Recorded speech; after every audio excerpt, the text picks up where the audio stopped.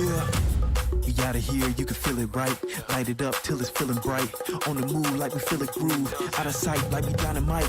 Busting in like we finna fight. Get the pennant right, I'ma pin it right. Trying to run, I'm the winning type.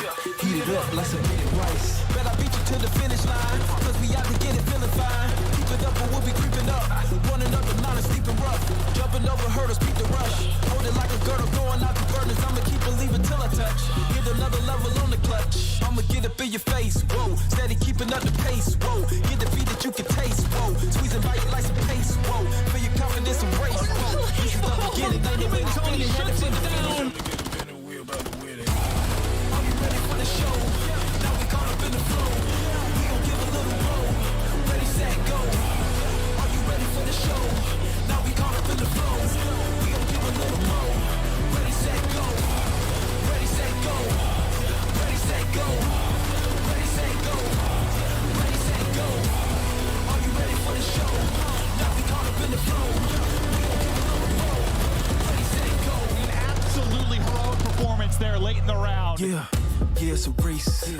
Stay in your place, I pick up the pace. You give me some space, we do it so smooth, you cannot relate. Cooking it great, we give you a plate. Don't step in the ring and get up your weight. Just shut up and wait and give me a date. Tie up your laces, ain't no debate. I challenge your weight. It's about to be a rap, over in the snap, never coming back. Yeah, I done doubled you in laps, way across the map, trying to fill the gap. Yeah, keep it fire on the track, sticking like a tag, good like a snack. Yeah, I ain't falling for the trap, never for the cap, ain't no running back. Yeah, I'ma get up in your face, whoa. Steady keeping up the pace, whoa. Get the feet that you can taste, whoa. Squeezing by your like some pace, whoa. Feel your confidence and race, whoa. This is the beginning, ain't no way to spin it. Headed for the finish. I'ma get up in it, we about to win it. Are you ready for the show? Now we caught up in the flow. We gon' give a little roll. Ready, set, go. Are you ready for the show? Now we caught up in the flow. We gon' give a little roll. Ready, set, go. Ready, set, go. Ready, set, go. Ready, set, go. Ready, set, go. Are you ready for the show? Now we caught up in the flow. We gon' give a little roll. Ready, set, go.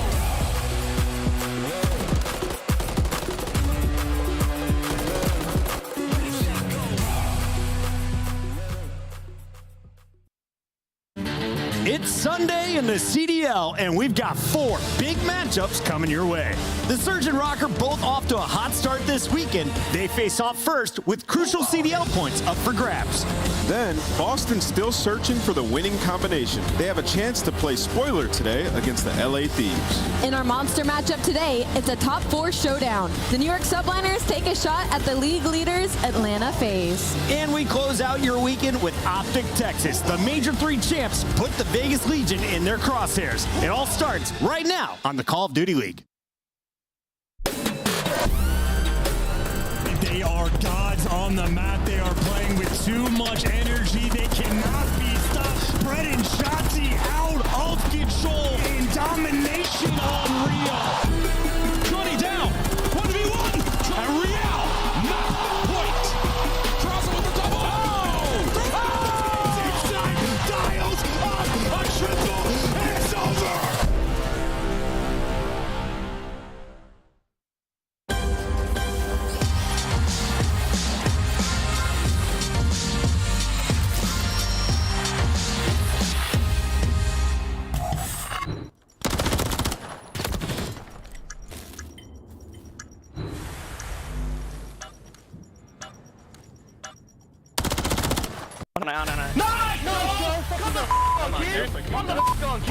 I thought you were closer to help you out. I'm sorry.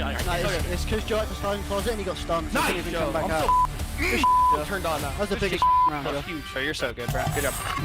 Joe Deceives and crew clutching up against LAG means the LA Thieves finally win the battle for LA. And more importantly, they're right back in the running for a top 6 seed going into champs. Welcome in, everybody. Chris Puckett alongside Alley Cat. We've got Nameless down at the end. And let's start with you, Nameless. What did you see from our teams at a Super Saturday that brought us 4 matchups? I will say every listening that we had yesterday, passion coming out of all these teams. Like, their backs are against the wall. They got to make it to champs. And today we have some heater matchups. Allie, is Kremp the most entertaining player on on LA Thieves right now?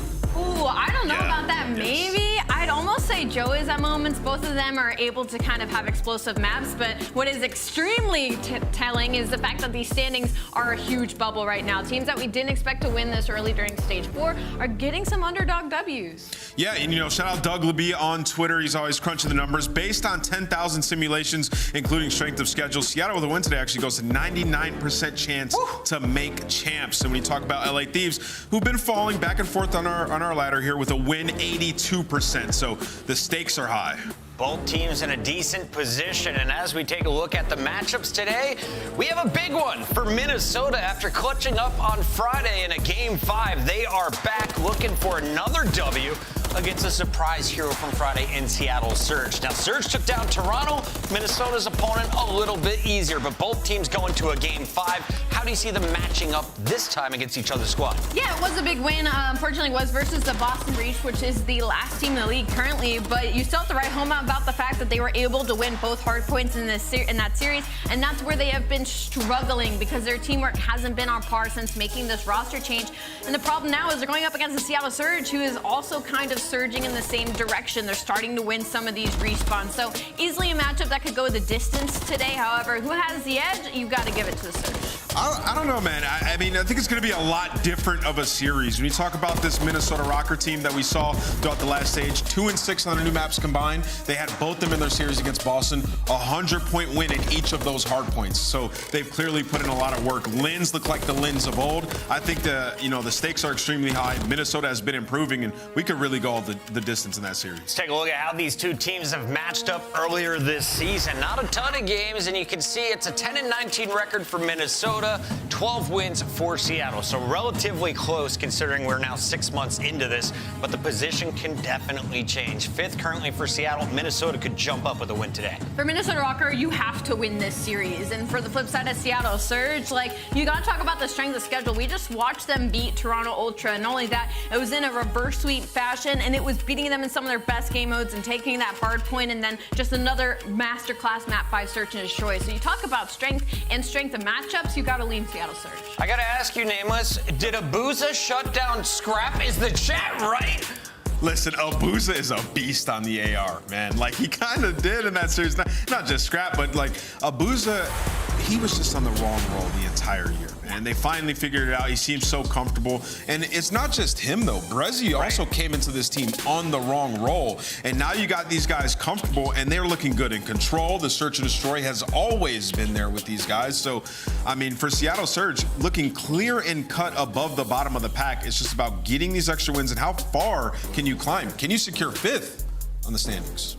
Seattle Surge in action today, but they're not the only ones. We're also going to see the team at the very bottom of the leaderboard competing. And Boston Breach, you only have 5 wins, but I feel like you've been to 12, 15 Game 5s. They just can't seal the deal. This was the same situation on Friday. Despite Beans dropping huge numbers, Boston can't get the dubs. What are you playing for at this point, Nameless? I mean, you're going for broke, right? They made that roster change to fix the search and destroy. To Chris's point, I have the actual number. They're 1-12 in Game 5. Yes! 1-12. So it's the respawn was kind of there, right? But what happens is you make this roster change and your respawn in that first series looks way worse. But the Game 2 search and destroy did go their way. So for Boston Breach, this is their champs. When you talk about the simulations and their opportunity to make champs, it's 2% with a win today. So they probably ain't going to be there. So they gotta turn up the stage. You can see the frustration from their most recent loss. I feel like their last 4 matches have all been Game 5s. And you look at the roster, well, here's all 9 faces who have graced the Breach this season. Still looking for success. Yeah, it's just been a juggle of the Boston Breach roster. I really enjoyed the first iteration of it, and I do like the change in adding in Major Maniac now, but the problem is it might be a little too late. Like Ann said, this is basically your champs heading into Major 4. It would take an absolute miracle for them to make it 2 champs at the end of the year. So for Boston Breach, it's 1 match at a time. You get a shot. You get a chance. Just darts. Is there any way to put Slasher back in a starting lineup just so he can play it? Man, yeah, just knock on the door doorstep, handwritten apology. Yeah, let's talk about Boston later, because right now we got to turn our focus to their opponents, LA Thieves. On the climb, they were in 12th place at the end of Major 1. Now this team is as high as 6 on our leaderboard after taking down LAG. Can they keep it rolling against our lowest seed in the game? Absolutely. I think LA Thieves, especially because we're online, like that's where 88% of their points have come from, and their search and destroy has been absolutely disgusting as of recent. So for LA Thieves, they're just looking to lock in their spot for champs right now. And what's interesting about this team is I think what's separating them from maybe the top 4, the top 5 is that their SMGs are a little inconsistent. There are times when Joe's having a really good time, and there's times when Krem's having a really good time, but not usually at the same time. Okay. Yeah, but since they brought Joe back, like, yeah, the search and destroy has gotten even better than it was before. The respawn recently, not good. 6 and 14 in their last 20 respawns across hardpoint and control. Their invasion, obviously not great. They're going to have to put a lot of work into it, but strictly on offense, 0 and 14 in attacking in the last 60 days. Like, these are small things they have to hone in and fix on, play more as a unit. After watching LA Thieves search and destroy yesterday, I'm going to just say it straight up. Boston, you have to win in 4. You can't go to a game 5. They're going to beat you if you go the distance for the 13th time this season. Let's take a look, though, at your #1 squad. Well, Boston is sitting there with, 16 losses on the season? FaZe has only 6. And that is ridiculous. We are in the 4th major qualifier. They played at 3 different lands. They won 1 of them, and they only have 6 losses coming in today, Allie. Yeah, Atlanta FaZe, again, still a favorite heading into today, and their strength of schedule is much easier than previous. I mean, we talked about the #1 seed undefeated heading into Toronto, and they had to play all 3 of the other top 4 teams. So Atlanta FaZe's goal right now is just kind of clean up from what happened in Toronto and clean up some of their search and destroys because they've lost their way a little bit, especially on the attack. So that's going to be their main focus during this split heading into major #4. Yeah, I mean, talk about clean up. I mean, they're 3 and 7 in search and destroy the last 10. They were not good, especially against the top teams in that game mode. They're shooting the bodies, maybe getting them a little bit. We saw them getting retaken on a lot, even in the Heretic series out the gates, right? And, we sort of wrote that off to them just running around and gunning. No, that was a continuing trend that we saw, giving up massive clutches. And you can see this is the We Beat FaZe Club, though. It's still a short list. You only have 6 losses. Half of those came to Toronto Ultra, 2 of those on LAN. Optic beat them once on LAN, as you all just saw. And, of course, the Subliners and Gorillas got it done online. The question is, will there be a 5th team joining this graphic, Allie? Who else can hang? I don't know if anybody outside of the 3 that belong on this list and the 1 off in LAG that can beat them at this point in time right now. I don't know if there's anybody I don't know. outside the top Seattle's 4. looking good. Okay. Maybe. They're looking good. If they continue in the trend that they're having right now, they could give them a chance. All right, we'll keep our eyes on those squads. And, of course, you got to turn your eyes to New York Subliners. This is the big Power 4 squad that is without a major championship. And because of that, they're about 120 to 130 points behind Toronto. So, big opportunity for New York to pick up another 10 points, but most importantly, this is the confidence builder. You get the win over Atlanta here, you're thinking this is our qualifier to win. Yeah, this is the breakthrough match, Chris. I totally agree with you, especially because just like everything going on with this camp, everybody's writing them off, telling them that they're the worst of the big 4.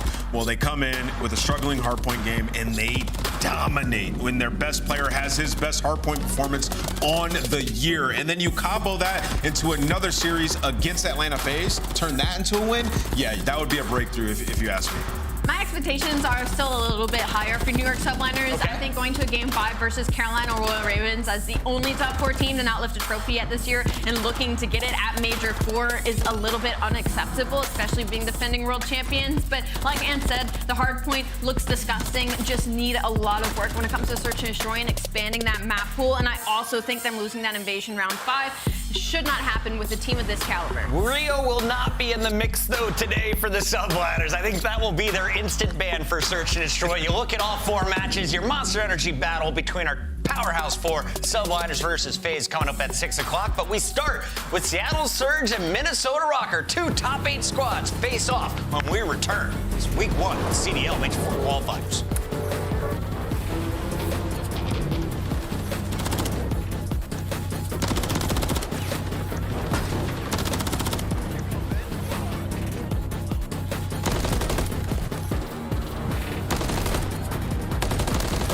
One shot.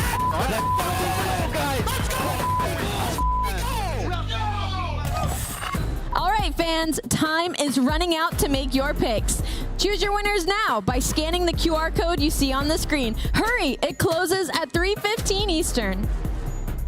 The Champs Tracer Pack is available now. The bundle includes the Reaper Operator Skin, Ripper Weapon Blueprint, Death Stare Weapon Blueprint, Cuts Deep Charm, 2 calling cards, 2 emblems, and 2 weapon stickers. Use these items in both Call of Duty Modern Warfare 3 and Call of Duty Warzone. Available in store now using Call of Duty points.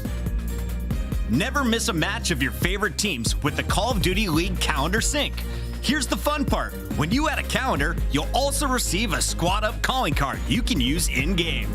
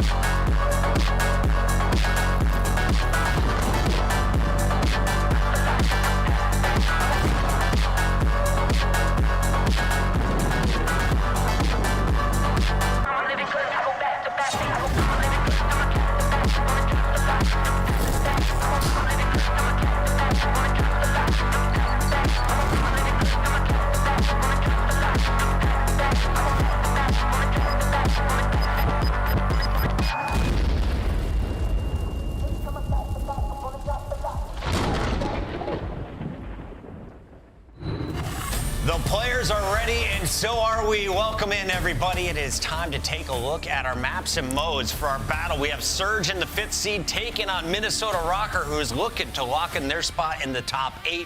We've got 6-star, a hard point to kick things off. And Nameless, you're mentioning it. We saw this battle just a few weeks ago. Yeah, and it was super close. Only 30 points separated the two. Minnesota seemingly improved since then. Could go the distance. All right, Alley Cat, you're going to be kicking things off today as you are 1 behind Nameless. I'm going to let you go first. No way, you're making me go first. Do you want him to go first? I need him to go All right, first. and you're going first. Sure. I'm going to go Seattle Surge. I think they take it again. Rosalie? Do I make it this match that I'm going Seattle Surge. She's going Surge. 113 correct picks. I'm going Seattle Surge as well, and the fans are going Surge. We are all going with the higher seed in this one after watching their games on Friday. Chance, you excited for this? Very excited for this because I'm surprised it's a sweep across the desk. And the fans, actually. I thought it'd be closer to 50-50. I think it's going to be a battle ton between these two squads. Obviously, they match up on land. Massively goes the way of Seattle, but I think the hard points are going to be a little bit different for Minnesota this time around. I mean, look, we've seen some good gameplay from both these two teams over the past couple of days, so let's see if they can convert it into a win here once again. very much needed for both teams, for Seattle just to eventually lock it in. We all know that they're probably going to be there, but they would love to be able to put themselves in an even stronger position. But for Minnesota, it is, well, we're not quite getting into must-win territory yet, but we are not far away. Should be an interesting game, though, kicking things off here on 6-star. I'm still struggling to actually figure out who I think is going to win this one. I think it's going to be a tough game to call, but interested to get into it anyway. We've had some cracking games over the last 2 days. Let's see if we can keep it up here on Sunday. And obviously the graphic talking about the great fundamentals from the Seattle Surge camp. They are one of the teams that they can get outslayed and still come away with the victory, but they did play against Minnesota on this exact map, and they outslayed. Abuza completely popped off. That's going to be the man you got to be a little bit fearful of. And on the flip side for Minnesota Rocker, you definitely need Lins to not have a slow start, get things going immediately, but it has been a back and forth battle so far on P1 and 04.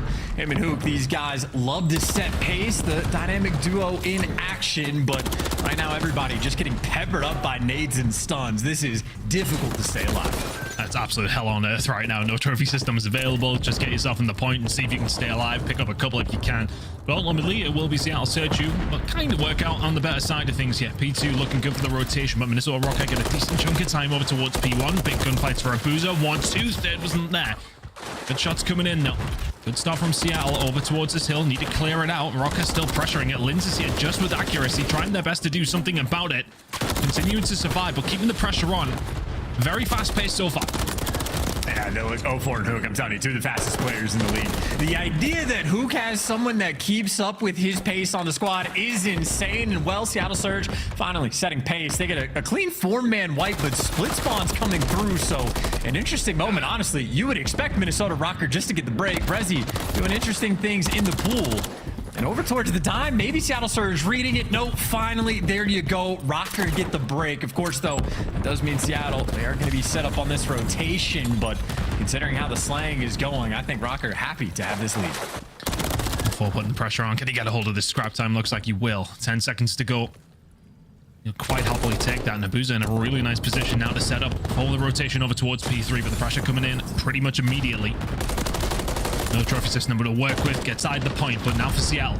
More pressure on Lin Standy. Neither one of these teams, when they are getting inside these points, are holding much down. It's been a scrappy game so far. There's going to be a break coming in from Minnesota Rocker. Can they hold this 40? Yeah, I was going to say, too, it's an interesting decision by Seattle Surge just to hit the old sort of like P2 scrap time. They did get the final maybe 10 seconds, but they were a man down on this rotation, and the guys that were alive on the rotation did okay for Seattle Surge, but you end up losing back spawns, you get bullied through, and now Gumless gets to pop off a bit. It's a 4 spree, 10-5 before he finally falls. Maybe no cruise, but still, this has been a great chunk of time for Rocker, so touch on the fundamentals for Seattle. Maybe a small moment where a little decision ends up costing you, but still 30-point game, not too close. And they're hitting scrap again. I mean, their whole team is over there for the final 10 seconds, which they do get, but now behind on the rotation. All be very well if they can find a couple of kills off that. Not going to find anything that Lin set up yet. And all of a sudden, the pressure that was coming in from those P2 spawns is no longer there for Seattle Surge. They're spawned out. Now they have to deal with Lin's. 4 spray for him. Need to find a couple here. Not going to be able to find anything. Pressure starting to come through. All 4 Brezzy working well together. Accuracy can't do much about that. It's a nice break coming in from Surge. And maybe an awkward moment for Minnesota Rocker as well. You actually had Lin sort of in prime position to just play for kills, worried about the spawners, but he goes out the doors and basically just gets caught immediately. So you lose the pressure. So the back and forth battle continues. Standy now last man standing around the time. Seems like neither one of these teams is going to have a really great hold for a full 60. Sort of, I don't know, a bastion of defense is going to be the struggle in this game, because even Seattle Surge, again, final 10 seconds of scrap time. They're going to fight for it. They're going to get it. Usually, like as I said, we could like sort of ascertain who we think is playing better in a game of hardpoint. This one is just being blow after blow after blow from both teams. It's nobody seems in control of the game, but it's making for a high-paced affair. 50 seconds to go here over towards P1 as we get over again, but this kill feed is full all of the time. The pace has been set by both these two teams. It is Rocker with the ever so slight lead as we do head into the second rotation, but good hold so far from Seattle, who just thriving in this kind of game. He's going to get taken down from the middle of the map, though, and we can see Rocker trying to get that pressure in, but again, Seattle will just about hold on. 30 seconds to go here. Valuable time. And this is just brutal too. The number of like nade kills that we've seen on this P1 alone, like we're just desperate to get some trophies out really on both sides of the board. But Accuracy had a trophy, well, no longer has a face. Abuza gonna take that from him as the contest time rolling through. By the way, big gunfight coming in from Linz on the sort of battle for rotation. He's gonna want to stay alive towards the back, and even for the final 10 seconds, this has been tradition. It looks like Surge are gonna get it. So Seattle Surge have been clawing themselves into the game almost on scrap time alone. The initial time over towards P2 though, gonna go to Minnesota Rocker. However, they do not have the spawns and they do not have Linz. I don't even know what to say about that, because then all of a sudden Seattle Surge find a couple of kills. That's a tough one. Linz jumping off the side of the map is not something you really take into consideration, and it's just so easy for Surge from that moment on.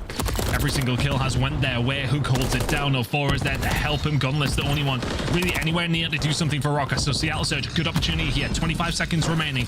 Can they continue to lock this down? Linz, can he make amends? That's got to be the objective now. Is the pressure starting to build here for Rocker, waiting for the potential break to come through. Can't find a kill. Brezzy locks one down. Linz can trade. It's not going to work out. Seattle Surge holding it down. 10 seconds to go. They're going to get the scrap time to be getting the majority of the time as well. Really good job from Surge. First decent lead for them.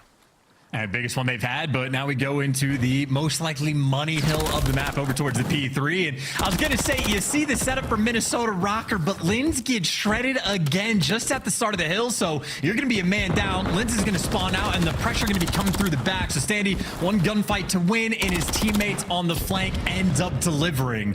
So Linz getting first blooded does not end up mattering. Good hold so far for Rocker. 3 in a row from Standy. Doesn't have the quickest of games.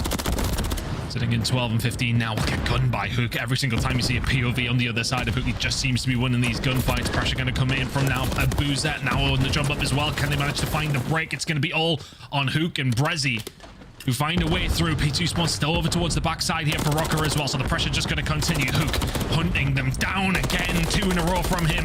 Fantastic work from Seattle Surge, who are farming Minnesota Rocker. They spawn them out, and this is so much better now from Surge. 10 seconds of scrap going their way. Rotation as well. First big lead of the game. Yeah, now you just got to read the spawns, right? Everybody's going to be, well, 2-man hit through mid, 2-man hit from the front. You got number 3 in the mini-map, Abuja going for the flank as well. So him and 04 trading out some kills. Well, Hook maybe waiting for number 2 to go by, and he does exactly that. Last guy near their hill. Standy picks up a 2-piece, but Hook is going to be too much for him to deal with. Standy trying to keep the play alive, wait for his teammates to regroup as Hook, well, gets a lie and wait. This is a 4, now make it 5 spree. Looking for the cruise, looking for the time. Seattle Surge started to run away with the game. Hook in his absolute element in this game. SMG, whatever, doesn't matter. Interactions off the chain once again. Cruise missile available. Seattle Surge starting to stretch away. 04 now going to try and lock this down, as we will be heading into a third rotation in 15 seconds time. Minnesota Rocket could do with finding a little bit of a break here. This 15 seconds puts him within, well, not even quite touching distance, but makes it just a little bit more bearable. Blues has done really well. The stay alive doesn't find the second. Good job from Rocket. And as this pace continues back into P1 again, Minnesota Rocket need to try and find some sort of stability here over the next couple of hills. Try and keep it scrappy over towards P1. P2 rotation has to be on their mind. Well, and you're talking about stability, but Seattle Surge is the team that is sort of like the anti-stable team. They're going to fly you. It is going to be constant, and this might already be too big of a lead for this team to actually let slip. And I mean, we talked about their fundamentals, but it is also just the pace that these guys are willing to set. And Minnesota Rocker, for the moment, struggling just to match it. You drop the ball for a moment, you lose the lead, and I mean, any bit of scrap time is just good for Seattle. More time for guys like 04 to come flying in, pick up the 2-piece, and Lin's last man standing. Food for fodder. Surge, they got the spawns, they got the rotation, they got the hill time, and they got a Hook waiting in the wings for more kills just to fall into his lap. Oh, it's just been the SMG show from Seattle Surge, hasn't it? 04 and Hook popping off consistently and started to stretch away in that second rotation. Hills, one good hold, and they have just ran away with this game. Good setup coming in here from Brezzy. Will he find a second as well? Of course he will. One pressure is going to come through from Linz, though, over on the other side. And I mean, I don't want to put anything on Linz, but things started to fall apart when he fell off the map. And all of a sudden, Seattle Surge find themselves 14 seconds away in a commanding position now. Yeah, Yeah, I mean, this is going to be game over here on P2. They're reading the spawns as well. Hook wrapping back to watch the spawners. Going to be hanging out on some stairs and, well, just shooting players out of the sky. 2:48 on the clock. Well, make it just a 7. Rocker desperate to stay alive, but again, Seattle Surge. I mean, Booze is picking up 2-piece. They're going to set the pace. They're going to fly at you and overwhelm you on this hill. One last chance now for Rocket. Gotta hold it down. Gotta do everything right. OFO is just reading them so easily. Everybody else pushing in from the front side. It's only Standy left, and that will be the game. Seattle Surge, one to the good. A fast and furious performance. Hook and OFO taking over the lobby. And not a lot to do. The Minnesota Rocket could do that. Fantastic performance from Seattle. They'll take a 1-0 lead. Yeah, and a happy Hook and a smiling Hook is a dangerous man. I'm telling you, this guy had like a mentality shift some years ago, and he has been playing like a psychopath ever since. A near unstoppable force, and again, the duo he has with 04, these guys are gonna run it down constantly. 30 bomb for the pair of them, and great damage as well to back it up. The assist even across the board. To see 19 coming in from Abuza, I mean, that's what, 42 engagements for him. He's as involved with his teammates while getting a minute and a half in the hill. But honestly, it's a lot of love in the hill the whole way around. Everybody getting more than a minute. Plenty of objective kills as well. Seattle Surge, they picked apart Minnesota Rocker on 6-star when they played on LAN, and they do the exact same thing online. It's a scary prospect going up against that duo in this map in particular. It was an awkward one because, I mean, you've seen Seattle throughout the first rotation you were picking up on it. They were pushing for that scrap time nearly every single time, which was keeping them in the game. Minnesota Rocket were the ones first there. They seem to be the ones picking up the majority of the time, but every single time Seattle hit scrap, hit scrap, hit scrap. And when they did, they were finding that chip away point. And then all of a sudden, as soon as they get a decent hold, it's like, oh, well, Minnesota feel like they should be more in the game than they are, and you're 30 or 40 behind.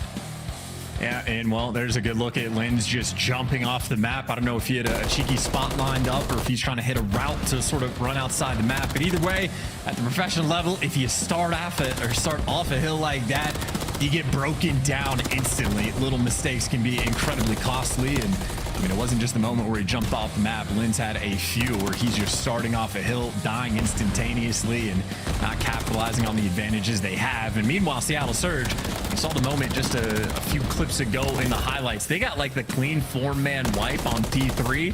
Everybody on Minnesota spawn in the back, and they respond. Seattle does by 4-man wiping them again, like a dagger in the kill feed. And that was when the score started to run up. I think Seattle Surge, they do a really good job of sort of simplifying the game plan. There's very simple stuff these guys do on the map, but they do it incredibly well, so much so that they're just pre-fied where the enemy's going to be coming from. A cakewalk there for Seattle in map number 1. Good job from the Seattle side. Fist bumps all around. Close game until, well, that was that P2, right? Again, I didn't want to put anything on Linz, but he falls off the map. The break comes through. Good hold coming in from Seattle, and they never let that lead go. Really good job starting to stretch her away, and it's just one of those, they feel as if they were starting to heat up as we head into that second rotation. Never let it go. So there's a game for telling the story of that one. Back and forth to start, but as soon as Seattle put their foot on the pedal, Minnesota could not keep up. Rio Search and Destroy going to be coming in next. Invasion Control for map number 3, and Rio and 6-star if we need it for maps 4 and 5. Good way to kick off this Sunday, though. It's been a hell of a weekend of matches. We had, what was it, the tied CDL record for amount of game 5s in a row over the course of Friday and Saturday. I'm not sure, based on what we've seen in map number 1, that we might get a game 5 here, but there's still plenty of time to figure out what's going to happen. But Rio Search and Destroy coming up next. Chance, where are you lying on this one?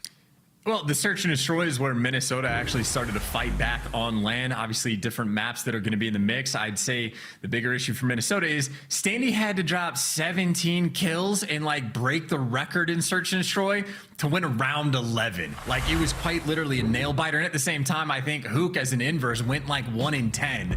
So you had one of the better players on Seattle completely drop the ball. It still goes to round 11, and Standy has to literally pop off to keep things close. To me, that is a bad sign for Minnesota Rocker. But again, that was high rise. This is going to be Rio, a radically different look with obviously 2 teams that have sort of a minimal amount of reps on the map. So a lot of VOD review coming through, and I'd say this is a map where we've seen a few different teams bring a few different styles into the mix as well. So Seattle Surge and Minnesota Rockers, certainly they're going to have options as we get into it. But at least for me, Ton, based on the way the hard points was going, Minnesota Rocker, this might already be a must-win. Attacking side coming in from Seattle to kick things off. Those opening duels, not a surprise to me in terms of where they lie on them. But look at this aggression coming in from Rocket straight over the top, and Hook will say thank you very much. 2 easy kills. Oh, he didn't see the nade go over from the left-hand side. We'll get the call out of those gunless. We'll find one. Hook now working on the ace. Needs to find accuracy for it. The boozer on his way. Hook of Yestagon, yeah, will go for that one, but waits for his teammate. Comes on through. Seattle Surge find the first round. And they find it in perfect Hook fashion. He did everything right from start to finish. Standy might have been able to strike for that first blood, but you get way over aggressive in the round. They line up for Hook. He picks up the 2-piece, and then he just gets to fly. He got intel on player number 4 as he just runs past gunless, but easy trades for the rival 9 player. And then again, Hook doing a perfect job in the final kill just to make sure he can buy time for his teammate to come help him out. So doesn't get any better than that. 3 kills on the round, maybe a 15-second round as well. Seattle Surge continue to set pace. Slow and steady here from Seattle. Not committing over towards B, so you can imagine they're going to hit the flank. Oh, no, they are not. Back through boxes. Go for the standard setup. Linz is here ready and waiting for them, though, so the information is gained. I would imagine that Minnesota are probably keeping an eye on this flank. They'll probably be a little bit concerned of that, but may well be getting the information now as players start to force their way through. Oh, for Abuza finding the gunfights. Linz needs to stay alive. Over towards the bridge, but Seattle just taking their time, expecting the pressure to come in from Rocker, and they get it right.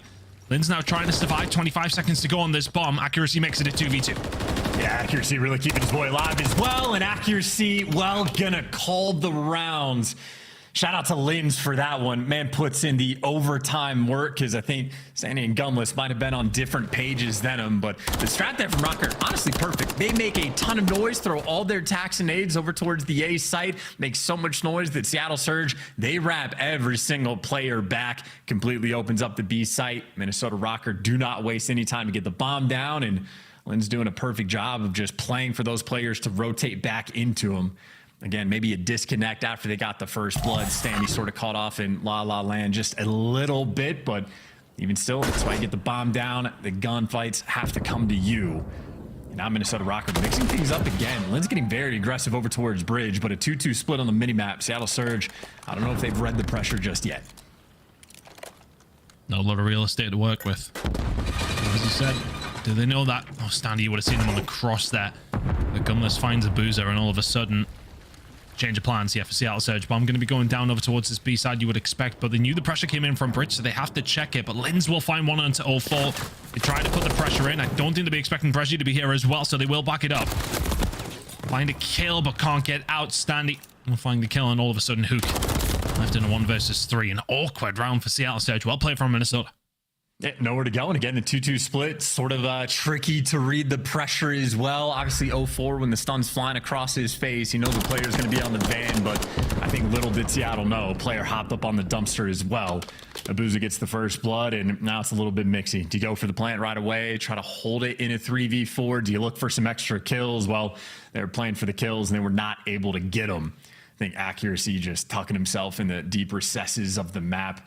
Always a difficult man to play around, and Sandy out here making plays as well. So Sandy on a 2, Accuracy on a 2 as well. Nothing crazy just yet, as we're gonna have a square up over towards B. Hook running it down, gets first blooded, and no time to commentate it. Already a 2 versus 4, make it Abuza by his lonesome. A bang out towards the middle of the map, and Abuza catching his death, whether it be by nades or by bullets. That is another 15-second round. My word. It's so awkward when you send everybody over. As soon as you lose that first gunfight, the second's so crucial. You lose that one, the round's pretty much done. Fantastic work from Minnesota Rocker. Trades always looking like they were in their favor from the get-go. Surge seemed to be flapping a little bit here. A couple of very fast rounds, and all of a sudden, you're on the back foot. Can you turn this one around? Rocker 3-1 to the good. Similar story to what was happening at the Major. Don't imagine that Seattle will be wanting to mess around with B too much after what just happened to the previous round. Lin's getting aggressive over towards Brett again.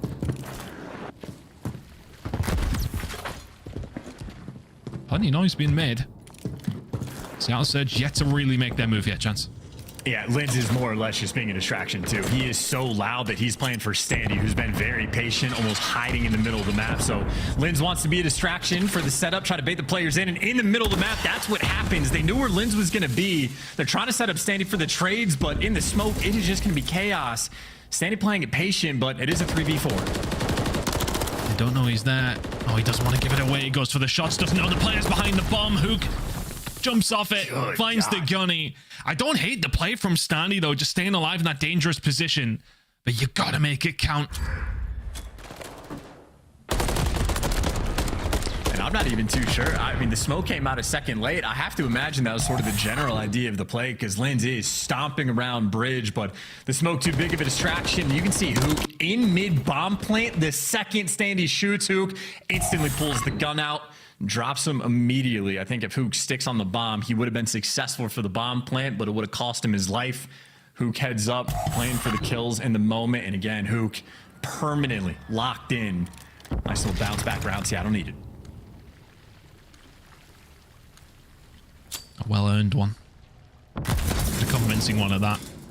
Trophy system's going to shut that one down, but the bomb is going to go alongside with it.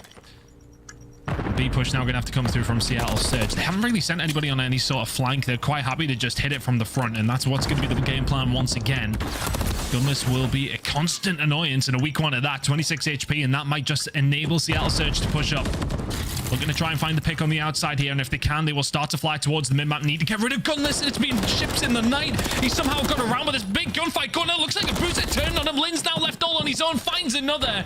The round explodes into life, but my word, Seattle Surge just about get it done.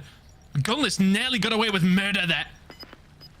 Yeah, you try to break that one down. I mean, that's a round that is just chaos. I think you had Minnesota early on that, like, they sort of got punished or, like, almost dropped the ball getting too aggressive in the post plant.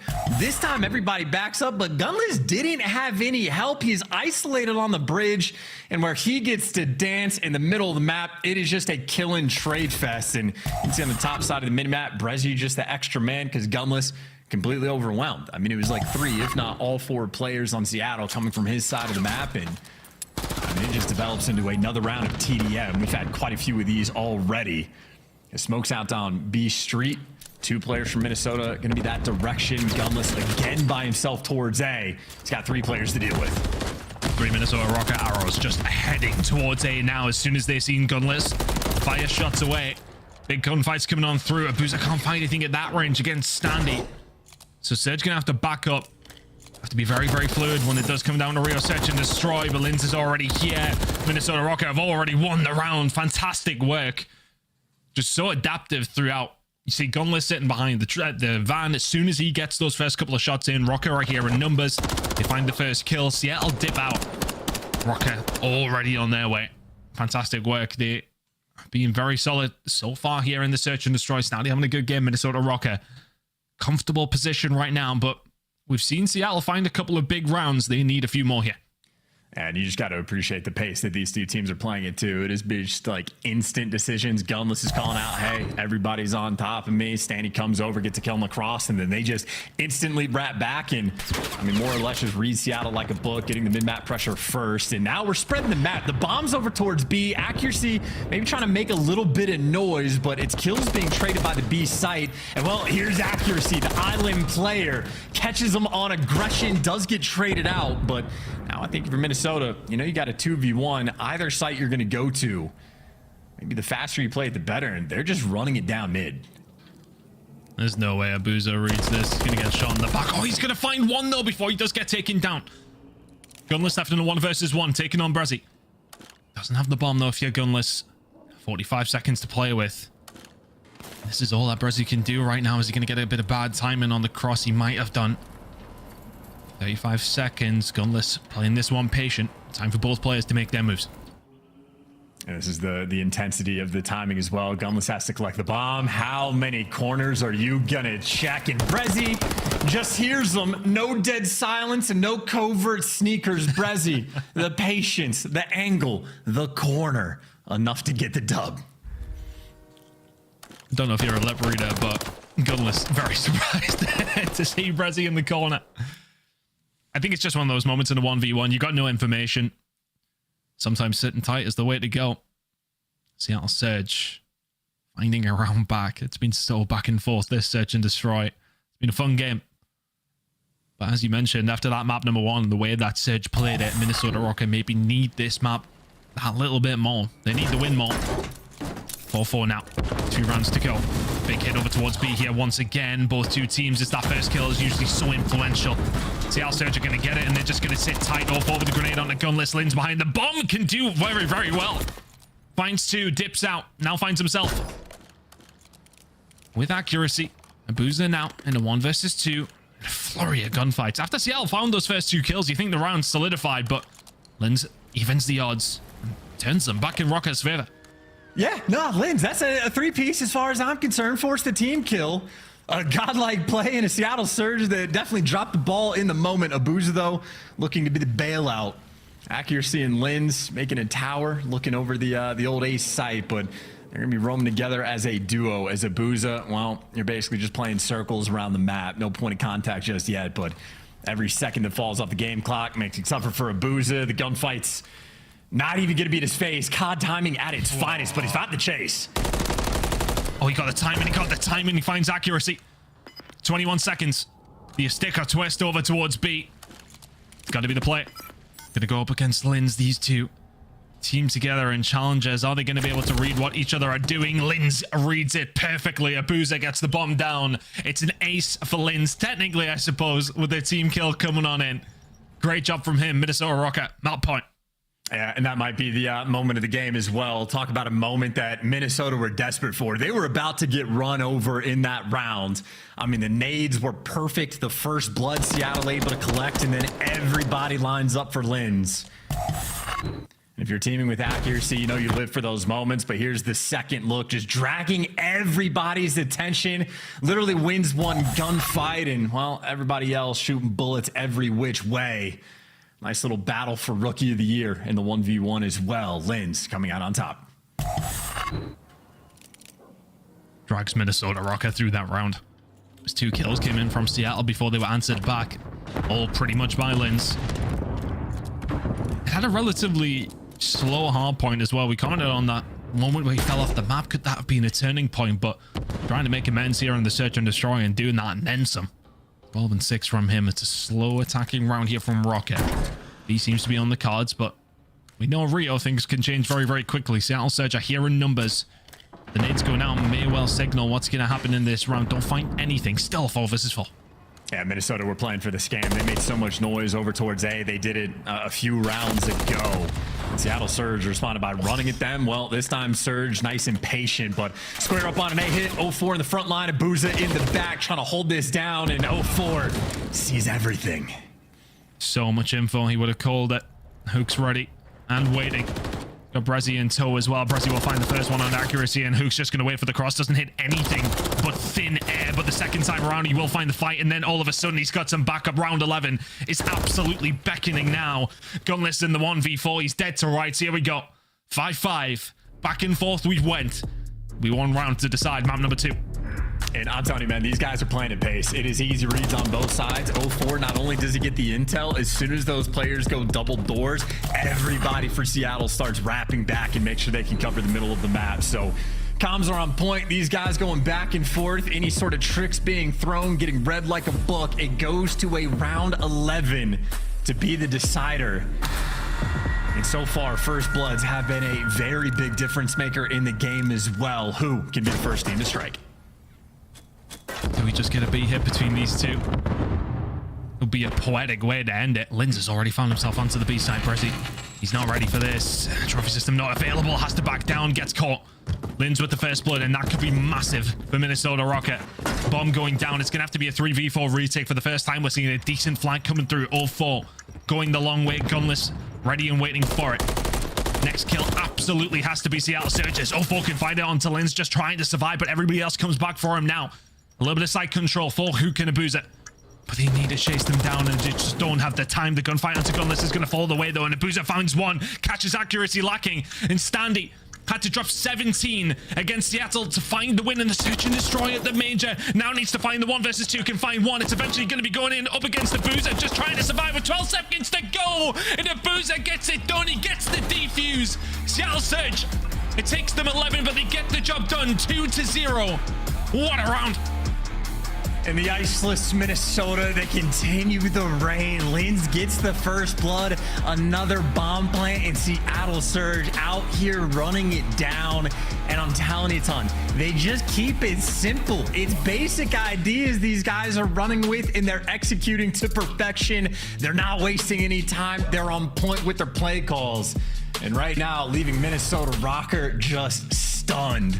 No execution when they had the advantages, and I know a nail biter of around 11, but frankly, if not for like the massive stack up just for Linz to effectively get a 3-piece, the game ends even sooner. Linz dropped 13, tipped the cap to him, but double digits for Hook and Abuza. What a hell of a clutch towards the end. Abuza getting the revenge for not clutching the 1v2 he had before. Making sure to ice up in that final round. Hell of a game and a hell of a series right now coming out of Seattle Surge. It's a huge search and destroy for them. Gotta be feeling so confident to get the W now, and vision control is going to be coming up for map number 3, Rio and Sixth out if we need it, but with the way that Surge have been playing right now, I'm not 100% sure if we will. Minnesota need to turn this one around. That was a good opportunity for them, no chance, and they've let that one slip. And this is going to be a tough one to swallow as well, because I know Control, Seattle Surge, they have like the worst control record in the game. Historically speaking, it's a free win against these guys, but not as of late. Their control has actually been getting quite a bit better. Incredible on high rise we've seen from these guys, and even on Invasion. Their record isn't great, but lately they've been squaring up against the top teams in the game one by one, and they're even pulling them against wins against teams like Toronto. So right now, Seattle Surge, they are looking incredibly dangerous, clutching the round 11 hard point. These guys have found their form, and if they start getting wins on Invasion Control, they are officially a terrifying team. Terrifying prospect for Minnesota Rocker heading into that map 2-0 down. Don't go anywhere. We'll be coming up Invasion Control on the other side of this break. Minnesota need a miracle.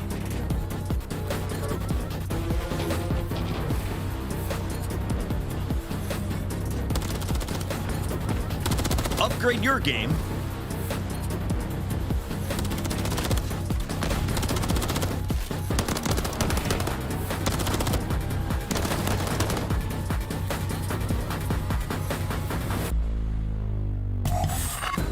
Upgrade your game with the Scuff, the official controller of the Call of Duty League.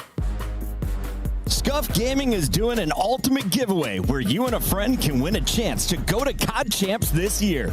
The giveaway includes 2 VIP tickets, travel expenses, and more. To enter, scan the QR code on the page or go to scuff.co/CDL and enter your email. Terms and conditions apply. The Call of Duty League is brought to you by Monster Energy, the official energy drink of the CDL.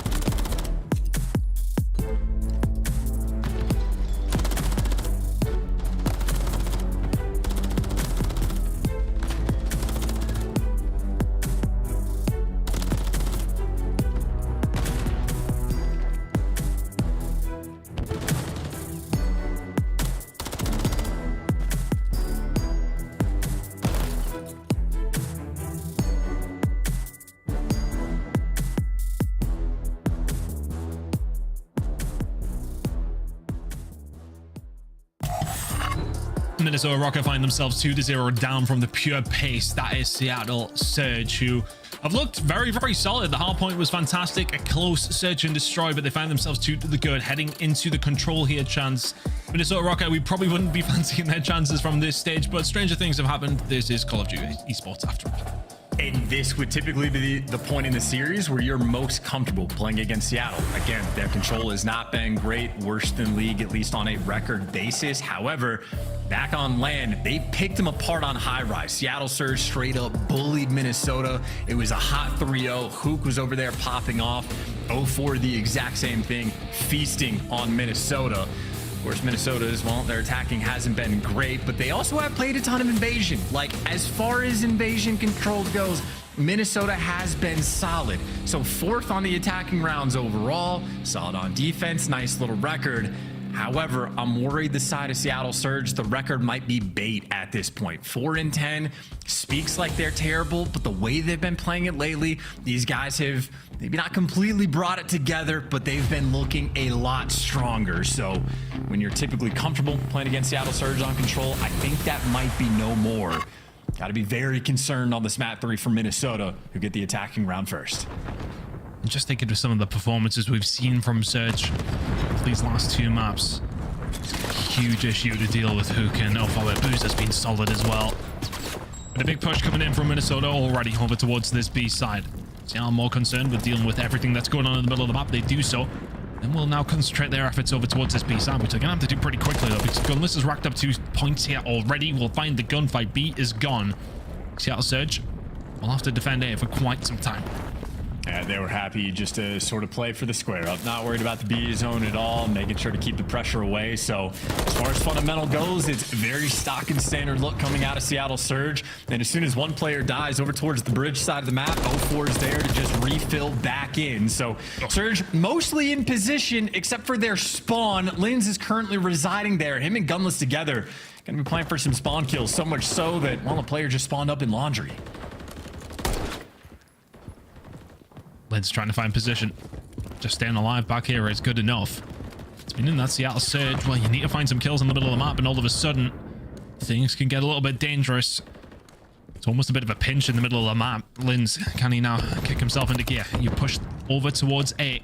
If your accuracy, but your teammates have lost the gunfights, you need to make sure you try and stay alive here, especially if your accuracy, you can find one. Can you find the second? Absolutely, you can. Doesn't turn around inside. Pressure starts to come in. 0-4 now trying to put the pressure on himself through the middle of the map. Will fall, but Seattle Surge survivor. Minor scare. Yeah, Rocker just dropping the ball. I mean, we watched Gunless sort of YY right before he had the gunfight. He loses it inside of laundry. Lanes got into the spawn, did absolutely nothing with it. And somehow accuracy sort of walked in between the team of Seattle Surge and just made it to the zone. But even then, he's by himself. 2-piece does make a bit of a difference as Rocker, I mean, they're getting close to the zone again. They are creeping up right around it. Seattle Surge, very tight setup, a delicate moment. This tight setup, though, it can be a dangerous thing, especially if accuracy finds 2 over the other side. 0-4 dead to right's already 4 dead.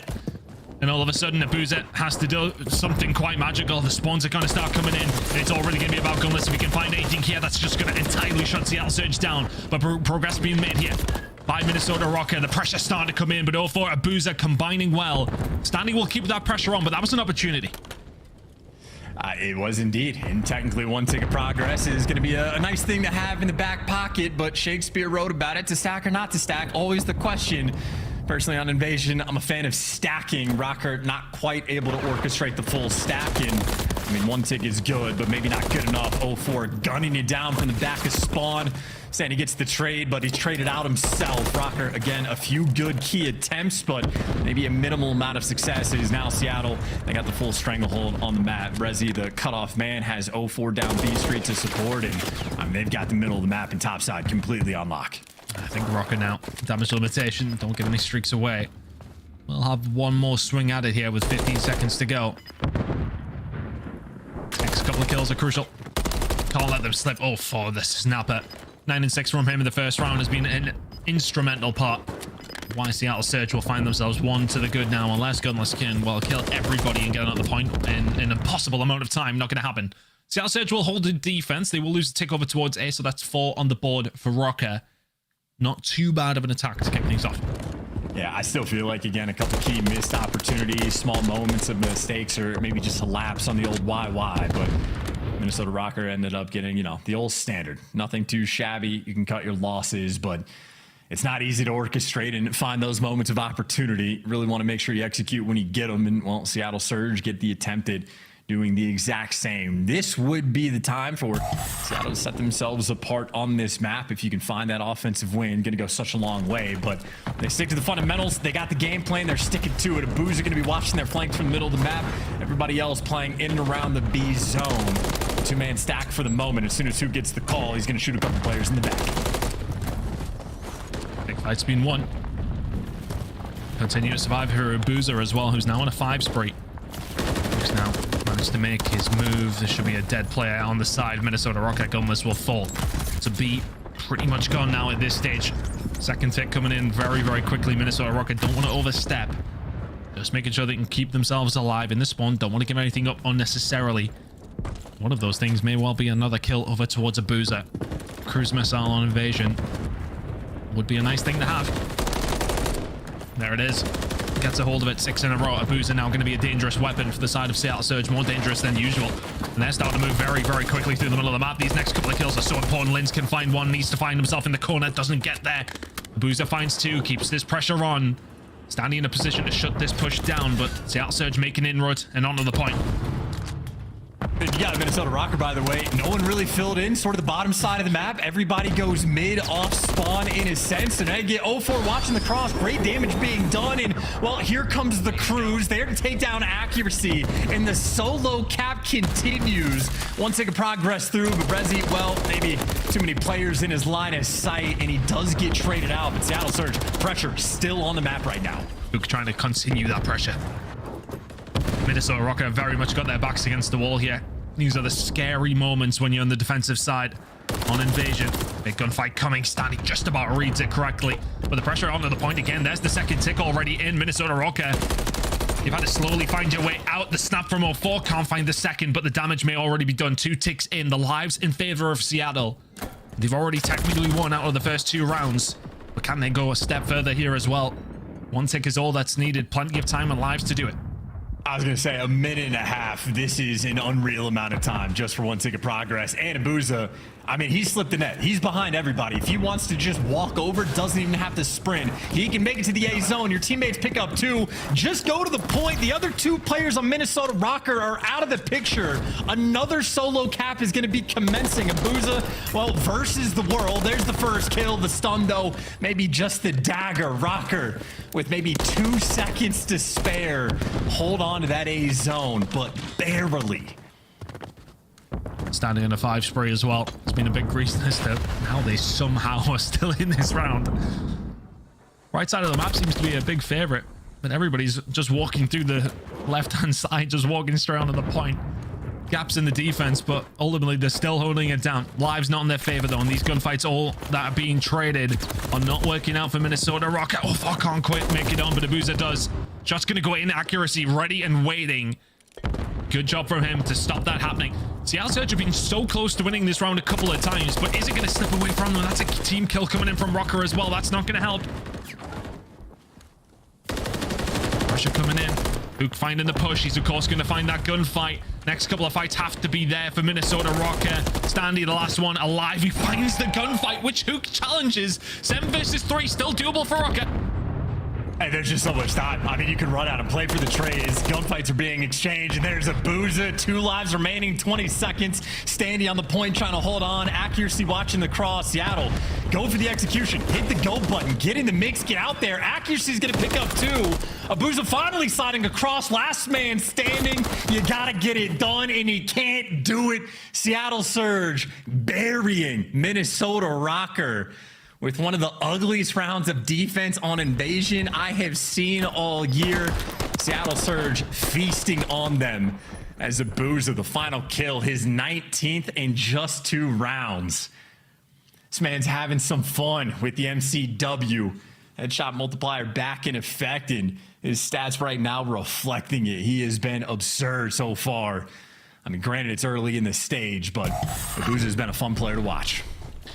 I have absolutely no horse in this race, and that was so stressful. I was just, both two teams very much on a knife edge throughout the entire round. Seattle Surge's start, though, that makes the difference. Rocker kept pace from there, but find yourself a few kills behind. Not a lot of time. You give up B very, very early. Things can get ugly very, very quickly. Abuza managing to find his 5th on the defensive side now for Seattle Surge. Start on defense, win your first attack. You put yourself in this position. Rocker now need to find an attack. They did manage to find themselves to take on the previous iteration, though. They did have opportunities. Can they make something of it here, though, in round number 3? Well, right now, 04 is keeping up the pressure. Double flank coming through. Standy able to give you one, but Abuza the nuisance. Well, 04 loses the gunfight as well, so there's a nice little moment for Minnesota Rocker. Maybe stable over towards the B zone. They're going to be able to capture it, but you still got to deal with the enemies in your spawn. Abuza's going to fall, but Brezzy still been lying in wait. You even see number 8 on the minimap turn just to be worried about bridge, and well, that just buys Hoop time to fly in and get the trade. Now accuracy, game of hide and seek against French John Wick. He might just be in the perfect spot.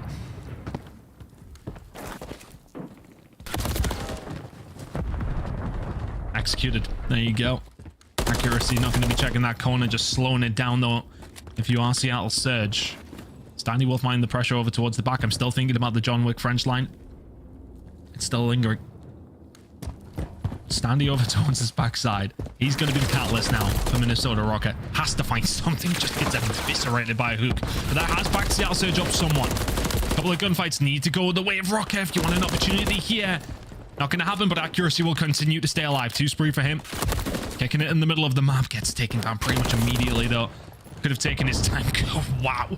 I mean, Hook just deleting people. Now on a 5 spree. Everybody from Seattle Surge is having their moment in this game. It's Hook's turn now. I mean, yeah, you call it accuracy staying alive. I saw 9 HP, and I saw Hook's arrow just darting to go and get that trade. So any player that's weak, Hook doesn't want him to live for very long. He does get traded, so no cruise missile. Go for him, Brezzy, able to trade out their teammates and win the extra one. 2 burst out of control, showing off the Renetti, and now you're playing for the cutoff kills. Nice stun, though, from Minnesota. Make sure they at least keep the pressure up. Guys like Gunless over towards blue. Minnesota Rocker have had some success on offense, going around the flank. Well, here's Abuza trying to stop it. Another cruise missile he's able to call in. Stuck in the middle of the map now. If you're Minnesota Rocker, still not a bad position to be in, but accuracy has to hightail it. 04 ready and waiting. If they can clear out Linz as well, this could be a potential disaster, but Minnesota Rocker, every single time you think they're in a terrible spot, they just chip away with a kill.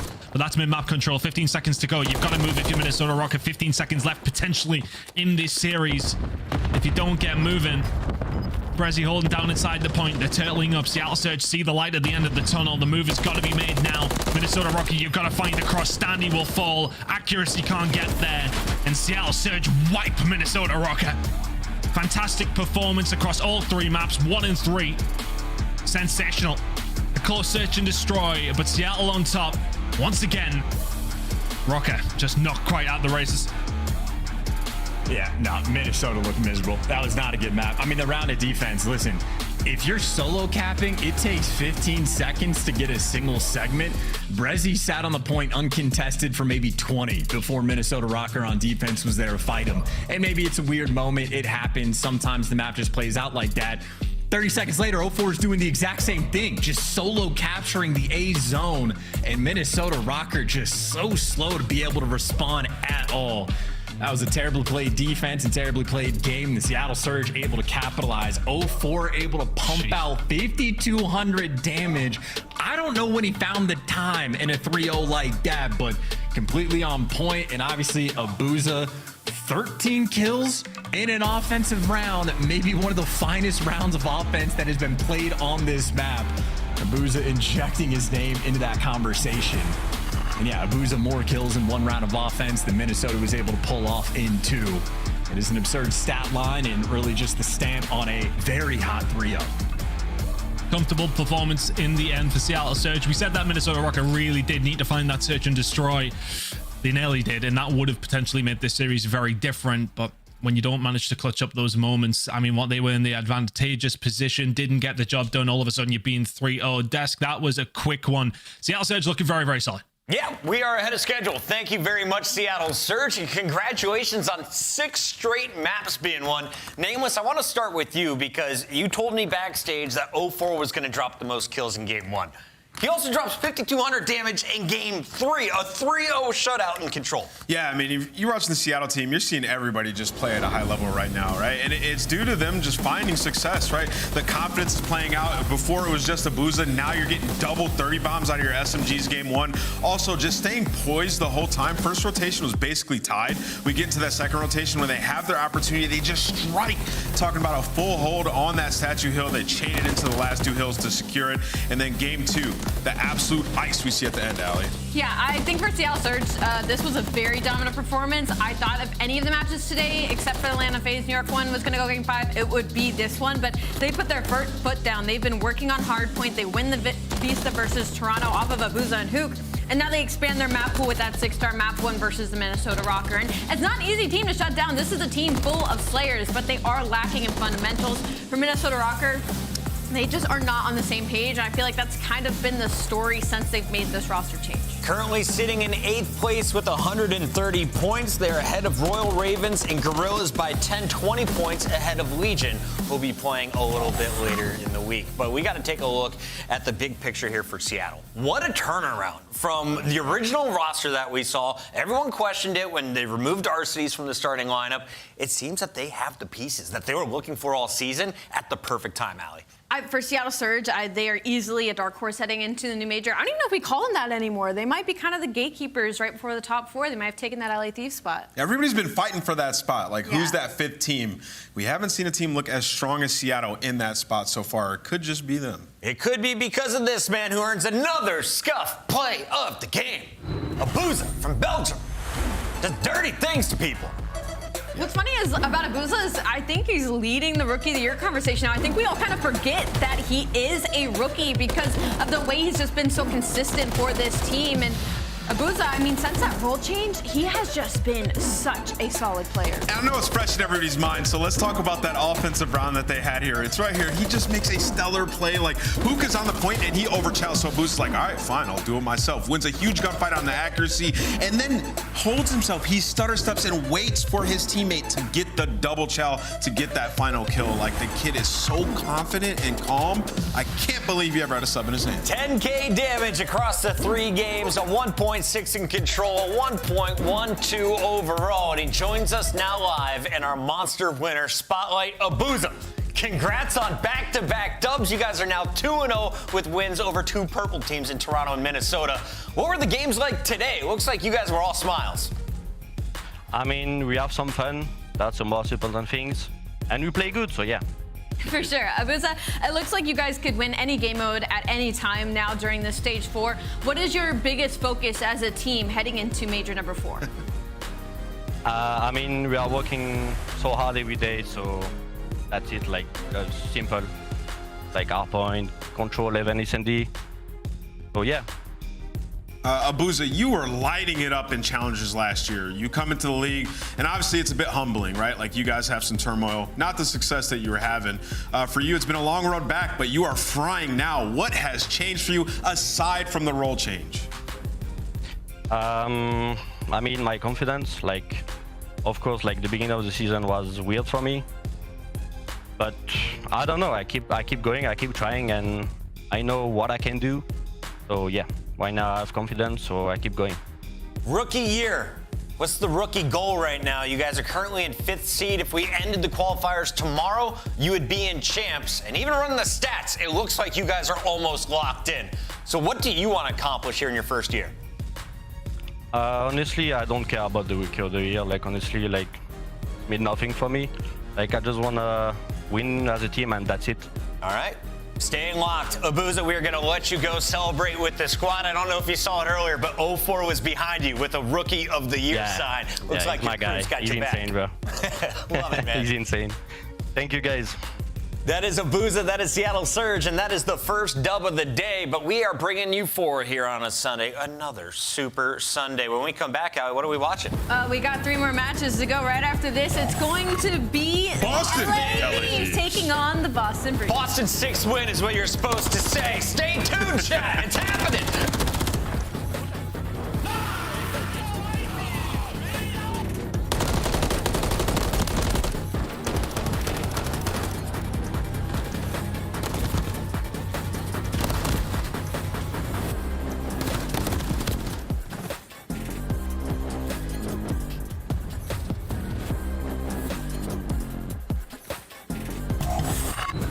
Upgrade your game with a Scuff, the official controller of the Call of Duty League.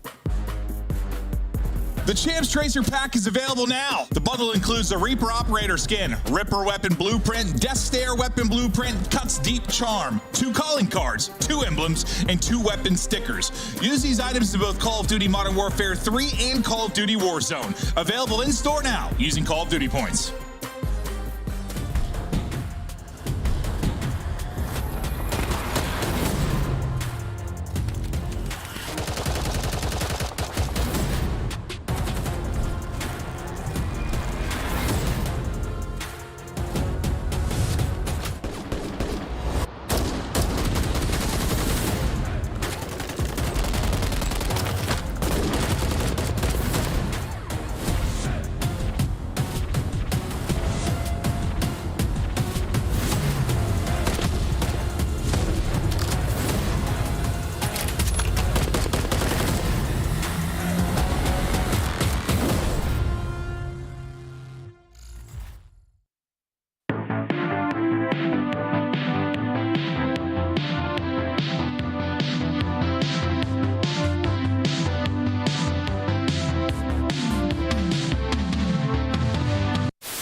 One tractor for sure, okay? Oh, bomb, one shot. Heard you. Bomb dead. Nice, good job. Bomb dead. Bomb, one shot. Wall bang, wall bang. Nice. One square. Draws on bomb. Give me a sec. One shot dead. Nice. Last guy's broken. I'm framing. I'm gonna hop. He's still broken. Broken weak on you guys. Nice. Is everyone They're mindful. They're mindful. Go A. Yo, next time go A, guys. Yeah, they're gonna get whopping dead. Yeah, nah, this is insane. Only you remain. Finish the mission. Enemy. Oh my gosh, you done.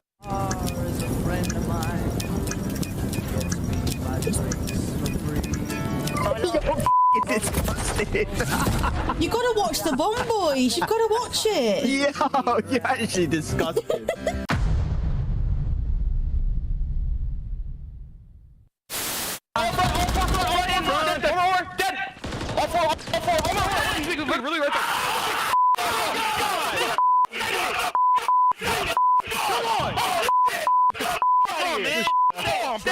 Yeah, got me. Don't even worry about it. Got these guys on. So go next. Don't worry about it. Yeah, Did you go next? Just go next. Just go next. Yeah, we're good. Oh, we gotta laugh that one off, boys. Oh, Yeah, we got that one off. Bad. We gotta laugh that one off. Correct. They're gonna sit deep. They're gonna sit deep. I'm watching. I'm starting cross. I'm looking gold. Pinching, Snoopy, got him. Nice. Yo, in the water. I don't know where he is. In the water. Oh, f***ing go, boys. Go, boys. Nice.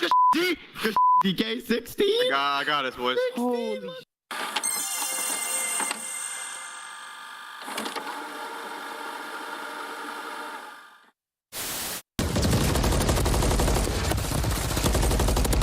Oh.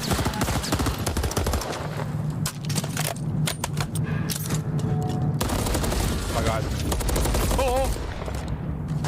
3 bullets. 30 seconds left.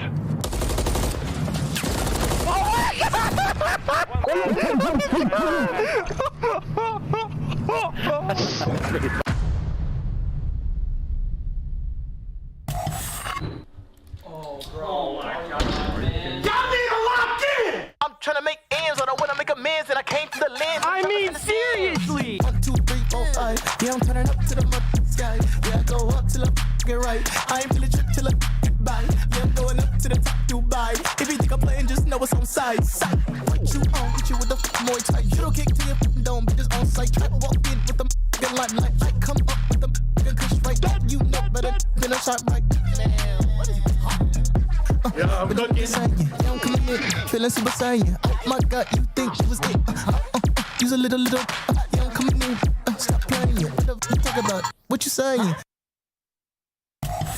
LA Thieves with a crucial victory earlier this week. Let's take a look at what they're able to accomplish. And today you have to think you are the heavy favorites coming in against Boston Breach tonight. And this was the insane spree by Joe Deceives, right? He took over in the series in map 1 and map number 5 to secure the W. He goes on a 5 spree over by Street Hill. They were down about 90 points at this time. He goes on a 5 after being double negged the entirety of the start of this map, and then they go on to chain that P1 into P2, and he wins the biggest 1v1 gunfight on the game in gas to secure the final 3 points. Down 100 points, they come back and steal that game 1, and when we saw that, they were like, oh, LAG's in trouble. Yeah, we did think they were in trouble, but I gotta say, that can't be the case, man. It can't come down to like one huge play. Like this LA Thieves team, they need to be strong at hardpoint. Listen, like this is a team that they were on the cusp of solidifying themselves as that top 5 roster. When they get to land, they have been crumbling. You can't simply rely on that search and destroy. Hardpoint has to be better. That's what I'm looking for today up against Boston, who's dead last in the rankings. Let's take a look at our Monster Energy pregame here for LA Thieves. Allie, what do you want to see? I mean, S&D has been unreal recently. 7-2 in the last 30 days. They are the #1 attack team in the league, as well as #1 in converting their first bloods. And on the flip side, for their defense, they're #3 in retakes. So you might get that bomb down, but they are doing very well at coming over and retaking that site. Maybe the one thing they can work on is the first bloods, but on the flip side, the bad is gonna be the control. And they're going up against the Boston Breach that is their only good game mode. Yeah. They're 3-8 record, 10th overall in the league, and 0-5 in round 5. Their defense has not been good in this game mode. The Invasion just cannot make it through any of these series. Yeah, well, they're gonna have high rise in this one, so be a bit better. But it's not, the bad isn't just control, it's respawn in general. Like, you can look at their stats from the start of be worked on, 10th in points per hold, not gonna cut it. You have the players to be good at it, figured out. You look at on the season, LA Thieves are 13-15. On the other side of this fight, you have Boston Breach, who are 5-21. What is the difference between these two teams? LA Thieves wins those game 5s. Boston Breach has only won, what, 1, 2? Yeah, 1 in 12. So you think you give them 50% of those, right? That's like 6-7 more games. They're in a completely different spot, right? So it's literally just no ice. And I feel like at times we say they have no ice. We need to get into why they have no ice. It's so bad. Like, it's got to be a mental block at this point. From Monster Energy pregame, like, the good I said is the control. They're 7-2 in that game mode. It's basically a lock in almost all of these series. They are forcing these game 5s, but the bad S&D is just abysmal. 2-14 record, worst in the league. 0-7 in map 5s. They're literally in game 5 hell right now, and they finally won an S&D in their last series, but once again, they push it to a game 5. They managed to lose both hard points and to continue to lose this. What's most frustrating to me is you are 0-7 in game 5s, but you've gone to so many round 11s, so many round 10s. You hung with teams and just folded in the last moment. If we get to an invasion, search, and destroy, does Boston have a chance against one of our strongest S&D teams in Thieves? No. You said it earlier in the pre-show, and you're right. They need to close this in 4. I think they have a big opportunity on the high-rise control to take that one. The Vista HP, the subs can get going. What will we see, man? I really don't know. It just depends on if the players on Boston woke up saying they're like, hey, man, enough is enough. I'm gonna go ahead and go first here. Boston Breach, you made Beans sad. Beans is gonna be glad at the end of this. Wait, what? You actually think of Boston? Is getting the dub tonight. Let's go, Rose. What do you got? I'm gonna stick with LA Thieves in this one. Boston Breach, I'm trying to win. I'll be honest, I really hope Boston proved me wrong. They had just been so damn hard to watch, man. A lot of them. I'm gonna go with LA Thieves in this one. I think they take it in 3-1 fast. So are the fans. Y'all are lame. Boston's getting it done, aren't they, boys? Not so sure about that one. I think the thing about this is the search destroy maps don't look good, like you guys already mentioned, but the respawn maps aren't necessarily terrible for them, and it does feel like they have to win this through the 1, 3, and the 4 here, Jay. Oh, yeah, I think that's the exact case, because you're starting off out of Vista, who you played with this roster already, and you fell short versus Minnesota. That was the slow starts out of players running a new role, and I'm really focused on Priesta, who right now is sitting at a 0.7 in HP off of that one series. I know for Boston Breach, we've seen a whole bunch of different players across the field, guys coming in, guys going out, but now with Priesta in this new role, you have to pick it up, and you have to pick it up quick, because I know you're sitting at 50 points. To make it the champs is going to be a long stretch, but you got to start somewhere. Yeah, and you have to find your wins when they're, most appropriately, I won't say given to you, but the door's open for it. And we did see that, I think, in their first series of the weekend. This is also a matchup that you look at on your schedule and say, okay, if you're going to make it a champs, you have to win this one, especially now after losing to Minnesota in their most recent. So a lot to ask, to be sure, but you know, talking about hot starts, hey, there is the possibility of taking a look at not just this opening match, but you got to keep in mind that the SMGs for Thieves did not look particularly great in some of the respawns versus the Gorillas this last weekend. Oh yeah, obviously Joe Deceives, he was sitting at a 0.6 overall in HP, but he was the spark that gave him that life in that map number 1 that lead to that insane comeback on that Karachi. But I'm not really focused on Joe. I'm really focused on Krep, because at the major is where he tended to struggle a whole lot. He was like a 0.5 in the respawn. We heard his controller break. He didn't have a backup. Come on, Rook. We got to always stay prepared with the equipment. But yesterday in that series that he played, he was outstanding. So if you can get both of the SMGs to play at the same exact pace at the same exact time, that's when LAT can start to turn it around in HP. I like the call. It's an 11 series losing streak right now for Boston. Damn. And the fun or not so fun fact, 8 of those losses have happened in map number 5. So you got to avoid it. Got to find a way, you think, to start off strong here. And the numbers, again, aren't necessarily bad for this Boston Breach team when it comes to respawns in particular. But the question marks around Priesta and Major Maniac now forcing the role change to come through will be prevalent as we jump on into B number 1. Yeah, I'm excited to see Major back in the CDL. This is going to be his second match. We know he's always going to be Mr. Fundamental. So the adjustments are already coming in for Boston Breach as they find all 4 kills in the feed. LAT, they tend to struggle a bit in this HP, and so far they have to find success here if they want to get in. Good shutdowns, good trades, good time. Everything looking nice here for the Breach to start. LA Thieves looking for some ground to even work with, and a lot of it being shut down before they can even get themselves a setup. Ghosty just kind of playing around with some elevation over the top of the banisters, but Boston have run it really well. So Snoopy off to the races, 5-0 start, looking for kill number 6, and it's an early cruise missile as Boston are out the gates hot. Oh, this is the perfect start for Boston Breach. You need some life. You get your young gun in there to earn himself a cruise missile on the first HP. Now you just got to make sure you're in a position to win that rotation over towards next, but a couple bodies do fall, so LAT are going to bombard themselves all over towards that P2 side, and Boston Breach might be in an opportunity where, Snoopy, you're in that cruise missile. We might have to call it in here. Could be an opportunity to get something going here early. Priesta on the hunt, backside of the second hard point, misses out on the first, but wait, Nasty was so focused on the player over towards Burger that Priesta ends up on 4. Major Maniac cleans up the last player inside the hill, and now it's just down to seeing if they can trade out Joe Deceives. But neutral, not only neutral, Thieves will have a chance to get in and maybe earn a little bit more time here after the hot streak for Boston. Yeah, they have all the top mid control, so it's very difficult for Boston Breach to break their way out of Cafe side. You got to jump out of a window, work your way, do that dark alley, and then unfortunately no one is able to lead to any kills. So LAT are going to be able to walk away with this final 25, take the lead by a little bit with only 15 seconds left. Boston Breach, they're more focused off their rotation where they are fully set up at next. Gotta shut this down. Correct. He has had a great start. The player you wanted to watch. 5-5 doesn't seem that great, but he has been influential in making sure this hard point goes to Thieves, and also there's a bit of a test on the rotation to 3.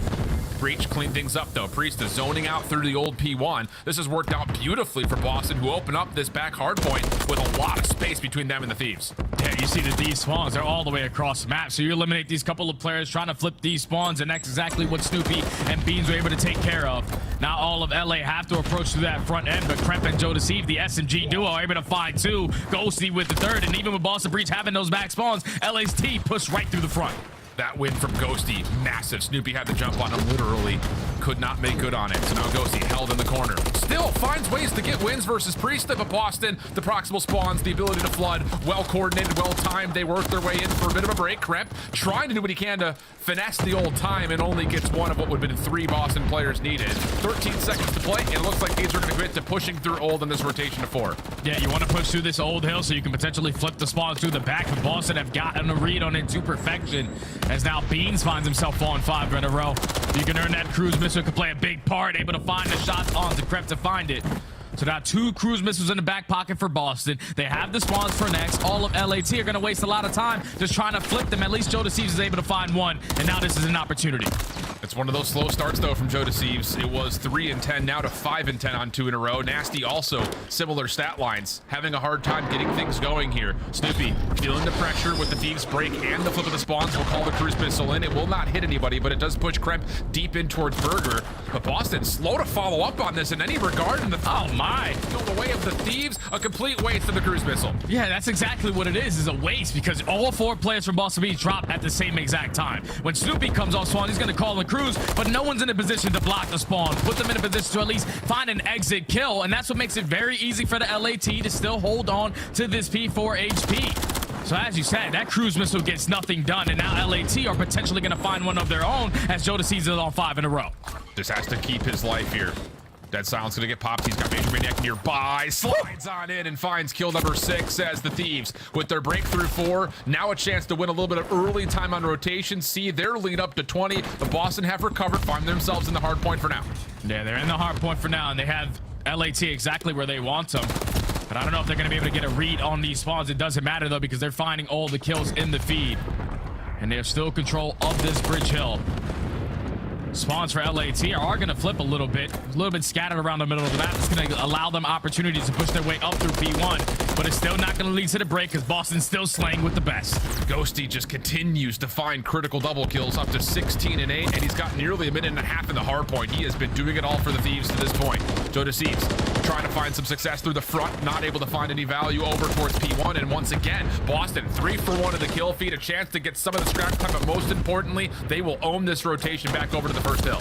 Yeah, but this time LAT at least have themselves a cruise missile if it does get a little bit scary around this P1 area.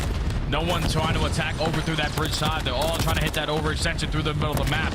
So it's going to be an all-out battle. Kremp and Nasty come out on top with 2 of their own. So the hill is going to be white, but LAT had the bodies in the hill. They are in control.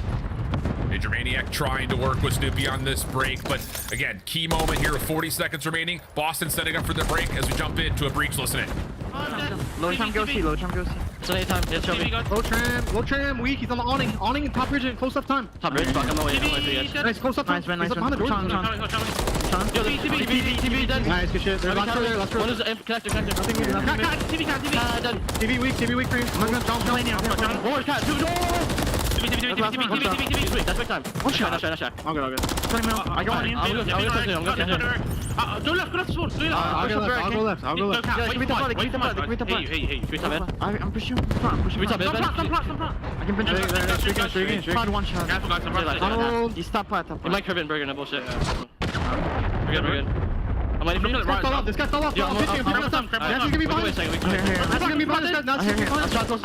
Only one time. I can play from a cat. He's spots. One shot mid. I'm going right. Okay, I'm getting it. That's not him. Joe's going right. I'll get to the mid. He's close up to me. He's on mid, I think. Yeah, 2 more. Last time mid. So get taken. Go pound open. Yeah, I'm all pure. So pick him in. When you help, they're going through right. Nothing middle.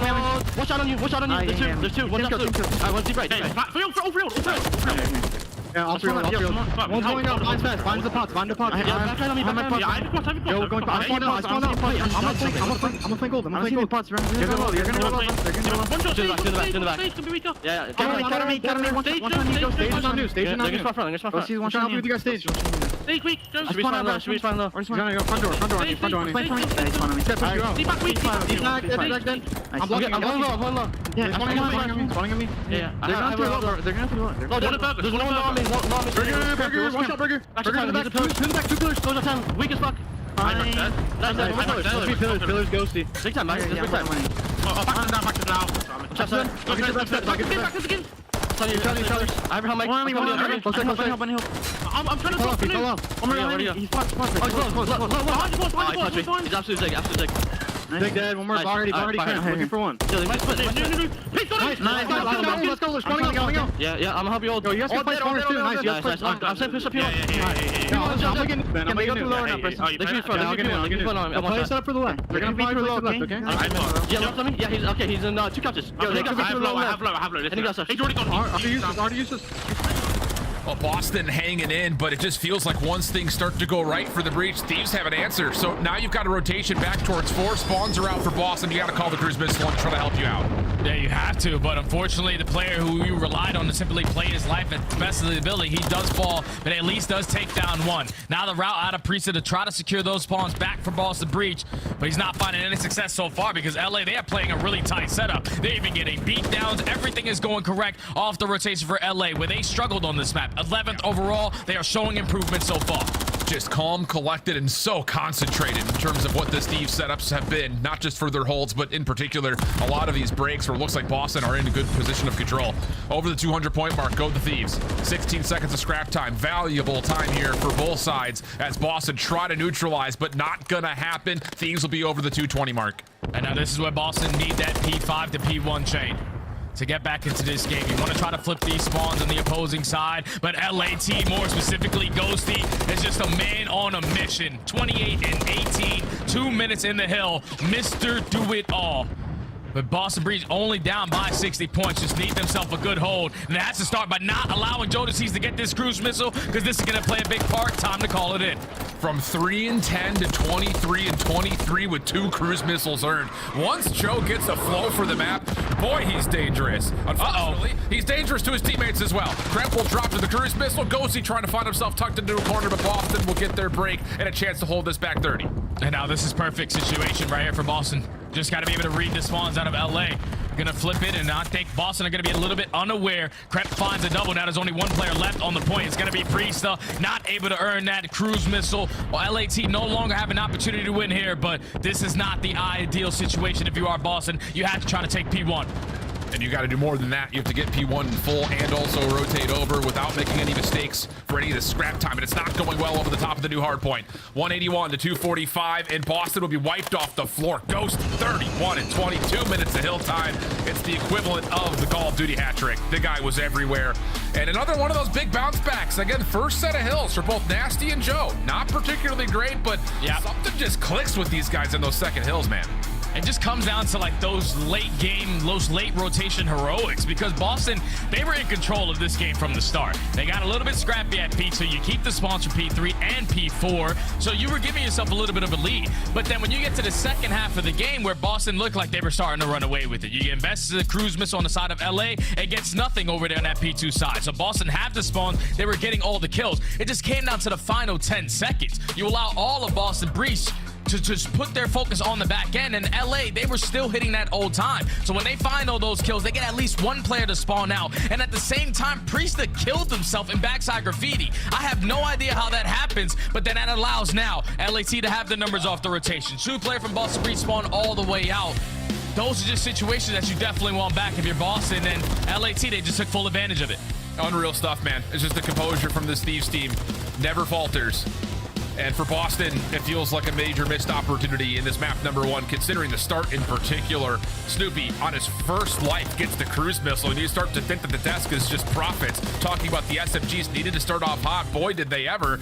But then all of a sudden, Joe Deceives Nasty start to turn up, and how pivotal were a couple of those doubles from Ghosty. So many saved moments, not on rotation, not just on break, but also on holds, where it's just Ghosty in a 1v3, and he takes care of 2. The rest of the Thieves with close spawns get there, reinforce, and reflood. It just felt like that happened in so many critical moments. And that's what makes him such a great player, because he's always thinking about how the hell am I going to walk away with this W at the end. If I got to do it in the hill, I'm going to do it. If I got to get my kills, I need to do it. But then in those moments where he's in a 1v3, his teammates lose all the gunfights off the rotation. Just him managing to find 2 of those kills gives his team another opportunity and another successful break. And they always were able to bounce back on that second opportunity.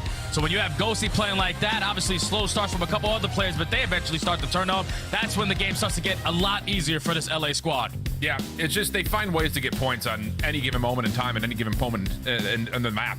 I mean, even on the scrap time, I think that P1 to P2 was an important kind of rotation in towards the second set of hills, 20 plus points there. Same thing from 2 to 3. And then when they hold, my goodness, definitely better. Like you mentioned, the stats did not necessarily build towards them being great off rotation, but here when they did have the opportunity, they made great use of it. So a great first map from the side of the LA Thieves. And now we start to look at what comes up next, which is a Rio Search and Destroy. This has been a fantastic map, at least by record, for the Thieves. It's hard to find, positive storylines for Boston and Search and Destroy generally. So again, it feels like one of those maps that after a round 11 loss last you played it, you better have figured something out here to get this map back in your wing, because you need it. There's really no way we think that there's gonna be a reverse sweep here for Breach. Yeah, LA, they love themselves some Rio KO search and destroy. But on opposite side for Boston, we watched that match on Friday versus Minnesota. You go all the way to around 11. You found a majority of first bloods in those final couple of rounds and then just gave it away. And I think that comes down to, obviously, Boston Breach all season long. Their teamwork has been abysmal. When you get down to those numbers advantages, someone always tries to go for an individual play, and that's simply not how you're supposed to play those situations. You have the numbers, play together. That's the biggest thing. Now with the addition of Major Maniac, it has to be more in sync, man, because you did it. You really went to around 11. You went to around 11 versus Minnesota Rocker, and you fell short while finding a first blood in that round 10. And then in round 11, you get first blooded, and then you just slowly but surely relying on a bunch of individual plays. And when none of them go your way, that's when Boston Breach tend to struggle. So, Major, you just got to rally the troops. Make sure at least everyone's on the same page. Yeah, at least you said it when we were kind of listening into the Breach listed during map number 1. The comms for Major Maniac have been great, as if he's been part of this team for a while. So can he kind of quarterback some of these plays coming up, especially when we start to get after or post-plant situations? Because, wow, it just is not good anywhere you look at. I mean, only up from here is a hell of a way to put a storyline on it. But look, the thing about it is this is the season. You don't win this series, your chances at making champs go essentially, I think in a lot of people's minds, to pretty much 0%. Because you would have to, what, win out the rest of your qualifiers? Win the major. Top 3 at the Major 4? Like, this doesn't feel very likely. But just from the players' perspectives, like, you don't want to be on this kind of roster to end your season because opportunities for next season are going to be very slim. You want to try to end this season out strong, and especially a player like Major Maniac who was put in this situation to try to fix it. So slowly but surely, you get a couple wins underneath your belt, you start to turn it around, it might change your future.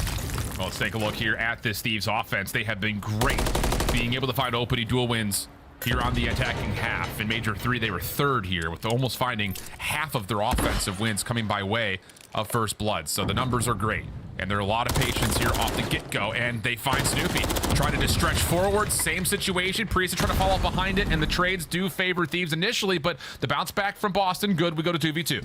Yeah, that's good teamwork right there to at least trade efficiently. Now it's a 2v2.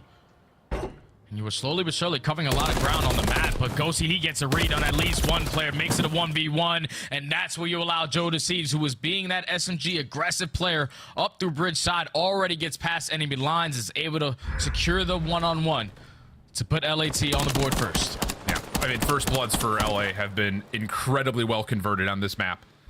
Especially on the attacking side. Yep. Yeah. Yep, that's indeed the case. So now we switch the sides around. And for Boston, here's your positive moment. They have not been particularly great anywhere, but they do get the bomb down quite often. And on this map, they're great at holding it. Now, of course, that didn't hold true when it mattered most versus Minnesota, but hey, you live, you learn, you move on. See if you can find a way to keep that as your success right here. And the good thing for them is that they love to plant this bomb, especially over towards this B side. If you are LAT, you got to do your homework, knowing that they only plant over towards a 5% of their attacking round. So it has to be a heavy defensive stack over towards this B side. And you can already see Krep taking a lot of ground. He's able to cast the timing for the first blood onto Major. Now you got a 3v3 over the top of the site. Ghosty able to at least trade out the initial. Snoopy still involved. Ghosty, wow, still goes 1-for-1 initially. Snoopy off the regen will find the kill, but once again, you've got this situation where we get into low number situations and the second engagement continues to turn out in favor of the Thieves. Boston just keep allowing one player to slip on pie. It was Joe Deceives in the first round, getting behind him, launched to shoot Major in the back, and then right off the rip, Kremp, no hesitation over through that bridge side. He finds that first blood, but then doesn't continue to try to make an individual play. He doesn't push forward. He comes back to assist his teammates over towards bridge to keep the trades in their favor and is in a perfect position to win another 1v1 for LA, now up 2-0. Yeah. Got to have something here for Boston, flat out. Just have to have something for us to look at and say, okay, we're learning, we're growing, we're taking the lesson learned and immediately turning into something awesome. But so far, first bloods in round conversions have gone all the way of the Thieves.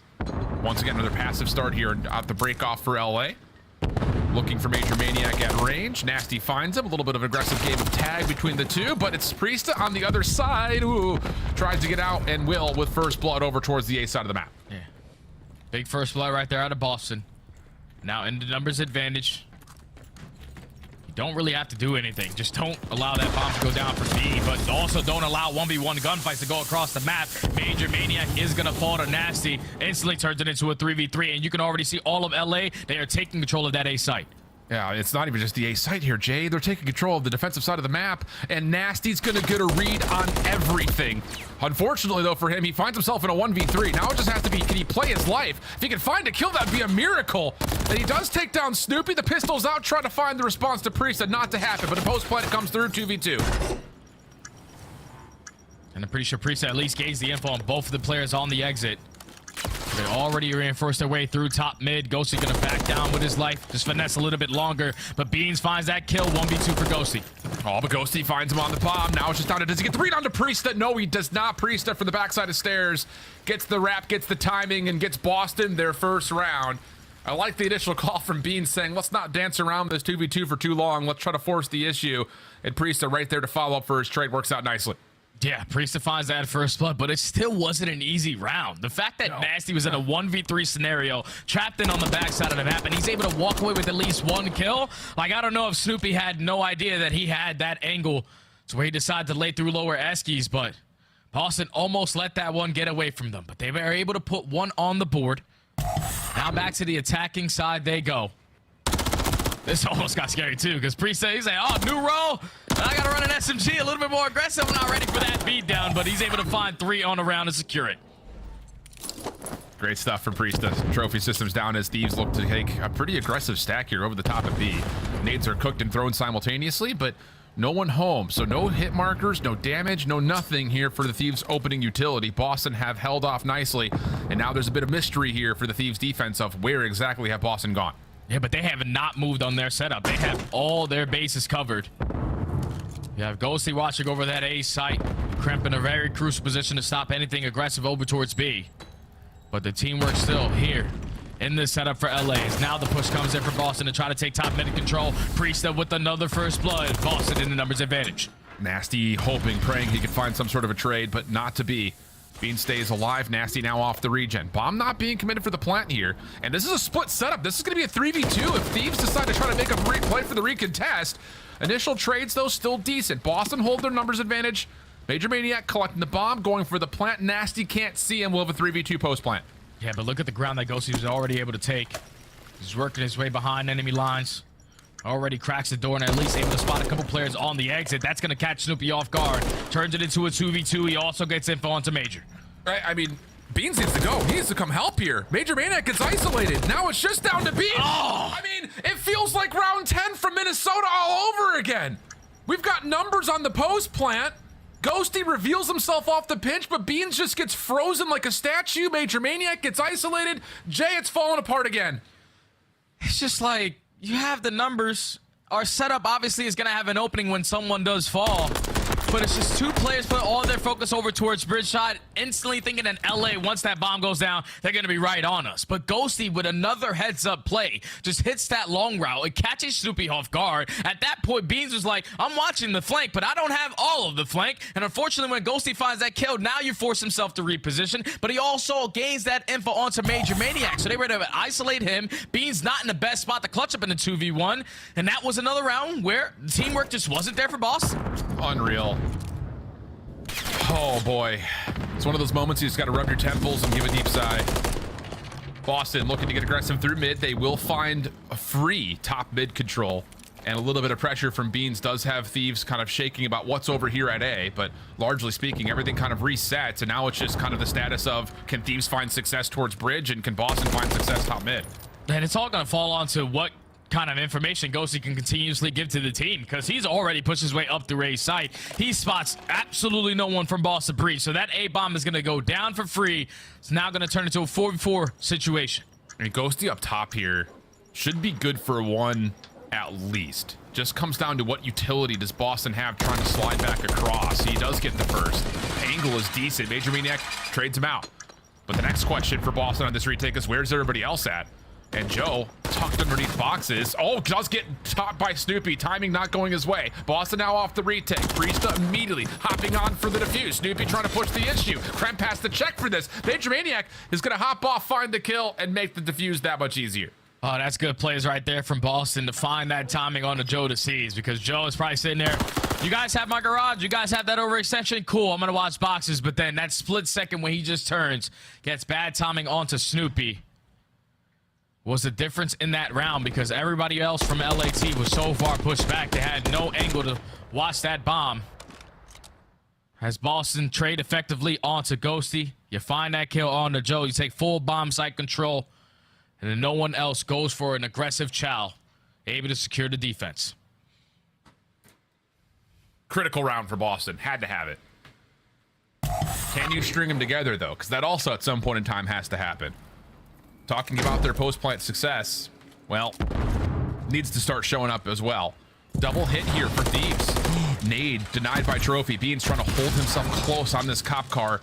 Yeah, and they will get at least the information that there is significant defense here with this Trophy system being placed over the top of A. But Kremp gets into a nice little corner here. Yeah, Ghosty's pushed off, but Kremp with a crossfire for Joe Deceives. They've got a good look over the top of the A site. Yeah, this is perfect because Beans was only able to get info onto Ghosty. He spotted him on that white van, so the fact that he's able to back up, you're not going to have any info of where Kremp is, but he does put down a couple shots. And at least leads to the nade coming over the top for Joe Deceives for the first blood. Well, the long wrap from Nasty goes uncovered, but he doesn't see the wrap back. But they do clear out the front side at A. Bomb planted, 3v4. You just have to play this together if you're Boston. And they will. Good team shots for the first. Ghosty responds with a trade. Holds the corner. Now everything starts to fall apart a little bit. Boston splitting the map up just a touch. And Nasty will find the isolate 1v1 versus Beans. Kremp the same thing versus Priesta. They all stack together. They find one, and then there's a trade, and everyone panics. They just have no retreat back. Yeah, that's just tough, man. Like, you had a team push off the rip. You traded at least effectively, but it's a little bit better on the side of LAT because Ghosty doesn't have to fully commit on that second kill because they still have the numbers advantage and a lot of time to work with to try to stick that defuse. But once it turns into a 2v3, you see Priesta, he was instantly trying to play for that kill on the Ghosty. He could not find it. Forces your teammates to now try to make an individual play in LA. They're able to find those 2 exit kills to secure the round. It's been a story of first bloods, at least for LA side. Is they're up 4-2. That has been a story of post plants. Diffuses all over the place. Has anyone held post plant yet? Here we go. Offense for Thieves. Lots of nades thrown over towards A, but the Boston defense not shying away from this. But no trophy means that LA is just going to say, okay, no one's here. We'll just push up. We'll get our free plant. We'll go back to trying to hold this post plant for the second time. And this time is where they're going to make that adjustments off of the first setup that they had last go around. And Ghosty's not going to put himself in a one-and-done situation. He's able to find one Snoopy there for the trade. Still a lot of time to work here for Boston, but now it's on Joe Deceives' hands. Yeah, Joe looking to push around the backside, make a little mini pinch come through. Only gets one. Now the post plant. Plays against the retake from the front. 2v2 situation. Kremp up top with Nasty. Snoopy with an SMG. Wants to get active, and he may have some timing here. Toe tags. It's like a cartoon shooting the feet, make him dance. Nasty through the smoke. Does he actually commit for this? Oh, Snoopy gets the jump bottom, finds the kill, and Boston stay alive. Yeah, so no adjustment there from LA. If Ghosty finds that first blood, he's instantly traded. Joe Deceives this time around takes down one, but still better trades on the side of Boston Breach. Once you take that bomb site control, you're able to execute where the hell the setup is on the defensive side. You already spot someone on the Hummer, someone's on the cop car. We can eventually, especially if you have a smoke in your back pocket, force them out of their positionings. And that's exactly what happens as Boston Breach. They are just like, all right, we're going to stack this B side every time. We've been successful on that A side twice now, so there's no way LA are going to go back to that one. Yep. Retakes have been good for both teams, honestly, from the defensive side. So will that continue to be the case? As now Boston will try to do what they've been relatively unsuccessful in being able to do, which is, again, convert a post plant. 3 plants, no offensive wins at this point. Stuns, nades will land initially. Late trophies will deny the rest of the utility. Thieves not able to push forward with those tags, so they'll reset. And they may just play this double flame through A quickly. That looks to be the case. Yeah, they're playing that one super fast as well. That bomb is now getting planted for Boston. Snoopy trying to catch the timing on at least the first player. Unreal. And he's not able to find that kill. Ghosty again somehow away with a first blood. And now here's the pinch. It's perfectly timed. Kremp gets 2. Boston completely caught off guard by the timing of that. And it all starts with the fact that Ghosty wins a 1v1 within 5 feet of an SMG wielder and Snoopy. Unreal stuff. And another post plant. Not successful. Just 5-3, and wow, the retake success for both these two teams have been nuts. And Alan, Like, that's gotta be a mishap because Boston, they were working the objective. No one should put themselves in an individual gunfight unless it's guaranteed. Like, Snoopy, all you have to do is watch an angle, make sure our bomb carrier does not die. Once that bomb goes down, 4v4, it's a lot better. But when you're the player initially dropping on their side of the map, now you're forcing the rest of your teammates off the post plant. The guy just finished planting the bomb. The other guys are watching 2 different angles, and the flank is open once again, and LA take full advantage of it. Perfect caption. Thank you, production. Can't hold this. 7 straight defuses. Opening nade will land on the initial bomb carrier of Joe Deceive. So early numbers here for Boston, and they're looking to take a page out of the Thieves' book. Quick flank on the way, but LA have not committed to B yet, and they're still watching for this. Ghosty, if he sniffs this out, they're in a good spot to read it, and Kremp does get some sort of a call out. They find a response. Now we go 3v3. Yeah, Ghosty sniffed it out to perfection. He gives the comms to his teammates, so at least even up the numbers at a 3v3. Now, this is where if you're Boston Breach, you don't really have to do anything else. Major Maniac has him trapped over towards his left side. He's going to be able to spot the cross through top bridge as well. So for Snoopy and Beans, let's just wait to pounce. Yeah. Toes will be seen. Slide through also going to be seen. So now the transition should be called out, and Major Maniac does not hesitate at all. Says, you're going to give up this position at bridge. I will gladly take it. Has an initial angle versus Nasty, but it's just a quick shoulder. Snoopy, the one that really needs to be called upon, and him and Beans will combine for 2. Kremp by himself, tries to get himself out of dodge with the smoke, but time is becoming an issue here for this 1v2. And he's already been seen. Has to turn back for it. Decent shots, but just not enough health to get through the gunfight. Boston extend the map another round. Yeah, good job for Boston. Just hit that break. Like, that was the biggest thing, is that you put yourself in that first blood scenario, you find that first kill with the nade over the top. But then when you aggressively send 3 players through the flank, 1 does get picked off. So it turns into a 3v3, but they were all playing off of the communication coming out at Major Maniac. He spots a couple players cross. He knows that eventually the play has to come in towards either of the sites. And Beans and Snoopy, that dynamic duo, get it done for Boston to stay alive. Gotta hold the post plant. Just have to have it. I mean, they've planted in every single round. Just have not been able to convert any of those rounds to this point. Ghosty, aggressive with 2 other Thieves members over towards the A site. Nasty, whoa, solo mission here. And wow, just barely gets out. But the bomb does get planted, and the defense has to rotate and respond. And now Kremp with that smoke grenade in hand. So they're a matter of moments before they decide to aggressively push their way through top mid, but they're more focused on trying to back down these players, at least isolate Major Maniac over towards his bridge side. Only 48 HP. No one is watching his back, so first blood, LA. And you still have question marks here. Beans doesn't know what to look at the moment. Fortunately, Snoopy does catch one off that cross. Priesta, knowing that he may be called upon to check. Ghosty gets one off the flank, trying to push forward. Not again! There's no way! Sonny, I am gonna have no hair left watching this Boston team play a post plan on Rio. I mean, they give up so much ground, and they leave Major Maniac on an island. It just doesn't make sense. It literally does not make sense. It's like Boston Breach, all right, we do everything right off the beginning of the round. We put our players in the best ideal scenarios, best positions possible. But every single time they just leave one player isolated by himself. I know Major Maniac, he's always been a guy that's gonna communicate all the way to the very end. And he's telling them, there's 3 players on me over at this breach side. Is someone gonna help me? He does his best of his ability to simply play his life, but no one watching his back allows Kremp to sneak up behind him, find that first blood, and then Ghosty decides to push on through to find the second, gives the communication to his teammate, and Nasty ends it out with a double. So many opportunities where Boston should have been able to walk away with this map. How many times did they plant the bomb, Alan? 5. A lot, right? How many times did they find success?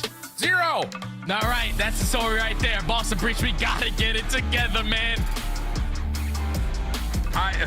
Wow, dude, just wow. Well, we gotta start finding some sunshine somewhere, and it may come on high-rise control. Boston have been, really honestly, through Major 3, they've been great at control overall, and across a lot of different maps, high-rise being one of them to be sure. But again, it's just, you know, the hamper here is the simple fact that how do we frame up a Boston Breach reverse sweep when there's still an invasion search waiting for them? You don't feel great about that, Jay. No, you don't. Invasion Search, at least they did look good in their last series they played, but it is a game 5, and we all know how that goes for Boston, so you have to figure it out when you get there. Well, we'll see. High-rise control has to be the lifeline to keep Breach involved in this series and maybe involved for any resorting conversations around champs. Does feel a little bit dwindling, but for Thieves, a possibility for a 3-0. We'll come back to the break with high-rise control right after this.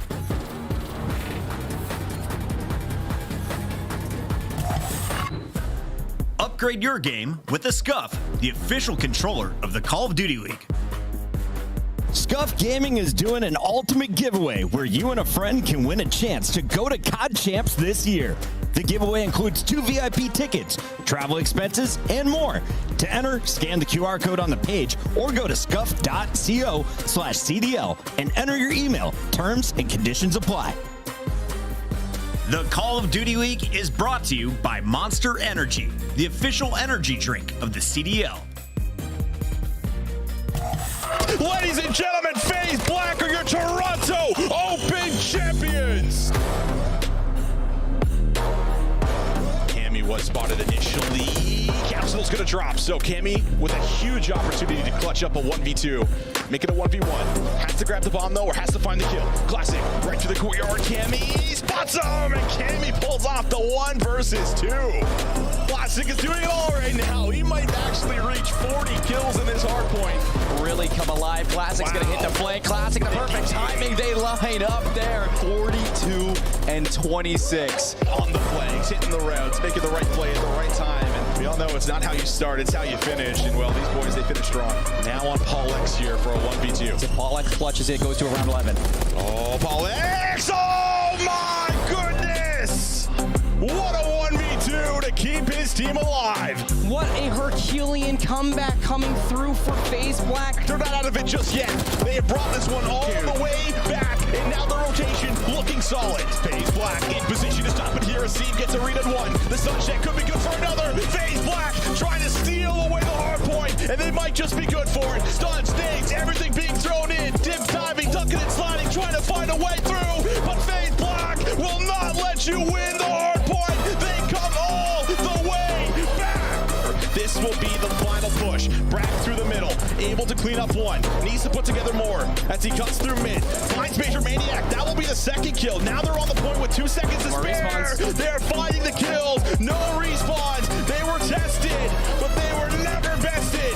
They were pressed, but they were never finessed. Ladies and gentlemen, FaZe Black are your Toronto Open champions.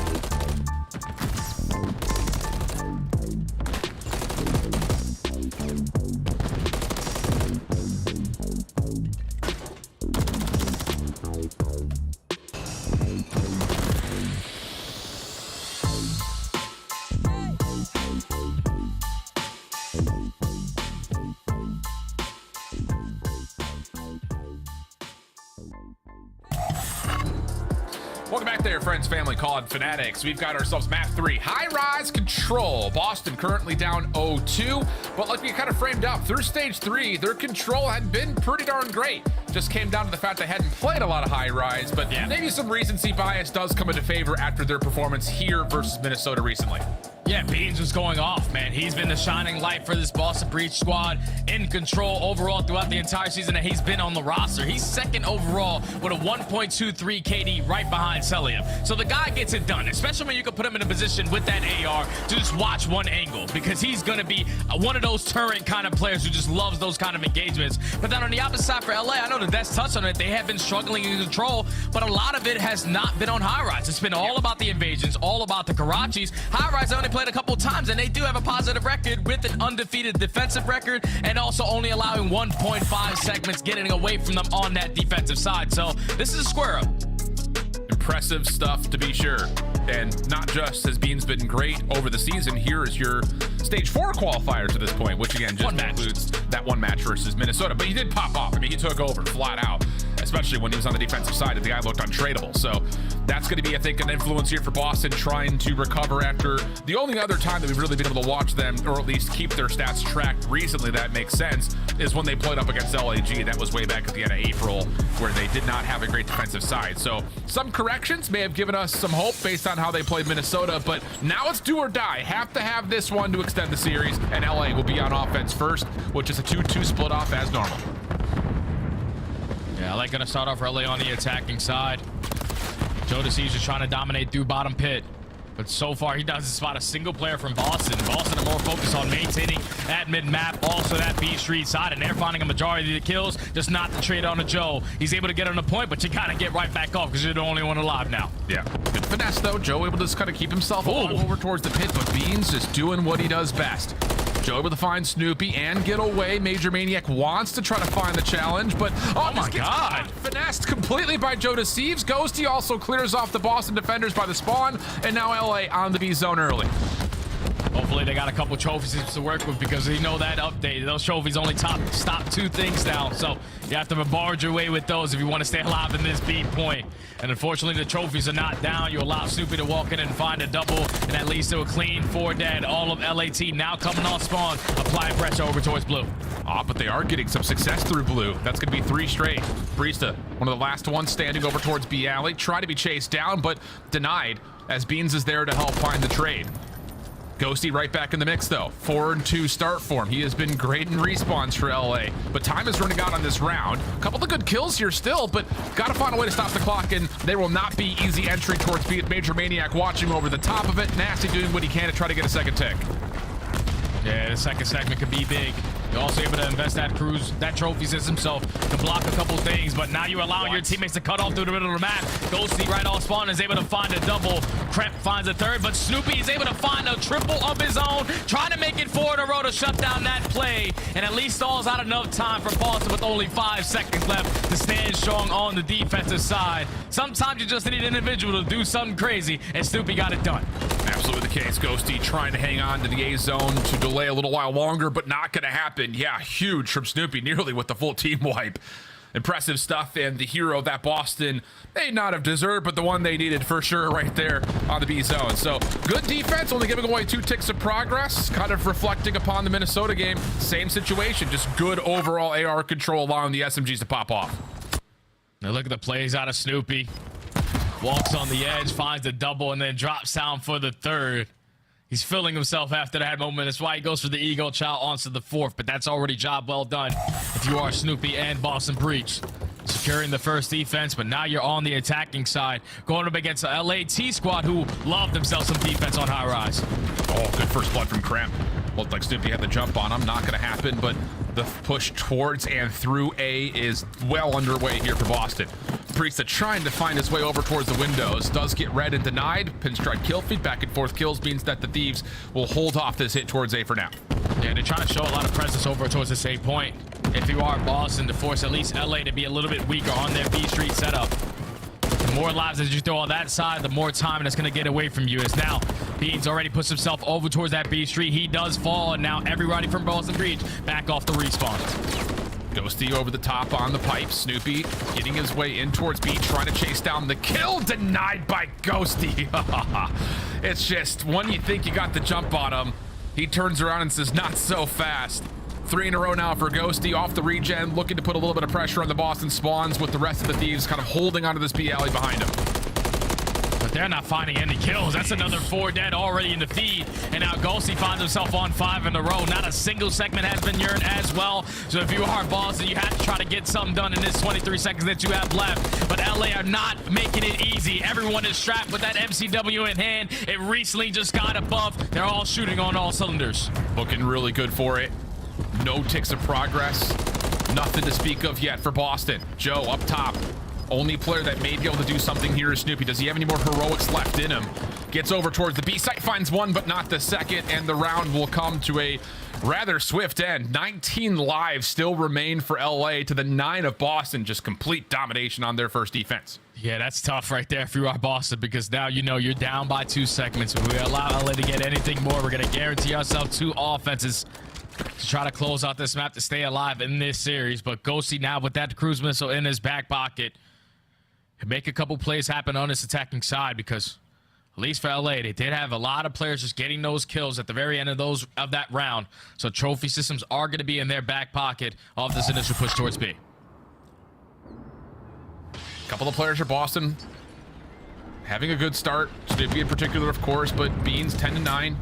Definitely still involved, even though the offensive side was particularly slow. Nades being exchanged both sides. Joe once again down low, and this time he finds Priest up top on the staircase. A chance for Joe to put a little bit of pressure onto the spawn. Kill number 5 comes through. A chance for a cruise missile now as he gets a read over towards Priest. What a stun! Locks him into plays, and Boston will come off spawn with a chance to try to get back to B. At least he allows his team now an opportunity to complete this third segment over towards B. You eliminate Snoopy, who was trying to make a play behind enemy lines. He gets cut down. And now that's already 3 dead in the feed. Priest, the farthest pushed up player for Boston, has to make sure he keeps position known. Because that second segment, I don't know if it's going to get complete. No, it does not. So Boston able to reinforce. Cramp creates a little bit of space, though, outside of the spawn. Snoopy still getting to work, though.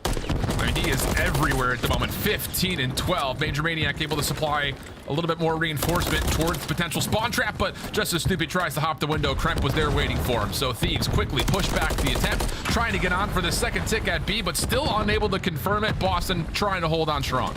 Yeah, still holding on. But Joe finding that double. Now it gives an opportunity for LA to complete that second segment over towards B. And Priesta, you can't go in there and try to be Superman by your lonely. So you have to try to at least play a couple exit kills, because that B point is going to get away from you. But no, someone goes for a chow. Snoopy's able to somehow, somebody find a double. Boston work their way back on in. Snoopy continues to be the hero. Second tick, only what gets locked. The third completely depleted. 20 seconds on the clock. Major Maniac up top at helicopter only finds one. Thieves looking to kind of stretch over towards, well, not A, actually. They're going to go underground over through blue to B. They've got a chance to stack this with 3 members on. Is there a trophy system down? Not initially, but it does get placed in the nick of time. Extra 60 not confirmed yet, though. Major Maniac with the pistol in, but Nasty gets on the zone to give LA an extra 60 just before the clock expires. And now they're up by 5 segments. So if you are Boston Breach, we need a couple cruiser missiles to go forward into the rest of this map, because it's not going to be easy. So at least make up in those ticks. But a couple kills going in favor of LA. They already have a lot of map control over towards blue side, and now it's Ghost's opportunity to hit a route. He just does not have covert sneakers on, so does Major get the sound cue. Hard to say for now. Major Maniac gets completely surprised, but the rest of Boston find the kills on the Thieves hit over towards this front push at A. Ghosty holding on towards the backside shack. Snoopy tagged, but not fully dealt with. Nasty out of spawn. Able to take down Snoopy, so the isolation is good. Kremp follows up. Trophy system now down. 7 plays 6. Numbers for Thieves. And there is no one for Boston anywhere near this zone. First hit going to be locked. Kremp inside the spawn. Nearly collapse up a 2-piece. Not fully able to do it, though. But the time looking good. The lives looking better.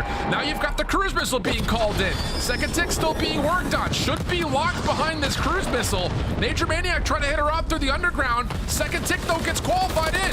5v2 situation. Nasty for the double. And it's just down to Beans. He's able to find the first and a third. Could he possibly hang? 1v2. Joe deceives on the other side. He's on the zone. Beans has to contest. Beans trying to find a way to double up, but not able to succeed, and Thieves will get the offense. That's good plays right there from LA. Great heads up play call right there. Also from Ghosty to invest that cruise missile. He already had players on the point. You know, all of Boston Breach are coming off the respawn. So we invest the cruise missile on the attacking side, because if you walk away with an attack on the high rise, it's basically GG. LAT doing exactly what they need to do, slaying when they need to fight out of their spawn, finding a couple kills, just giving themselves a lot of opportunities to always work that objective. If you're Boston, you got to play a little bit safe. I know we had a moment in that round right there where Snoopy, we were just watching him go from B Street, underground, left side. We got to hold the position. Unreal stuff. I mean, to think that defensive round nearly came through at the last second, but Nasty able to slip into the site on B before Major Maniac could find the kill. How much of a difference maker that made. And now it just kind of feels like the life has left the lungs of Boston. They need to find a way to get things done over towards B, and Priest may have opened the door for him on the zone early. Working on that first segment. No cruise missiles to work with in the back pocket of the LAT, so you don't have to worry about that now if you are Boston. Just got to worry about the nades coming over the top. And also the gunny on the side of LA, because they are firing right now as they find all 4 kills in the feed. Boston breach again in the spawn. Cramp trying to get a read on where this Boston hit's going to come from out of spawn. They knew they were being trapped, but Cramp doesn't predict it correctly, so Snoopy finds the initial kill. Joe trying to hold up close and personal, but it's all Boston in the kill feed. Nasty, the only one to find elimination. That's over towards the A site. Wraps around the backside at Blue and finds himself now on 2 in a row. But Boston over towards B, trying to get some work done on the ticks of progress. Is not able to stay alive, nor do they get that first tick. And now that 40 seconds is still going to continuously count on down. All of Boston trying to fight out of their spawn. All of LA holding down their irons, knowing that they have them all trapped. As Crep is all over the kill feed. Ghosty's all over the kill feed. Everyone from LAT sitting at positive. But now with only 24 seconds as Sloopy trying to make another individual play. He's only able to take down 1, but that leads to 3 there for Boston. Still an opportunity here. Cramp watching over this Blue rotation in towards A. The teammates for Thieves defense right there to pick up on the information he's able to supply. Last chance here for Boston. Has to be over towards the B zone. Nasty over the top. Help from Kremp good on 5. And now it's just the last 8 seconds. Last opportunity. And Boston are coming out of spawn extremely staggered. Here's the push through. Major Maniac taken off. And at 3.3, Kremp says, why not just drop the cruise missile in just to kind of have a victory lap over top of what will be a 3-0 for the LA Thieves. Oh, man. I mean, looking good for sure in another online qualifying stage to this point. Yeah, you're feeling fantastic if you are LA. You walk away with a clean 3-0. I know the series that you played yesterday, you almost allowed that reverse read to be complete, but the S&D is just way too strong.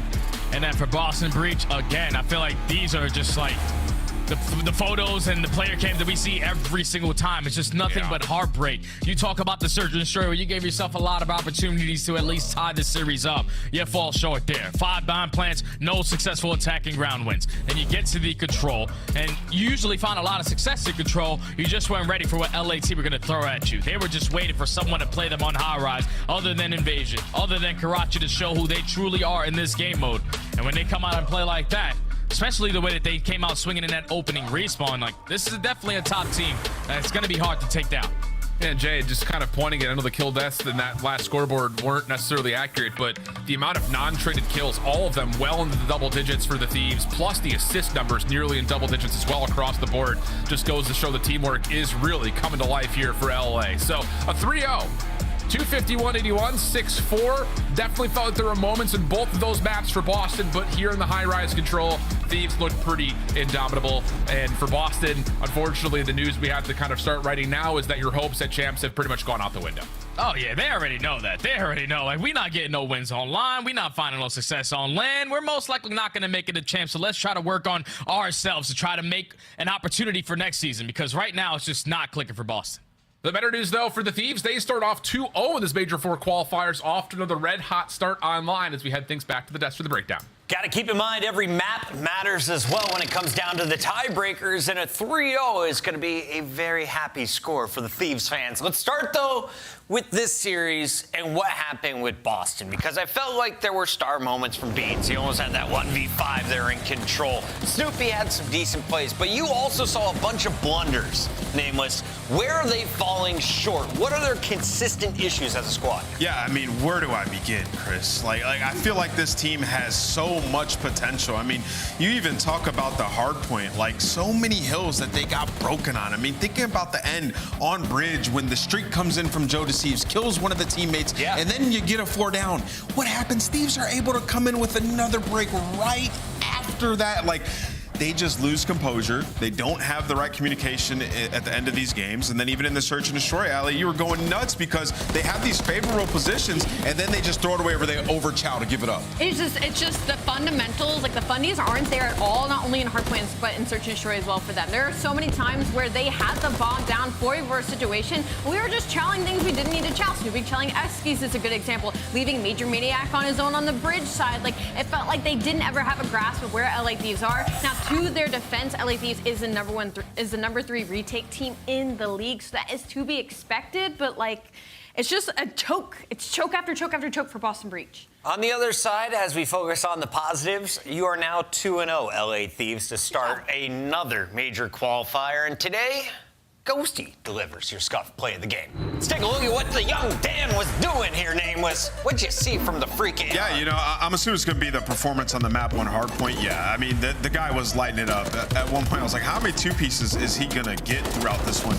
In the right position at the right times every single time. And the biggest play of the game was, you know, Joe Deceives was staying alive in back music, just playing his life, and he waits long enough for Ghosty to get there. Ghosty gets there. What does he do? Delivers, finds a 2-piece to get the break. Exactly what they needed. And then you talk about the search and destroy. Snoopy gets into like a favorable position. It is an overtime on the side of Snoopy, but guess what? He has a sub and Ghosty has an MCW in his hand. You still have to win the gunfight, and Ghosty has the talent to do that, to put the icing on these rounds. The kid is an absolute stud. 3 positive games in a row, and he now joins us live in a Monster Winner Spotlight. Dan Ghosty, how does it feel out there in Los Angeles? It feels good. We finally got a 3-0. It seems that we can only get wins via map 5s, but definitely feels good to get a final nice 3-0. And on that topic, can you talk to me about what's happening here in our first week? We have 5 3-0s. Sorry, we have 5 game 5s, now 4 3-0s. Why no game 4s? I don't know. Honestly, I was actually wondering the same thing, because the first day it was all a bunch of map 5s, and then the second day it was literally the opposite, and we were making that same joke. I have no idea. Just how COD is sometimes, you know? All right, let's talk about the matchup today against Boston. Were you guys ever truly tested in this series? I think we were a little bit in the searches. I think we threw away a couple rounds that we definitely should have won in our post plants. And that high rise, it got a little dicey on that last offense that we won, but we ended up icing it out. But other than that, no, not really. I felt like we were in control of that series the whole time. Not much to pick your brain about in a series like this. Very strong respawns across the board, expanding your map pool, search and destroy, as you already just touched on. A couple of things to look at. So instead, I'm going to ask you, we had a recent update. MCW and Rival 9 received some changes. How do LA Thieves feel about the new meta? I am happy that the 4 bullet is back. I do wish it required a little bit more headshots, but it is nice to have the 4 bullet back. I'm definitely cheesing. Dan, I want to ask you, you know, across the last 2 qualifiers, you guys are 9-5. You've been lighting it up online. And, you know, when you go to LAN, you guys have had some close games, talking like the game 5 against FaZe, and then you talk about the round 11 loss to Miami. But what is happening in that transition from online to LAN? Why aren't you finding that same success? I feel like whenever it comes to LAN in general, for most teams and players, that the small mistakes tend to happen a little bit more. And for a team like us, that we have been trying so hard to iron out those small mistakes, it kind of puts us in a position that we're not really used to on LAN. You know what I'm saying? Yeah, absolutely. You know, and with the young guys like Joe Deceives and Kremp, you could see sometimes when you guys lose, like they wear their heart on their sleeve, like they're really down on themselves. How are you guys working through that? Because you got to stay mentally tough when there's only 1 major left until champs. No, 100%. And I mean, I definitely am a person that ended up doing that as well. I wear my heart on my sleeve, quote unquote.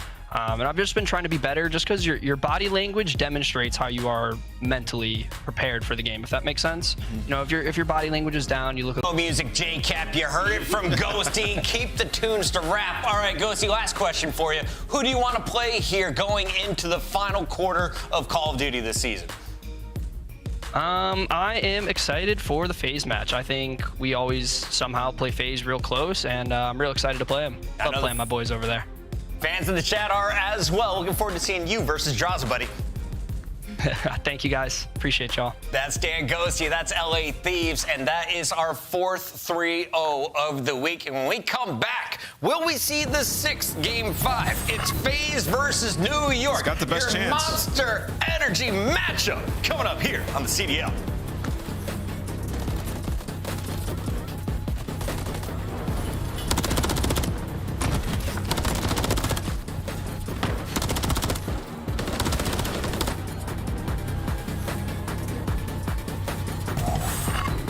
Upgrade your game with the Scuff, the official controller of the Call of Duty League.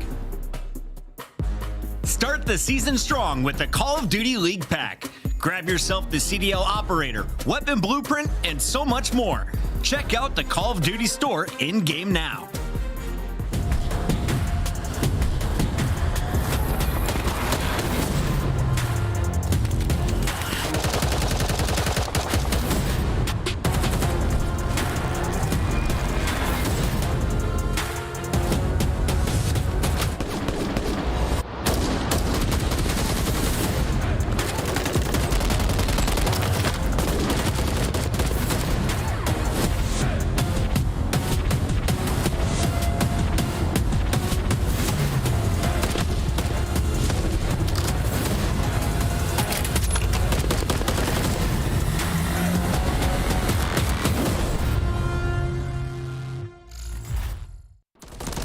El otro, cerca del... El otro tiene que estar por el under, creo. Going alley, going alley.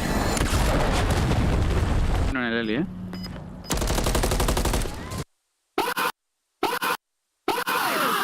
Let's go. Eso es, joder.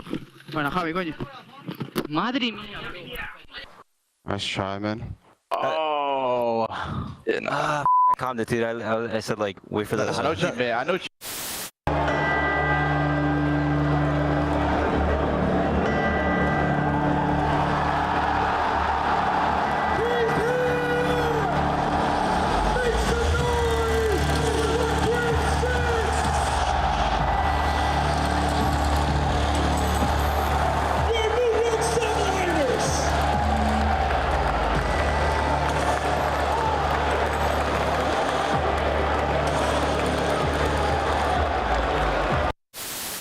That's the problem. You gave them all the time in the world, and now Ultra have set themselves up perfectly for the barbershop hardpoint. The apartments, the alleyways, all the nooks and crannies are now full of Canadians. And you have a BZ at 9 and 22, and this is only a 20-point game. You're looking for big plays in the final moments, but Envoy takes down 2. Envoy the front line.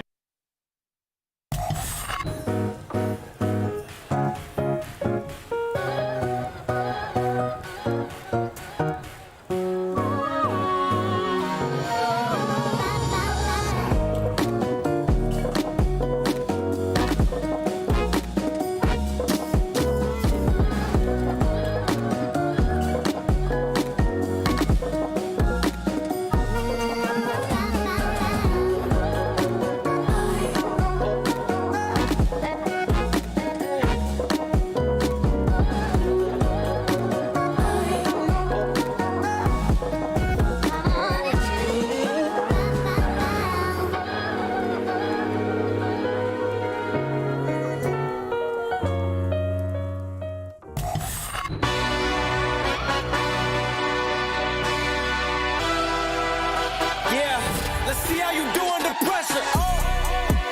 Yeah, ain't no errors, baby. It's a new era. I wake up early, feeling rich like I'm Kesha. I get to the paper, boy. Extra, extra.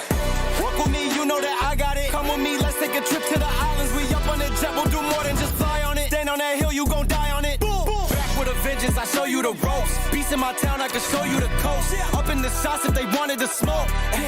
If you know, then you know. Hey, let's see how you do under pressure. Let's see how you do under pressure. A moment can live on forever.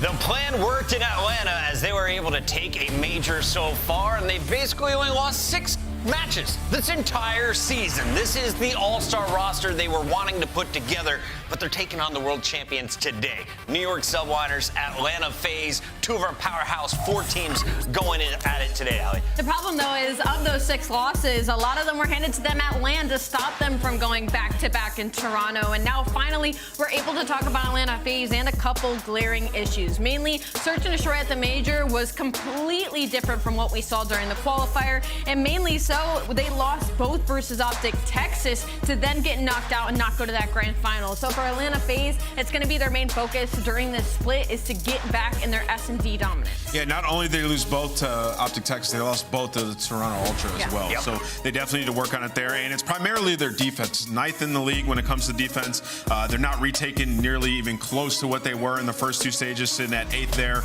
And they're aware of it, and they know they need to work on it in order to get back to championship form. The good about in our Monster Energy pregame for them is the control. 10-1. They've been unbelievable there, and they've loved it up against New York, especially with the maps that we have. Karachi Control, a definite edge up against the New York. 22-1 on defense. Ridiculous stats there. The bad S&D. You guys touched on it, but this is going to be a juggernaut matchup. So I want to throw away the historic Major 3 stats and just focus on this head-to-head going on.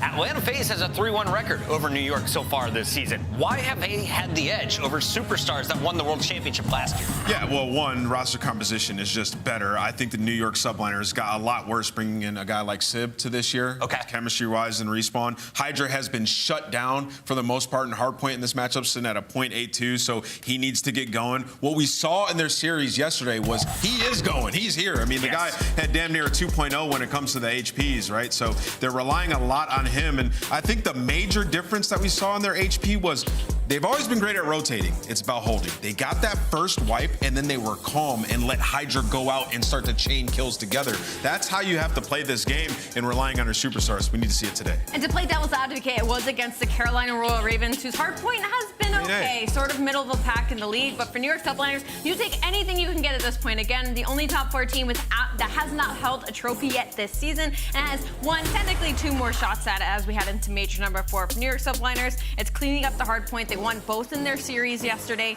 and cleaning up the search and destroy. They lose that map to Rio. I doubt we're going to see it anytime soon. And for the Monster Energy pregame, you keep going in control. The attack has been good, and that is really helpful considering that Invasion has been leading a little bit more on the attack side of things as of recent. Yeah, you know, talking about numbers and stuff, like there's some things like compared to the top 4 teams that just simply aren't as good. And, you know, you talk about their maps that they haven't worked as hard on expanding their map pool. But we have to remember we're talking about a top 4 team that has been there on Sunday at every single event, that has looked incredible at times, and just took the champions to a game 5 where they could have won. So there are moments and glimpses of the greatness that we had from last year. They just have to put it together on a consistent basis. And like I said, building off of that last win versus Carolina, Hydra, if he can continue that, this could be that breakthrough series that they need. All right, as we take a look at our maps and modes, I want to talk about series MVP candidates. Who is going to be the most valuable player on FaZe in this match? I'm going to go with Draza. I mean, you talk about the Storks, the 4 series they played. He's been unreal. A 1.4 in hardpoint against New York on the season. Ali, on the other side, if New York wants to bounce back and take their second win against Atlanta FaZe this season, how do they do it? You got to call out Sib once again on this roster. I know they touched on the fact that Hydra has a 0.8 in this matchup, but Hydra is also the most consistent player on this team. And looking at this map lineup, like there's opportunity because Atlanta is like obviously testing maps still. They put Invasion map 2 once again. And these are the 2 players that we just called out. Draza rocking, what did you say, Ant? A 1.4? A 1.4 in hardpoint. By the way, he's averaging almost 5,000 damage. This is almost unheard of in a series matchup. It's just downright ridiculous. So that's what I want to see from Sib today. I don't need the kills in that column, but I need to see at least 4,500 damage in the hardpoints, or at least keep up with Draza and Celium in this series. It's not an easy task, but if he can do it, that is going to be the best opportunity for New York to steal an upset. Let's get into our Scuff Pick'ems. Nameless, you continue to lead by 1, and Ali wants me to keep making you go first. I'm going to go with Atlanta FaZe in this one. I do think we get a banger here. It's not going to be that 3-0 that we saw at the Major, but I got Atlanta ultimately in the end. Ali? Honestly, this really could go either way. I don't know if I try to play catch up with you here. Why not? Screw it. I'll go New York Subliners. Just going Subliners. I would like to catch up on Ali. I'm going to go with Celium and Draza. And the fans are siding with me. They're the #1 team for a reason, but the Subliners have already beaten them once. Let's find out if they can do it again. Ton Chance on the mic. Take it away. Thank you very much, guys. This should be an absolute banger either way. I mean, look, questions have been asked of where New York really are. We know they're top 4. Can they bridge that gap, though? That is the question that has to be answered here. It's going to be a tough one chance for them, though. Going up against FaZe, it notoriously hasn't been that great. Only 1 win against them all year long. Hey, that's the benchmark, though. FaZe has been the benchmark for like the CDL era of if you want to win a tournament, you have to be able to beat them. Toronto was able to do that in Major 1. Optic was obviously able to do that most recently. And if you can't beat them, well, Atlanta FaZe are going to win. So if New York Subliners, and I definitely like the way Nameless phrased it, they need that breakthrough series. You need to be able to prove it quite literally against this squad. They had success against them very early on in the year. Since then, they've been getting picked apart. It's 6-1 in map count the past 2 times they've played in Atlanta FaZe. I mean, they're torching, shooting their bodies while they're dominating with the feed as well. So you got your work cut out for them. We'll see if New York have leveled up their game. Now, the little nasty streak that FaZe have just seems to be dealing issues for New York Subliners on all occasions. We head in towards this step. A couple of decent kills off the rep for Subliners and some time on board of it as well. FaZe trying to find a breakthrough on the railing side, but it's going to be interesting to see how it does go down. We were talking about it just before we jumped in, though. I mean, Draza against Subliners. My goodness. No, numbers are absurd across all game modes. Draza is like an incredibly high pressure AR, so he's been feasting. However, Hydra occasionally just ascends to God form. You see, he went on a nice little multi-kill tear there. 4-0 star form and obviously dominating the feed. Helps you get a little bit of P1 time, but Obviously, nothing too crazy for the moment, but as far as containing draws it goes, so far so good. That rotation, though, with Atlanta FaZe singing sweet, they're going to be able to get that early time. Good time to get a few kills on the board. Heading on over towards P2. New York not in too bad of a position. You see a little jostle going on the top left of the map there as well in terms of that rotation for P3, which will be incoming in 49 seconds. Right now, New York subliners are soaking up those seconds. Have a good position in here over towards P2. He's trying to find a breakthrough. BZ will be the tip of the spear, as he so often is. Going to be a big hit from one direction. The ARs are up here, though, for subliners. Can they hold it down? Absolutely they can. Maybe a bit of a one-dimensional push from FaZe. Does not work out. No, not at all. I mean, Salim going to get traded as well. So this was a hill that Atlanta FaZe rotated to first. Did not win any of the entry gunfights. And I appreciate the Bulldog showing up in the feed as well. Nice little 3-spear for him. He has been alive this entire P2 and just found the route to get behind enemy lines. He's thinking about flipping those spawns. And you see he's already able to do it. There you go. Boom. Sky spawns up right next to him. So New York subliners staying way ahead of this game. And I know early runs for these guys on Vista. They've done it time and time again. Well, here's another example. Already built themselves a sizable lead. However, they do lose the back spawns. Atlanta FaZe have to chip away at it. But it's like Hydra and Sib still in position to attempt to be a nuisance. He's managed to just about break in. Eventually getting themselves up and running in this game. That's 4 dead, and that's going to be some good time for FaZe. 20 seconds remaining here over towards P3. It was a long, arduous fight towards the back side, as we will be heading over towards P3 in a second. The control came in eventually. Just bullied their way through, as they so often do. Sit down, set up. The pressure starting to come in here from subliners. Starting to pick them apart from the outside. A couple of kills fall in their way. The route from Kismet is just going to break them wide open as well. You would like to think Hydra finds another lovely break from subliners. And they didn't need it to. Again, they got the sort of early hold, early rotation, did a lot of the small things right. And as you pointed out, Atlanta FaZe just bullied them. And, well, breaking one hill is a good thing, but looks like New York subliners might have to break two. Simp roaming on the pinch just to find some extra kills. Does get traded out, but Atlanta FaZe nice and secure as the new hill pops. They're going to be down by about 65 seconds, but with the setup they have for the moment, might be able to run the score up. A Hydra, beautiful entry. Follows it up with 2. The reads are on point. Hail Hydra indeed. 13-6 start. The man is running a rampage. Even goes to get the kill in the back. Hydra, quite literally, Mr. Do-It-All. Those takeover games we talk about so often. It's looking like one early dose here from Hydra. 13-6. He's the one that finds the break. Subliners not quite running away with this one by any stretch of the imagination, but starting to sit very, very comfortably. Don't quite have FaZe's number on a couple of different occasions, but these rotations have been so solid for them, and this time around they've held it strongly. Draws a hole on his own, trying to get something going. Not going to happen. And look at this rotation again. Big fight going to go on over towards the back bridge side. We can see Sib and Kismet already here from the subliners. Going up against the Simp and Celium. Celium's the first one to drop. They know exactly where Simp is. Wonderful rotation again from subliners. Yeah, both players winning their ones, and Sib, nice snap as well. Give him the extra freebie. If he doesn't win the first one, Atlanta FaZe get the break. Instead, Sib does enough to make an impact just to keep things mixy. And Kismet, well, not going for the contest just yet. Wants to get the guy off at time. Well, here's the contest rolling through, and you see his teammates picking up the kills on feed. Hydra for 2. Kismet is just a distraction in this moment as all of Atlanta FaZe players' bodies drop around them. Skies and Hydra going on a simultaneous tear to get the break. Right now, New York subliners playing this map incredibly well. 26 interactions already from Hydra. Getting things rolling. 6 spree now for Skies. The cruise missile will be locked in and a solid lead. Whatever happens with the final 15 seconds over towards the bridge hard point, it has been a substantial opening segment coming in from New York subliners. 120 and rising. FaZe yet to really get anything going yet. It's been, I want to say, like, just a bit sloppy on occasion. Seen some of those breaks coming through, just have not been solid chance. No, not at all. And again, with a 70-point lead, New York subliners, this is the opportunity just to run it up. So we're going to jump in for a listening and see if they can keep this vibe flowing. I needed one. One shot. Yo, pitching. Yo, no break. One more. Ticket. I killed ticket. Look at. One shot on Tom, Chris. There's one cat side Tom. I have a streak, guys. One's Vines and one's cat side Tom. Alright, we're good.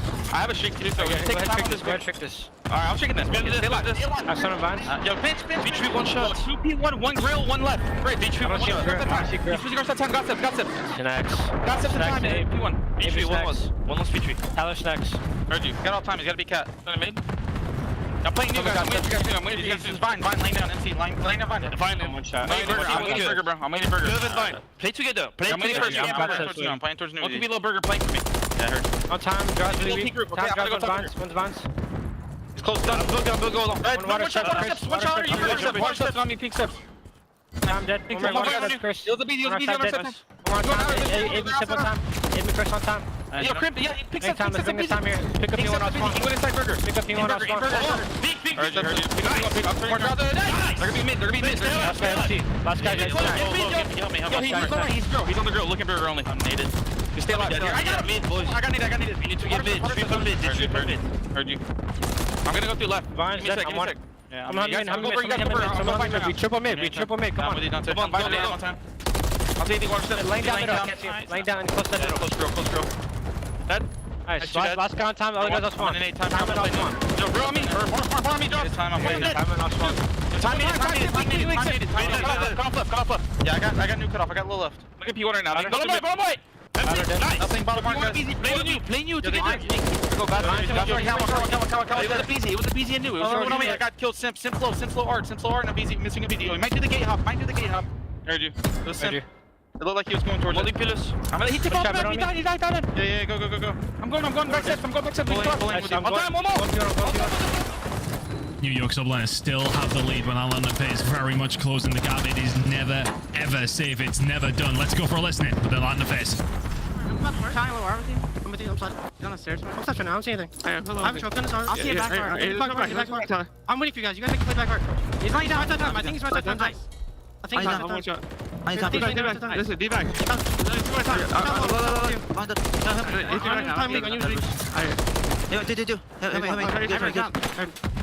I'm Yeah. Listen, he's trying me lower. Yep. How many left, Zach? Come on. Take your time. He's top bird. Nice. I drew that somewhere too. The back, Caesar down. He's PM. Love it. Tired the shot. That's 20 kids on mine. 20 kids on bridge. Yeah, one shot kids on bridge. I spun out 15 minutes, I think. It's 20 in the back. My kids. P1. Let's go deep secret. P1, P1, 10. I spawned out. Yeah, look back here. One shot. Back to mid. This guy's terrible. It's gonna be missile. One at a time. Miss done. Open on me, then. Alright, good job. I'm needing tower steps. I'm needing time. What do you have to do? I'm going right. I'm team on the tree. I think he goes right then. I think he goes right. Right there. One hill. Good job. Let's stay down. I have your cross. On the tree. And I'll say that. I'm one. But more close, kids. I'm trying to play near. I'm missing Caesar. Caesar new. Okay, what's that? I have new cut now. That's good. I'm getting my P1 if you got I'm getting P1. I don't see anything new. They're all doing nothing. I have time to stop. I don't see anything in routes. Missing a We pointed out that Draza usually has a ridiculous series up against New York Subliners. He took a couple extra bullets from Kismet. 15 and 25. FaZe starting to flounder once again. Subliners have extended that lead. Got a little bit slim chance, but it's back in working order right now. Hey, game's not over though. Still a Vista, still a long way to go. Decent bit of Call of Duty to be played, but New York Subliners get another wipe. Another double kill in the feed for Sib as well. On the bridge hill, the man has been popping off, and he just gets to hold an iron. One of the best shots in the league. If he gets to post up uncontested, man's gonna fry you. Takes a stun to finally take him down, but now the Bulldog rearing up, ready to bark once again. The stuns, though, tax coordinated for Atlanta FaZe, trying to claw their way back in this game. Couple of big gunfights, though. We talked about Draza there, just not having the best of games. It seems as if he just gun Hydra in the middle of the map, gets a little bit of control inside the bar. They've got this scrap time. And as we mentioned, you can never, ever count these guys out. FaZe maybe starting to heat up at the right time, but BZ finds one. Draza's there. Kismet for the two, though. The trades, which way they're going to fall. It's still with Kismet for all four in the end. Starts barking at the right time. 27 and 20 now from the Subliners lead player in this game. Hydra logged inside of him as well. 2:30 and rising now for Subliners. FaZe, you got to find a way through. No, Kismet's gonna call him, man. He get the trophy out too easy. Set up on P1. Play for the spawners. Collect the time and let your teammates do their jobs. But, well, Draws and Sin pick up a couple kills in the feed. So Atlanta FaZe, well, they're still alive. But they have such a long way to go. Even on the rotation. Right now, New York Subliners, the feed's getting picked apart. You got an option. Rotate, hit old scrap time. Subliners can do whatever they want. The options are there. The timing's not for Skies. This rotation's going to pop in 15 seconds. Subliners can very much still win it over towards P1. They go for another little stab at it. They're not going to get there. But look at the bodies that are heading over towards P2 now. Atlanta FaZe have broken 200 points. They'll be much closer than they were beforehand. But they need to win these next couple of gunfights. Big one here for Hydra to try and survive. Just bullets being flown into him for a couple of different windows. But now the push needs to start to come through. 4 seconds for Subliners. Simple find one. He jumps inside the point. He's dead to rights. And Subliners, map number 1 goes their way. A fantastic start just led on. Fantastic performance. FaZe nearly came back into it, but not quite good enough. A slow start, they get punished. No, absolutely. And an electrifying pop-off as well. You can see how much that means to the Subliners. One of the interesting things about this matchup, they played each other 4 times on the year. Atlanta FaZe have won every single map won until now. Subliners taking care of business, and I gotta say, Hydra backing him down as well. He has a little square up with Celium top burger. Celium has him stunned, is tagging him up through the wall, and literally runs away from him. Seemingly, Atlanta FaZe want nothing to do with Hydra, who had 49 engagements on the map, 5,700 damage as well. Hydra doing Hydra things. Kismet right there with him with the hill time. And I know the desk was talking about the damage. Draws had crazy output. He gives you 5K, but Sib dominant on the map 1. 6K damage made up for what Puckett expected, and then some. Some of the shots from Sib. Lining it up with the ACR. We kind of lost it during the listening to one of the gunfights as well. Around P1, the headshot multiplier is a real thing, but that's a huge win for Subliners. Everybody kind of had their moments. Skies went on a 6 spree at one stage. Sib obviously found that damage. Kismet found a 4 kill feed all on his own. Everybody from the Subliners pitching into that win. But do you think the damage was maybe done on this first rotation? What, you were heading into the second one with a 70 or 80 point deficit if you're FaZe? It's a long way to come back from. Well, honestly, one of the bigger moments, I don't know if we're going to catch it in the highlights, but there was a P3, I believe it was, where Sim just tries to take this sort of off-the-map like route to go for the pinch, gets it wrong. Either the timing was off or missed a mantle. Actually, there's the look at it. He's going to die in this moment.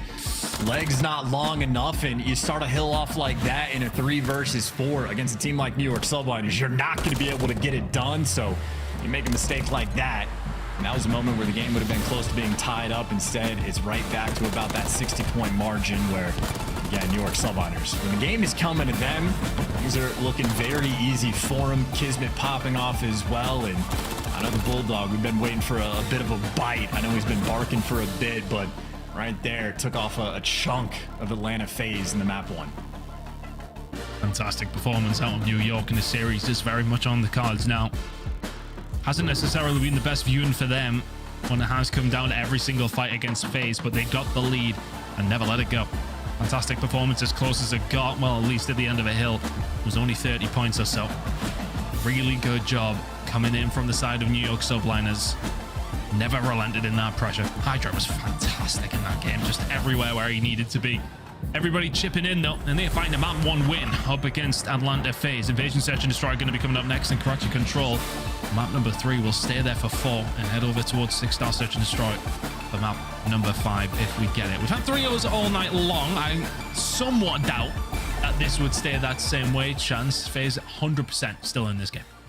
Oh, without question. I was going to say if there was going to be a 3-0, the expectation would be Atlanta FaZe would be the only one of these 2 teams to pull it off. But map 1, New York Subliners on their map pick, on the Vista, absolutely setting tone. But S&D is going to be a very big question as well.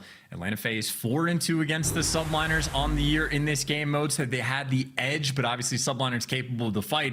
And I think Kismet might be the player to pay most attention to for the side of the New York Subliners. Online, his Search and Destroy has been tippy-top, one of the best in the game. He hasn't quite been able to bring that together on land just yet, but hey, you only play COD on the day. It is the online format, and he needs to be at his very best. obviously very comparable between these two teams, but obviously the 4-loss streak that Atlanta FaZe is on, keep in mind, that is only against the best S&D teams in the world. That is just on a Sunday. They were not able to perform. Typically, always going to be a strong team, but an opportunity for the guys on New York Subliners to strike it. Really just keep the pressure on. Hydra, fantastic as well. You watch Kismet if you want the X Factor. If you want to watch potentially God, you watch Hydra. The French phenom himself. So good over his still fledgling career in the CDL. He's still getting himself up and running. But he has been that guy for Subliners the last two, well, I mean, since he's been on the roster, right? Crazy player and world champion at his young age as well. Subliners need him to perform here though. As we head over towards Invasion, Search and Destroy will be a B hit from Atlanta FaZe, as is customary. Usually, Hydra is so aggressive around the outside of the map. Round number 1, Celium gets dealt with, and there's advantage Subliners already. Yep, Hydra and Skies working together. Skies was the escort, and well, you just send in a Phenom to get the kill. Nice tags is aware there from Skies. I mean, this is already New York Subliners just gonna call the round. Simp and Draza, I mean, elite caliber players, but you see the way the Subliners are playing it. Shoulders being thrown, no overchows, everybody watching the cross, and right now there are no routes for Atlanta FaZe to escape. Yeah, all the best FaZe. Very tough situation to be in here. Find one pick, maybe you can rotate something, but just look at that. I mean, they've just let, it's just wide open for Draza to find one. He will, of course, get traded. Maybe a slip in communication there from Subliners. I don't think it'll matter a great deal unless Simp can do Simp things. He gets caught on his way around out of dark, and all of a sudden, the round does go to Subliners. Opening kill from Hydra, they'll set themselves up very well. As soon as he gets that, the flank is inevitable. It doesn't come through, but it gives FaZe something to think of. Absolutely. I was going to say, like, long term, you got to be constantly worried about that sort of like level of aggression. And I think Celium going to be experiencing a little bit of discomfort on their offensive rounds now, but I don't think you're ever expecting to take a gunfight. I mean, what, in the first 10 seconds of the round, virtually in your own spawn? So yeah, Hydra happy to run it down. I know for Hydra and S&D specifically, he had a similar story in like MW2 or at the start of the year. A little bit slow in Search and Destroy, always solid, but never fantastic. But by the end of the year, again, he just ascended. So Hydra definitely looking to hit that form as Subliners. Maybe looking to get the first blood. Atlanta FaZe triple stacked over towards A, and Sky's not right for all three. He's going to fall. Man advantage Atlanta. A lot of nades headed over towards the B Street as well. I'm not 100% sure if it was from Draza with the way that it came in, but that's where New York Subliners go back down. And did Kismet just get a bit of timing? Either way, FaZe will be keeping an eye on the push coming through from Hotel. They have backed up just a little bit. Do they know that this presence from Subliners is here?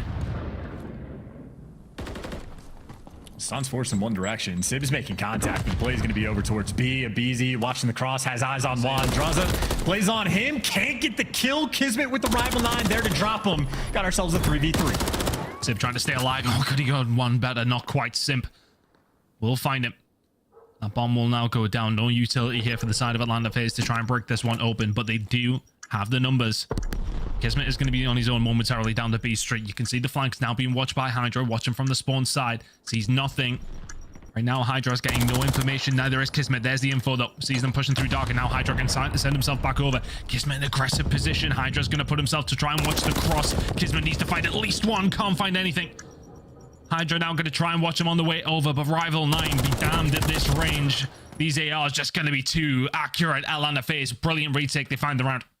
Yeah, huge win by Celium there on Kismet as well. He is basically positioning play for a freebie. If anyone tries to flank him, Hydra through the crack in the door would have been able to watch his back, but as soon as Celium wins that first gunfight, able just to call round, and maybe even more importantly, because New York Subliners were making plays. Kismet able to catch Draza off guard a little bit too quick to hit over towards square, but Atlanta FaZe making sure that they're able to hunt down Civ as well. But great gunfights, and hey, a little bit of response.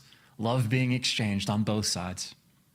Heartfelt players today, you know? Everybody loves Sunday. Celium, a man of God.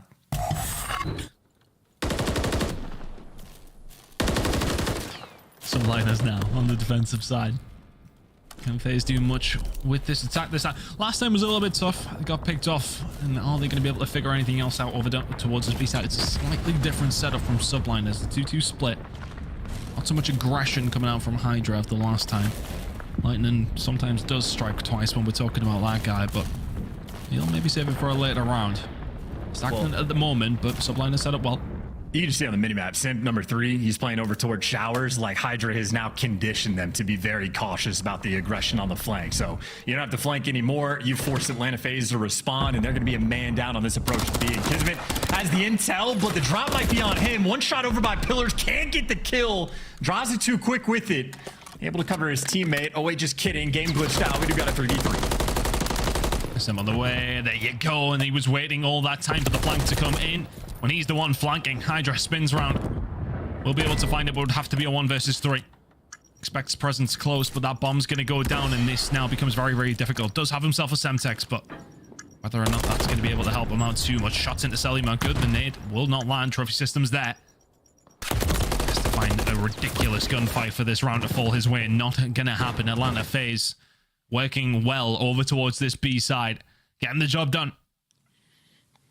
Yeah, that's the old diabolical setup as well. One player on square, one player on the bulldozer. You just play off the contact and make sure you get the timing for the trades. And that's got to have like a 90% win rate when you get the man advantage in those types of situations. But we talked about the conditioning, worried about the flank. Sim's tucking himself over towards Showers, but Simp obviously, you know, one of the best, if not the best player in the game. You give him a little bit of time to think, and he gets the timing perfect on the pinch. So big plays being exchanged, and now BZ leading the charge, hunting for his first blood. Information was obviously gained. Oh, Hydra's killed his own teammate. He's killing everybody by the looks of things. Kismet falls, and all of a sudden the round explodes. Celium now put it up by the grenade. Oh, he probably would have found the kill on the skies. The pressure will be coming in, but not quite. Over towards B. They go with the bomb. Well, nothing to do with this gunfight. New York Sublime is playing the safe route on this one. Bomb will be down. Celium in a 1v3. Yeah, and again, we talk about the diabolical setup. I mean, they're not even going for the subliners just yet. They're playing to watch all the crosses to get the intel, but selling him on a 3 spree. I don't know if you want to play for the kills or play for what, but he's going to get absolutely nothing. Easy reads and great positioning by Sky, so no 3 spree continuation. No thought of a cruise missile there from Celium, and you see how seriously New York Subliners are taking this. Just an absurd angle. Sky's cutting off literally the entire map for his teammates. Doesn't get any better than that, and doesn't get any more fun. Talk about an opening break right there from New York Subliners. Instantaneous wrap out, by the way. All this pressure over towards the A site. They had contact on Celium down by Bridge or A Street. Got out of dodge instantly over towards B. A lot of respect being shown. And those opening kills also came through from FaZe. Check in the middle of the map, 4 of them over towards A, if anything. Subliners nearly cleanly wiped them. Look at this aggression coming through, though, from Subliners. Well pushed up towards B. FaZe are ready and waiting, but not with a lot of real estate to play with. You see the idea from Kismet. He's waiting for the jump. If Ibizi or Draza wants to jump over, they will be met with death. Just waiting to see if they make that decision, but Ibizi dropping down low, not going to be the case. So Kismet still in a good spot. Him and Hydra working together. Hydra able to get the first blood, does get traded. Kismet sending for the trade. His position still unknown, goes for the strike, can't get it. Has to back down. Smoke inadvertently hurts his teammate from Hydra. Celium on his way over now. The rest of the team alive and kicking for FaZe, but they can transfer whichever way they want here. Skies will have eyes on, so they know exactly where FaZe are. They've seen at least 2 of them there.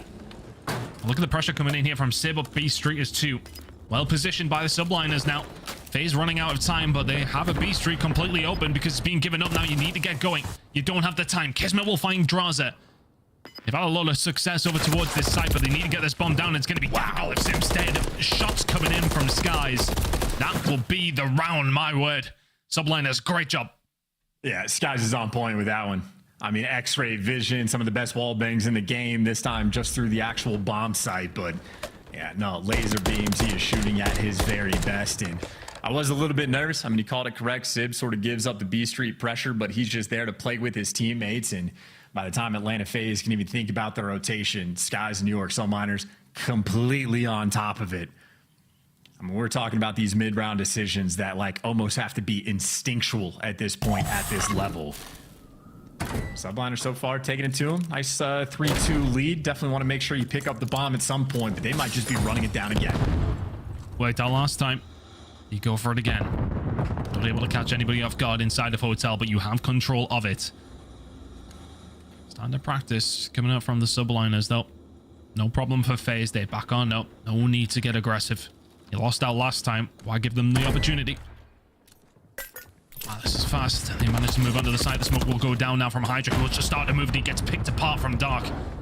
Bomb not there to get planted either. Subliners now on their way over towards TBD. Sim surviving with 2 HP. Gets out as well, but for how long? Pressure coming in from the middle of the map, but BZ finds one. And just dipping and diving where they need to. It's now 4v2 for FaZe.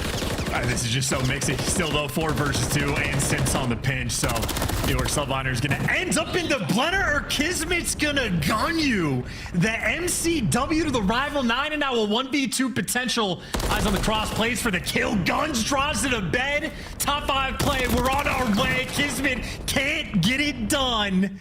So close, and yet so far. Kismet, a wizard, pulling off some magic, and the Red Netty just stuffs him in the end. And a hell of a call there by Celium with a little bit of extra love, but just saucy coming out of Kismet. Oh my word. That would have been one of the all-time aces. Incredible from Kiz to put that opportunity up in front of him. Celium shuts it down. God damn it, Cel. That would have been firmly at the top 5 plays. Hey, don't take the Lord's name in vain when you're talking about self. Man reads the Bible. Kismet now inside of hotel, sending an 8-3. Subliners did go on to lose that round, but FaZe had to clutch up. Celium with some clean shots, had to go for the... Well, did he have to go for the child? Who knows? But irrelevant of that. Into the next round. Hydra holding an acute angle. Kismet is there as well. Nades out, will force him away. He's working on something over towards A here, Chance. Well, all thinking about Hydra. Look at the lineup. Door opens. Gotta get the time. Gotta get these trades. Hydra's gonna be a guarantee, feel like, for at least one, but through the smoke, can't get it done. But Kismet, the Overseer, at least gets the nade trade, and now interesting timing. Glasses maybe need to be adjusted. 3v2 for Atlanta FaZe. Celium not expecting 2 down the B street. They didn't get the bomb down in that period either. Did he see Draza? Yes, he did. Sib gets the hell out of dodge, but Abizi finds Skies. They had an idea of where Sib was. They're watching down Dark. Are they keeping an eye on the flank? Yes, they are. They're on a swivel. You can already see Draza ready and waiting, but he isn't able to hit the shots. You gotta get it out of there if you are Abizi, or do you just go for the child? They're going for the child. Draza's gonna put the pressure on. Abizi's gonna be here right the way. Great job from Atlanta FaZe. Time not on their side, so they get aggressive. They play for the kill. They get the round. Yeah, and these rounds, by the way, lightning fast. Like, at least as far as the opening salvo goes, once the action kicks off, non-stop till the bitter end. And again, instincts right now for these two teams are what's kicking in. Draza, maybe the biggest grinder we have in the league, especially so for S&D.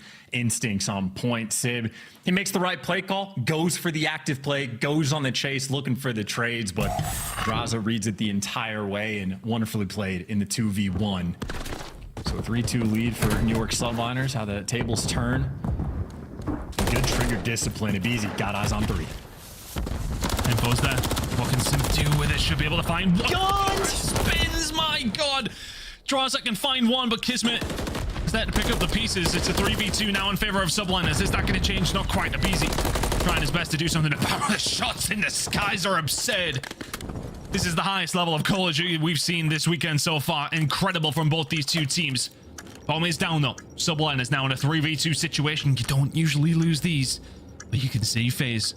BZ and Celium hunting for Skies. They know he's here, but every single second that dwindles just helps out the Subliners, and that'll help out just a little bit more. Celium's there to find one. He will have to back on down. It's a 1v2.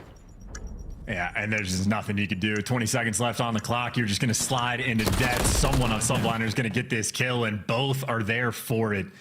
Sky's out here making plays as well. Abiz is going to hunt him down, but with him and Celium on the chase, not only does he buy you like an extra 15 seconds in this round so his teammates can be nice and comfortable, he also just guns Abiz as well. So guns a little bit cold there in that round. Hydra starting off with just a little bit of sauce, and here's the look from his POV. Drops down to 122 HP, and it takes him and Draza to take him down. That is wickedness in the first blood. Been a couple of absurd gunfights that have been won from players on both teams, to be fair, but Subliners seem to be on the right end of them at the moment. Pressure in on the defensive side from Subliners, but look at Atlanta FaZe now. You got aggressive. Hydra is here to answer the call, but does he have much information? FaZe have backed out. Could be potential ships in the night crossing over towards B. Keep an eye on that on the minimap, but still a lot of pressure being put down.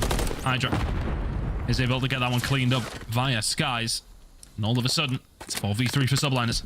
Yeah, Sky's able to do that, by the way, from like the back bridge, so that is absurd stuff. Kismet, by the way, having a masterclass performance gives you another double kill. That'll be 13 kills so far for Kismet.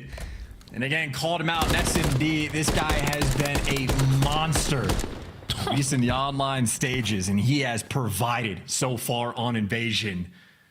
Another double kill, great first bloods coming through, and New York Subliners back on the attack.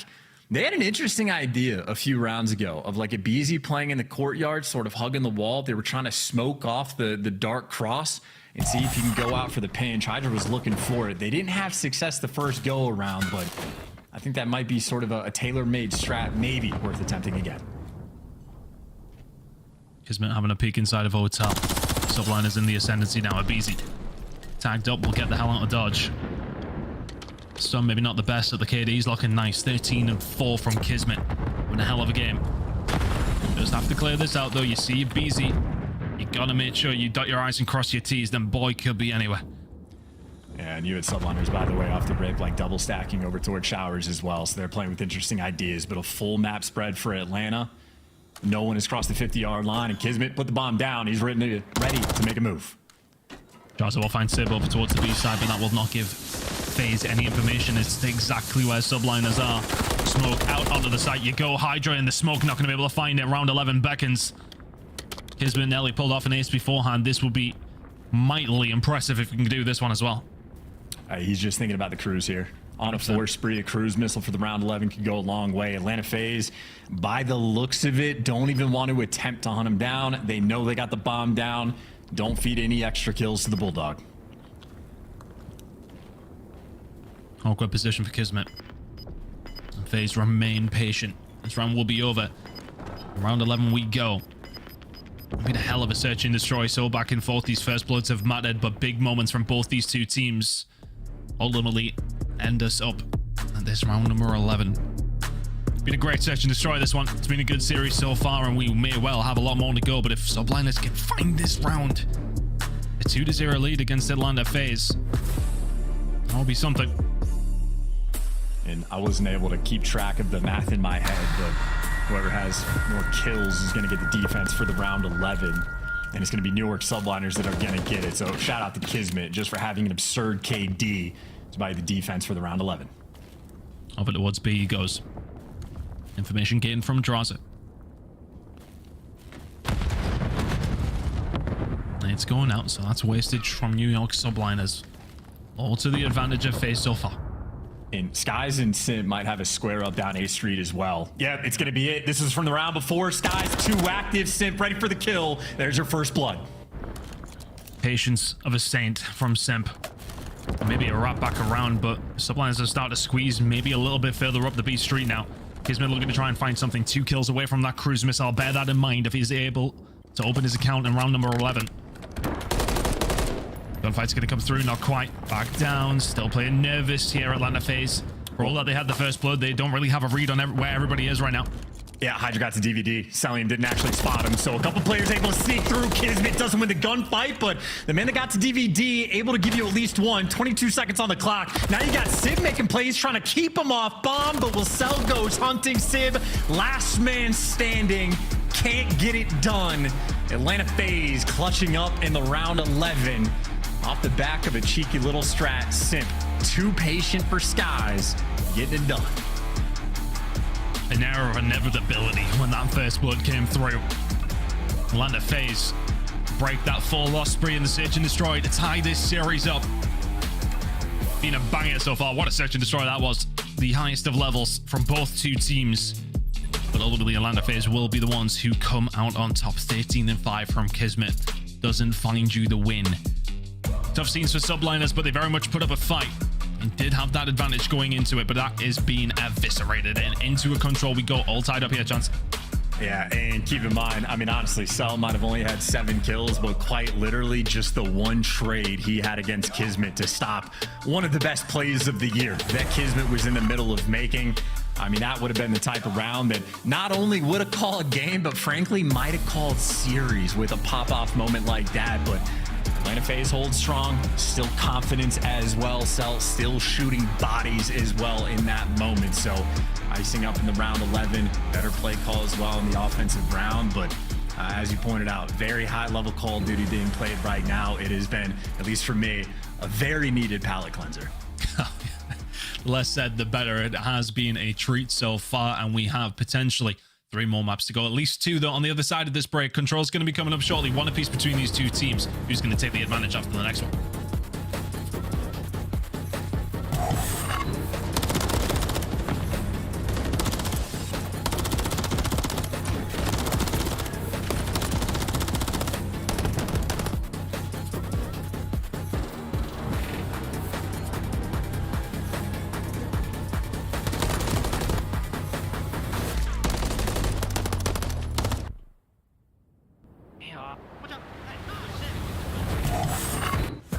Upgrade your game with the Scuff, the official controller of the Call of Duty League. Scuff Gaming is doing an ultimate giveaway where you and a friend can win a chance to go to COD Champs this year. The giveaway includes 2 VIP tickets, travel expenses, and more. To enter, scan the QR code on the page or go to scuff.co/CDL and enter your email. Terms and conditions apply. The Call of Duty League is brought to you by Monster Energy, the official energy drink of the CDL. They are gods on the map. They cannot be stopped. Hydra still working, though. There's a streak earned as well, up to 6 straight. That was remarkable there, and Hydra's still going. He's doing whatever he wants. 9 straight for him, 18 and 14. One of the true superstars in our league is we're up to double digits. The man is a threat. He's got 14. It's the cruise hits to New York dominate Invasion. Trying to make this play. He can only take down 1, but now his friends are going to be a little bit late to the party because Atlanta FaZe have rallied the troops in towards B1. They only need about 5 seconds to close out this game. The spawns from Ultra all the way across the map. You got to find a way to touch. Nades are littering the front door. There's 248. It does get contested, but Traza with the double. Oh! It's against all 4! To get him out for now and battle back through on the point. You're still alive in this if you're Optic Tactics and you survive long enough. I don't know if you can, because inside dials up a triple and it's over. He gets to 1 position, so has to take the fight. Comes soaring on through. He got it. He goes to planet. He gets it through. Are you kidding me? And he gets away. 35 seconds, he spots him. Back down. He pops. Dashy. My God.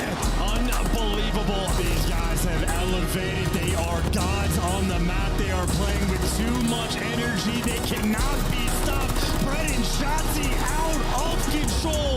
What a Sunday it was.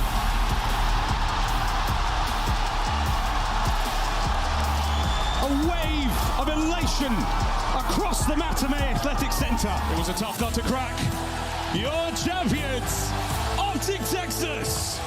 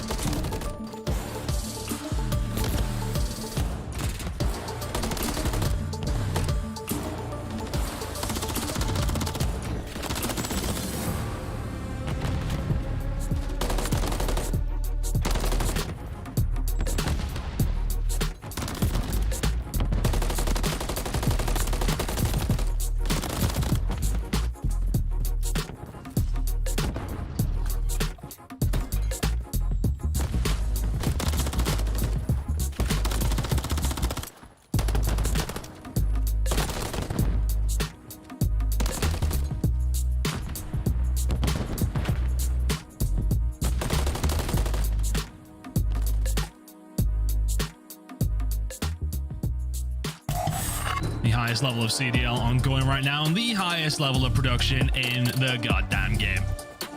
Love to see it from the guys behind the scenes getting everything done in Colombia. What am I missing, Chance? I don't even know how to explain it. The different people were moving in different sections, and the guy in the bottom right completely stun locked for a solid 10 seconds. I thought my camera froze. I got a little bit paranoid, and then he moved again. I was like, oh my God. So yeah, no, I got in that moment. But it happens. Just like Skies got in the round 11, where he walked up right in front of Sim's line of sight and just died immediately. Yeah, it's tough. It's always very tough when that happens. Control stats though, coming in from FaZe. I mean, all those numbers on the right-hand side of your screen. You don't need to be a Call of Duty whiz to work this out. A lot of firsts. That helps.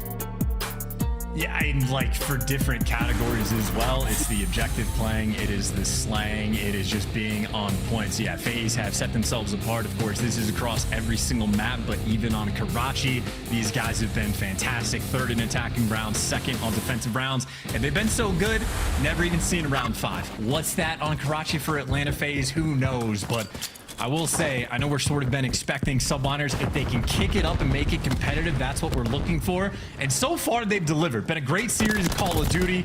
Control will be an ultimate test maker, and Draza, hell of a first blood to get on Kismet. Nice way to start the Karachi Control. Hasn't necessarily had the series that we maybe advertised, Draza, but let's see if we can get things up and running here. 2 Spree to already start off the Control. A little bit of pressure coming in from subliners. Kills did come through from FaZe though to slow this down and kill it dead in the water. Stallion shots into Hydra.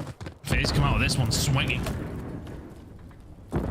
This is their defense masterclass potentially on display. They haven't gotten like the true spawn trap just yet, but New York subliners don't really have too much room to breathe. And you see that stun doesn't connect on a BZ, so he gets the free kill on Hydra. And well, now you might just be in the blender. Welcome to the backside of your spawn in Atlanta FaZe. When they're on point, they're at their very best. And no one is winning gunfights. 26-19 in the kills column. Subliners desperate just to sniff the A zone. Incredible from FaZe so far. Stallion has been chilling the entire round, sending his great. No, Draza's lined up 2 of them here. Seb might be the next on the chopping block. Not quite going to happen. Abizi will be there to find the kill onto Kismet, though. One last opportunity for subliners to make something of this round, but Abizi is lurking. Hydra, though, very well aware of what's going on here. Next couple of kills, a massive Sib is there for the trade, and is something going to actually happen here for subliners? The defensive hold has been fantastic from Draza. Can't find the final one. Some A-ticks coming through from subliners. Some pressure finally easing. And this is a big moment too, because yeah, there's gonna be pressure at B. You got Sib potentially thinking about a cruise missile, so Atlanta FaZe need to kill him if they want to stop the A zone, but B is gonna be the bigger problem. Sib dies in the feed, so no cruise missile. And maybe only a solo capture here for the moment, but subliners collecting so many of the kills. The Bulldog has them lined up, can't keep doing the extra. But Skies right now, if Hydra just wants to slide over to the objective, the capture will go a little bit faster. Trying to still have inside the point. Pressure starting to come in now here for FaZe. Can they manage to find a way through? Yes, they can. Skies is there, but the trades work out. And the favorite Hydra spins and finds Simp. B locked down. A working on the progress as well. Atlanta FaZe miles away. This was looking a dominant round. It's spun on its head. And now they're gonna like what, make a mad dash over towards the A zone. Sky should get overwhelmed in this moment. But now you're just trying to drag the attention. So Skies in that moment is able to call out 3 different players of Atlanta. And now New York subliners, I mean, they got every single corner of the map under control. Players top 3rd. Sib, head on a swivel, can't win the gunfight, and maybe not able to set up for his teammates either. Kismet gets a kill, but does get caught. New York, well, the sides are correct. No flanks coming through. Spawn trap indeed, and a 9 versus 4. Well, they've huffed and they've puffed, but they haven't quite found a way through. They did get a hold on over towards B, and it's been a relatively successful attacking round, but one more tick. It's getting quite difficult when you've got no lives to work with, mind you. If you just gun everybody, that might help. BZ is there to find one on the Hydra, though. All of a sudden, only 3 lives remaining for subline. That's not going to happen. Take quite a stack over towards A. Scary round for FaZe after what was a sensational start. Couldn't quite get the job done. No, and well, it really just because of the opening break, they were able to buy themselves that much wiggle room. If you give subliners maybe an extra 4 or 5 lives in that moment, frankly, they might be able to get it done, but a little too much pressure because they were just getting buried by the early onslaught. But either way, still nice plays to sort of bail yourselves out, even to capture B. I know Hydra was sort of staying away from the objective for a very long time, but he was very much playing for the kills, and for good reason. He got all of them in that moment, so a lethal threat on the map, and a cheeky B hit straight off the rip. And look at the defense. Only one player is going to be sibbed to potentially watch this cross. Atlanta FaZe might just be able to roll you over. They walk through a very open door. Easy on the 3 spree. He's not going to find any more over here. Simp is doing it all on his own over towards A, though, just locking it down. Everybody having to invest here from Subliners to get a hold of A, whilst everybody from FaZe, from Simp, just walked on through towards Diner. Shots coming in from Celium to just try and lock this down. That's a big kill from Hydra, though, to potentially find a way through. Kismet from the back. Ali draws it there for the hip fire. Continuous pressure coming in here from FaZe. 2 ticks, not quite locked in. Hydra there to try and spoil the party. Not going to happen. Big fight here from Drazit up. 4 spree for him. 13 and 7. Starting to step it up. Can he step it up at the right time here against Skies, who's just delaying as long as possible and finds the gunfight? The clear over towards B, but a much more stressful start to the defense of Subliners. Yeah, good night. That was just an absurd sequence there from Jaza. Also for Selly, did not want to play the objective. Was playing for the kills and originally wasn't able to get any. If you triple stack it, honestly, you might be able to get that zone, but always delicate decisions being made around the stacks while the flank rolling through for Kismet. Abizi trying to push out and get the extra errant kills, but Draza, the low man on point, just overwhelmed by the grenades. And again, Kismet, sort of the thorn in Atlanta FaZe's side, have slowed them down enough that Beezy knows he's got to prowl and get some entry kills for his team just to get him out to A. Here's the key to unlock this defense. Subliners have managed to set up now. Ticket A, ticket B for FaZe now. They start to work on this attack. Abizi hunting, prowling around. Hydra will find one at the Simp, though, so we'll give him some information. Information gained on your left and on your right. Can you find the one with Kismet? Yes, he can. Can't find the second. Well done from Subliners. Remain patient. Roz has now found a way through very much on his own, though. Can he defend all by himself? Oh, he might have just got the timing on the Hydra. The shots are there as well. He surely will not find the third. Can't quite get it. Kismet will clean up. It has opened the door for FaZe over towards A. Yeah, Jaws is making some monster plays right now. Once again, just dragging so much attention his direction. Insane sequences he has been dealing with, and the pressure that he bought might be enough for you to capture the A zone. You see New York Subliners a little too distant. They're going to chalk it up and play for the kills, but Jaws has got the flank under lock and key. So heads up gameplay from Atlanta FaZe through and through. 1:15 to work with. Get those extra 2 tick by B. Oh, good My night. goodness me. 3 in the blink of an eye. It's 1 round of bullets that just wipes out 3 of FaZe. Ridiculous from Hydra, and that might just call the round. Forces them back, and now FaZe have got to fight through the fire. You simply just never know when he's going to do something like that. It is any given moment. Hydra might be able to pop off, and he's continued that into a 4 spree. Atlanta FaZe are in just like the dagger spawn trap, and right now Hydra, this is when he can be at his very best to play for the Cruise. He's just looking for the extra 2 kills. Pressure coming in from FaZe now. Over towards the B side. They'll do well to win it from here, but they will start to get across. 29 seconds to go. Slow them down. Is Hydra going to get caught here? 1 player in the middle of the map still working on that cruise missile. It will never stop him playing the same way. Pressure coming in. Simp wins the gunfight, and that just might open up things here over towards the B side. Have to be careful, but Kismet comes in, sweeps on up, and Sib snaps as well. Some of the gunfights from these guys, honestly, snaps as well. Some of the gunfights from these guys, honestly, inhumane at times. Ridiculous. Now for 5 lives left, it is a last-ditch effort. I don't think Atlanta FaZe is going to be able to make any bit of magic happen. Draza and Abizi, though, kills on the cross. And Draza somehow gives you 2. 5 seconds to get to the zone to stop the clock, and Hydra towards the back. Well, 65 HP, and Atlanta FaZe hunts you down. You blink, you miss it, and the round might just be over. It is over. It's done. I don't think Subliners can get there in time. Oh, my goodness me. After everything you do right, if you're Subliners, you let it crumble at the final second.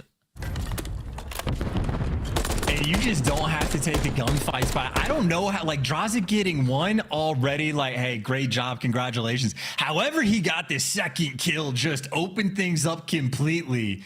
I mean, New York Subliners, they throw like 1 stun, maybe 2 shoulders, just an extra player stay alive. There was only 5 seconds left on the clock, but these are unpredictable teams able to snap in that moment. Atlanta FaZe, their chemistry, absolutely bananas. Draws are very much warming into the series now. 21 and 13 for Spring of his own. Had a couple of players threaten that cruise missile, haven't quite been able to secure it. There's a 5th. 6 would definitely help out in a different situation, but at this moment in time, FaZe have got the right numbers at the top of the screen. 2-0 up. After a round of attack and defense coming through on the control. They held this so well over towards A to kick things off, and this should be another kill here for Draza, either up top or down low. Definitely playing for it. Sib waiting on him and maybe played it a little bit too patiently. Some good progress here from Subliners over towards A. Yeah, and they got progress over towards B potentially as well. Hydra's sort of waiting in the wings, maybe to go for a pinch or maybe to go for some progress, but it has been a solo cap over by the A zone, and they're not going to be able to secure it. Now Hydra's starting to strike over towards B, and it gives you a double kill as well. Absurd shots with the Rival 9. He's trying to open up the door. New York Subliners, pressure on. They are flying towards this B zone. Sib's just found 2 as well with the help of Hydra towards the backside. 3 dead, 4 dead. That's B gone. It's got to be gone. There's no way that FaZe can get there, and look how close it is on the A side of things. Sib gonna just try and farm off the respawn if he possibly can. B progresses in, B is gone. A little bit of life here for Subliners. Yeah, and Hydra is that lifeline as well. I mean, he picked up the double kill. Laser beam synth with Rival 9 towards the end as well. So clean shots in big plays, and now New York Subliners keeping the pressure up. Sib near the A zone. Draza is able to collect it. Draza hasn't gotten traded just yet, and Draza gives you 2. Does enough to get the tags into Kismet balls as well. Draza's been doing such a good job at just giving you a little bit extra. But 1 minute and 40 now. This is the difference maker. The exact same situation Subliners were in round 1, but so much extra time, so many extra lives.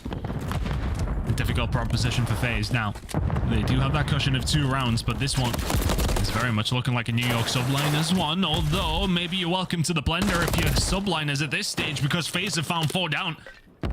Precarious position now. You have to try and get out your spawn. Skies is just going to break that Doug Kismet. Doesn't get across. At BZ, if you've got the MCW, that's a tall order for Subliners. But they do get out. Not necessarily in the best of positions anymore, and that life deficit that FaZe had found themselves in is only 1 now. And they're chopping everybody down along the way. You got 1 player again, Hydra behind enemy lines, looking to strike. And Draza, 2 good players going at it. Trades rolling through as well. Hydra and Sib are going to be up over towards red. 98 in the kills column, and Hydra continuing to turn Atlanta FaZe's heads. Busy trying to go towards the spawns. He's trying to slow them down. Doesn't see anybody in the end. Draza did shut Hydra down. It's an 8v8. 35 seconds to go. For all that time, all those lives that Subliners had, they have found absolutely nothing with it. This has been an absolute tear from the side of Atlanta FaZe, finding 3 and 4 down whenever they fancy it. Hydra finds 1 though. Can he be the one to break it open? You would expect it is going to be him, if anyone. Simple to Sib. 676. This is so hard for them.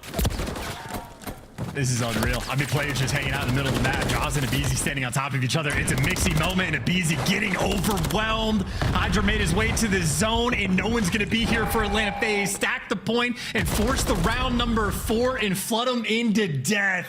New York Subliners get it done. The extra 18 lives they had there in that moment made such a massive difference.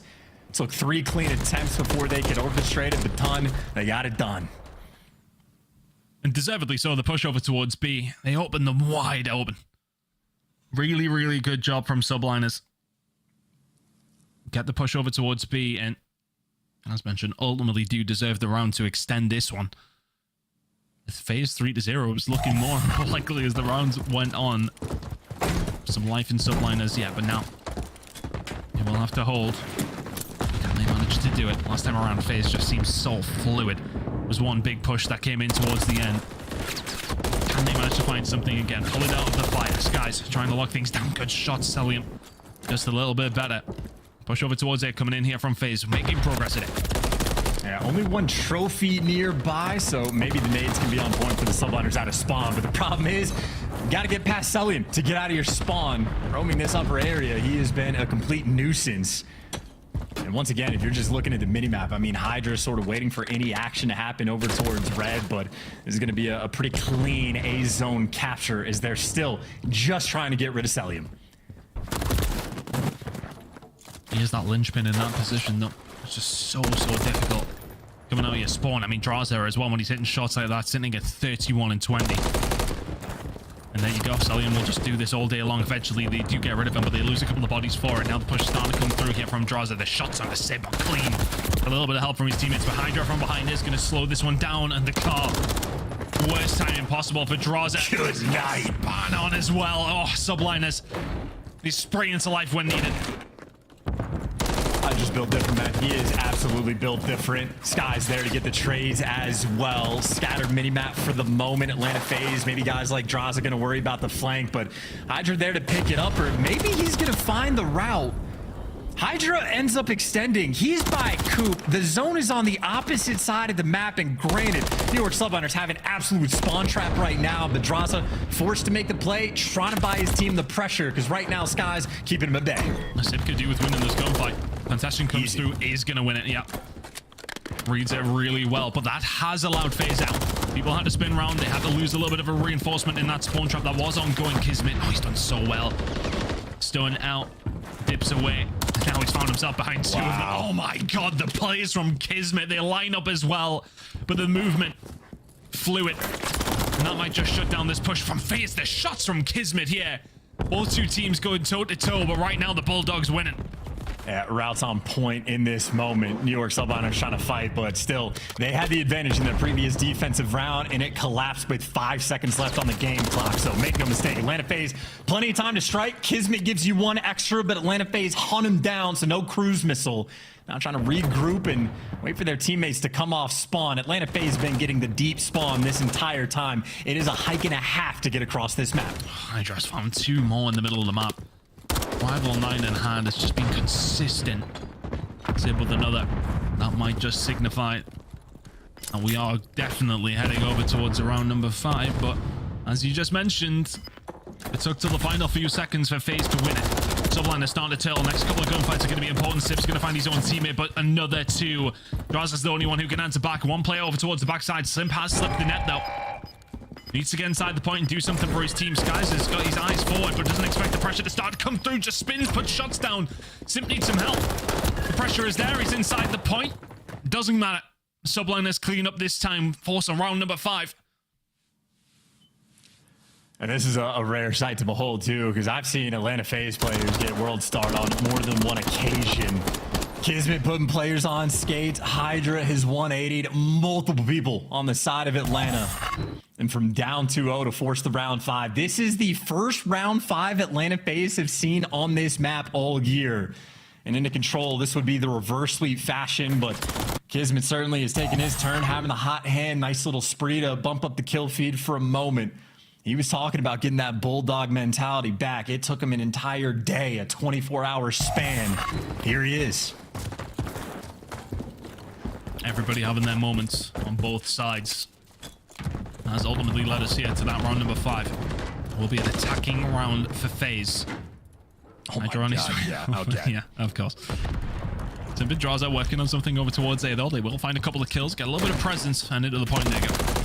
And by the way, Draza might just break the kill record. Just to throw that out there in case we forgot about him in the background making plays the entire time. So 36 kills he started this round with, 37 already, and nice shots from Hydra.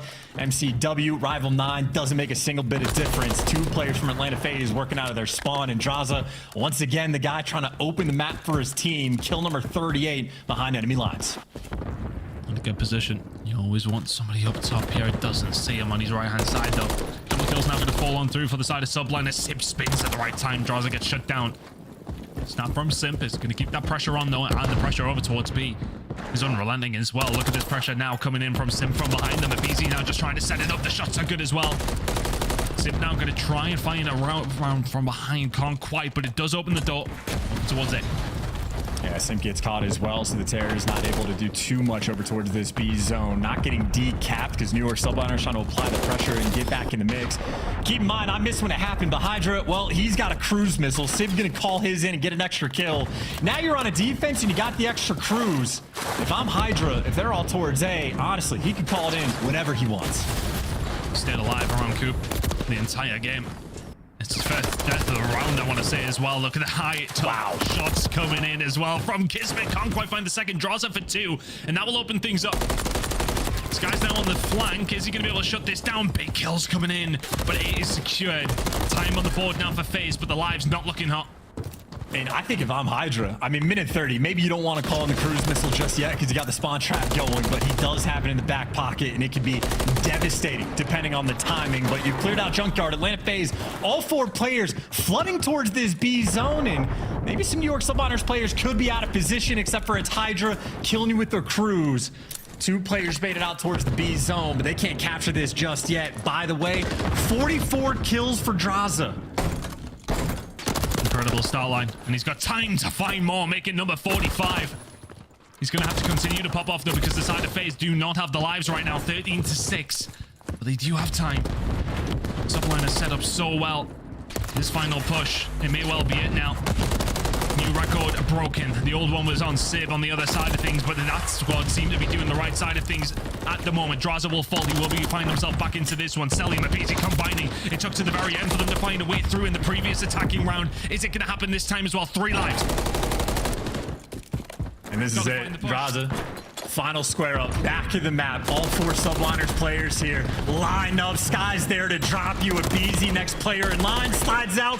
Can't get it done. Simp last man standing. Sim says, congrats on your kill record. Hold that L.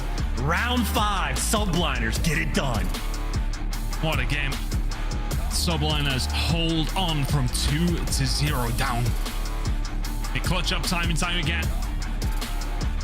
Find themselves back in the lead on this series.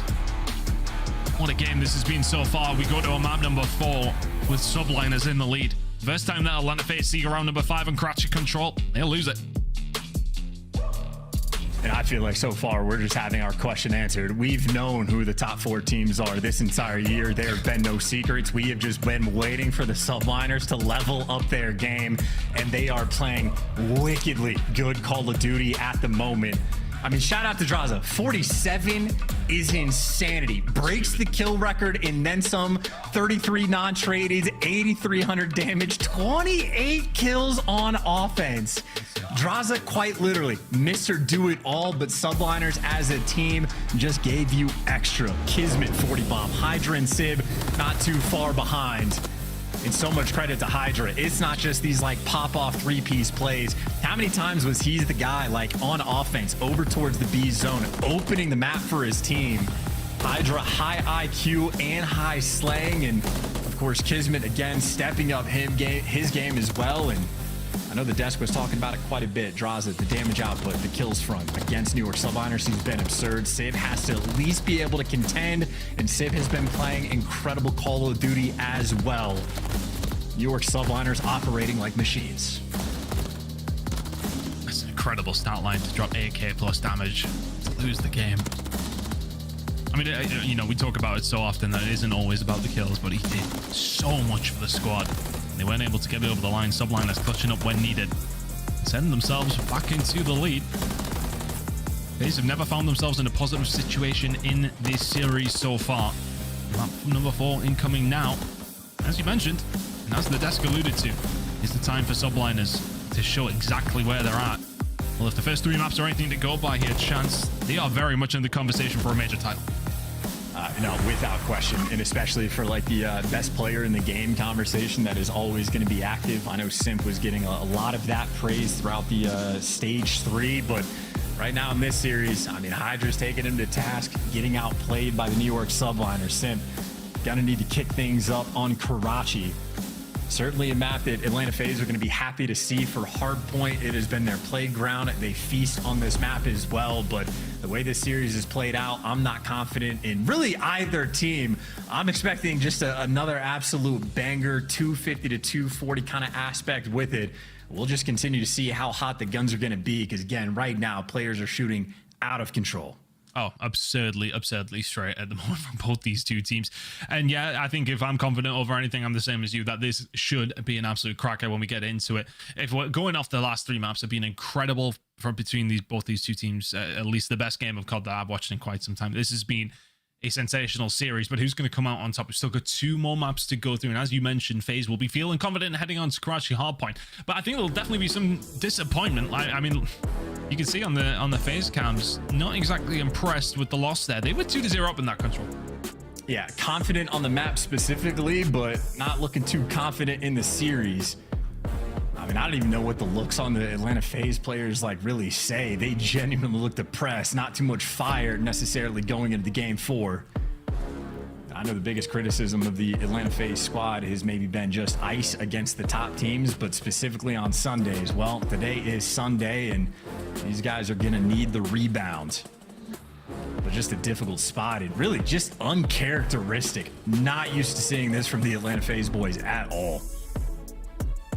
It's going to be an air of disappointment, especially from the side of Draza. You know, you put up the kill record full stop. Going to lose the map is never ideal. But last time around that these two teams did face off, that Sublime has won. This is how it happened, 25th of February. A long time ago. A long time ago. Of course, we don't have Skibber involved anymore whatsoever. Staying on Karachi. But they did get the job done. They only need one more map. 2-1 up.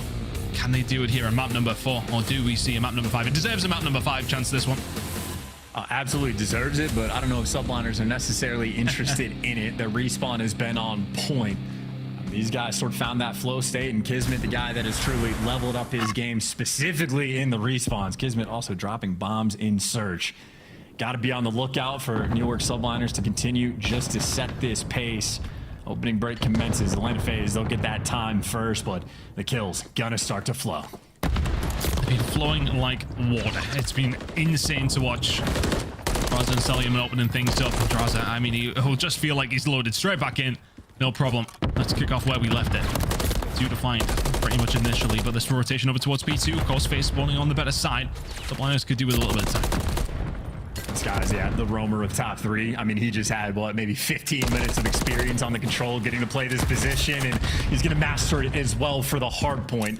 Certainly better opening break in terms of time, but now look at the pressure being turned. You're going to be able to get the scrap time and opportunity to make some plays. Hydra, though, gets caught. Extra bodies there for Atlanta, but now you got a Beezy. Going to have to fight off the pressure. New York Subliners have cornered them in the back of this map and kill them.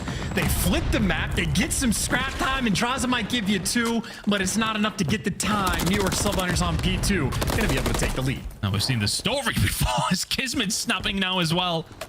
Draza lining up the kills, but FaZe not quite able to solidify anything over towards P2. I think that all kind of resulted from Hydra when he found his push run from behind. The route was there. Couldn't quite finish his dinner on that occasion, but Sib will find the kill. Will continue to lock down some decent times. FaZe now will find a route over. New York Subliners, can you manage to find the kills on the outset? Not looking like it's going to happen. The shots from Sky's just so crisp once again. FaZe inside the point, though, getting some good time. And you'll take that as well. The way this hill started, the fact that Atlanta FaZe have been able to get anything, going to be able to cut your losses.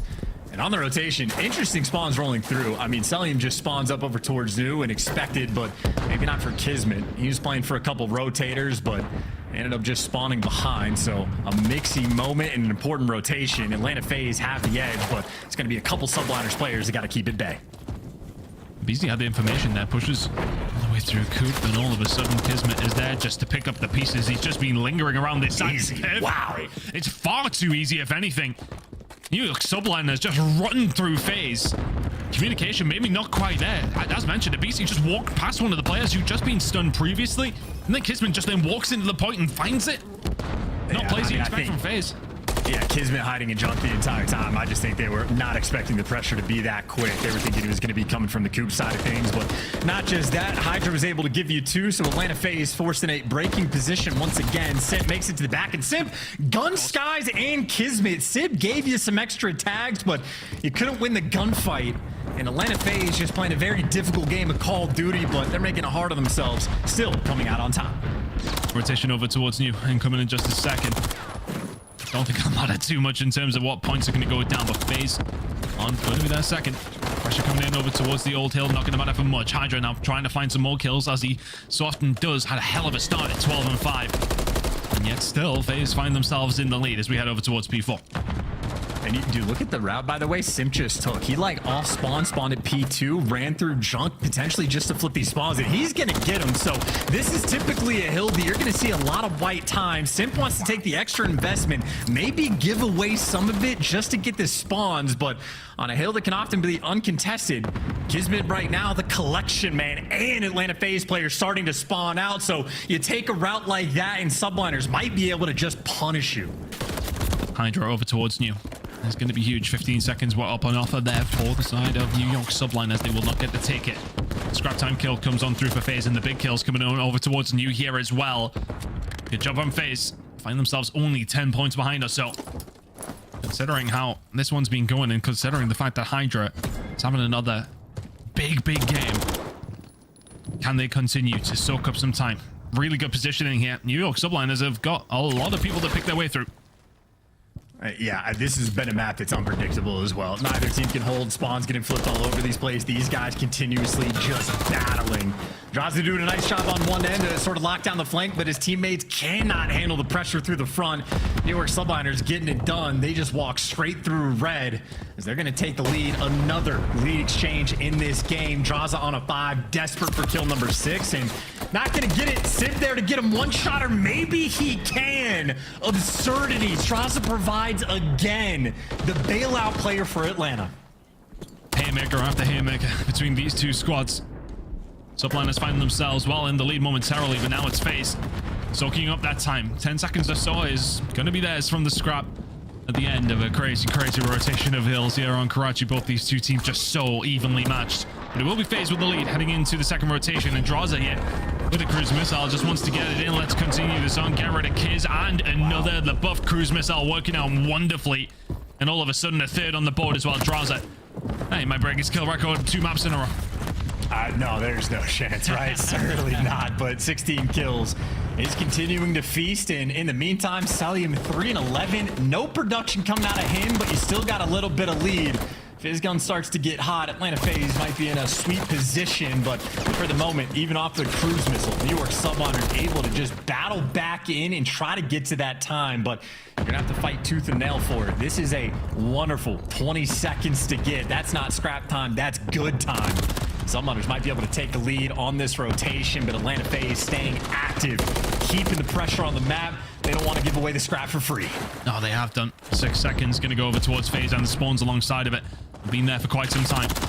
PC ready win. Advanced position. Kismet comes in. Every time we're in the POV of Kismet, the guy's just snapping. Hydra finds one in mid-map as well. Simp is going to be ready and waiting for this. FaZe will slow down subliners. 50 seconds to play for here at P2. The first big opportunity for FaZe to establish a good lead. And then running like crazy as well, but now just 2 players sort of staving off the pressure, but all those nades landing at Sib's feet. Gonna slow you down, but Skies gets an entry, and now it's just overwhelming. There's the break you needed on P2. Simp maybe trying to give you a little bit extra, but he gets traded out as well, and now you got Atlanta FaZe spawning on the deep left side of the map, and I mean, they're gonna have to take routes. They're gonna have to chalk up all this time, potentially, and try to win the rotation.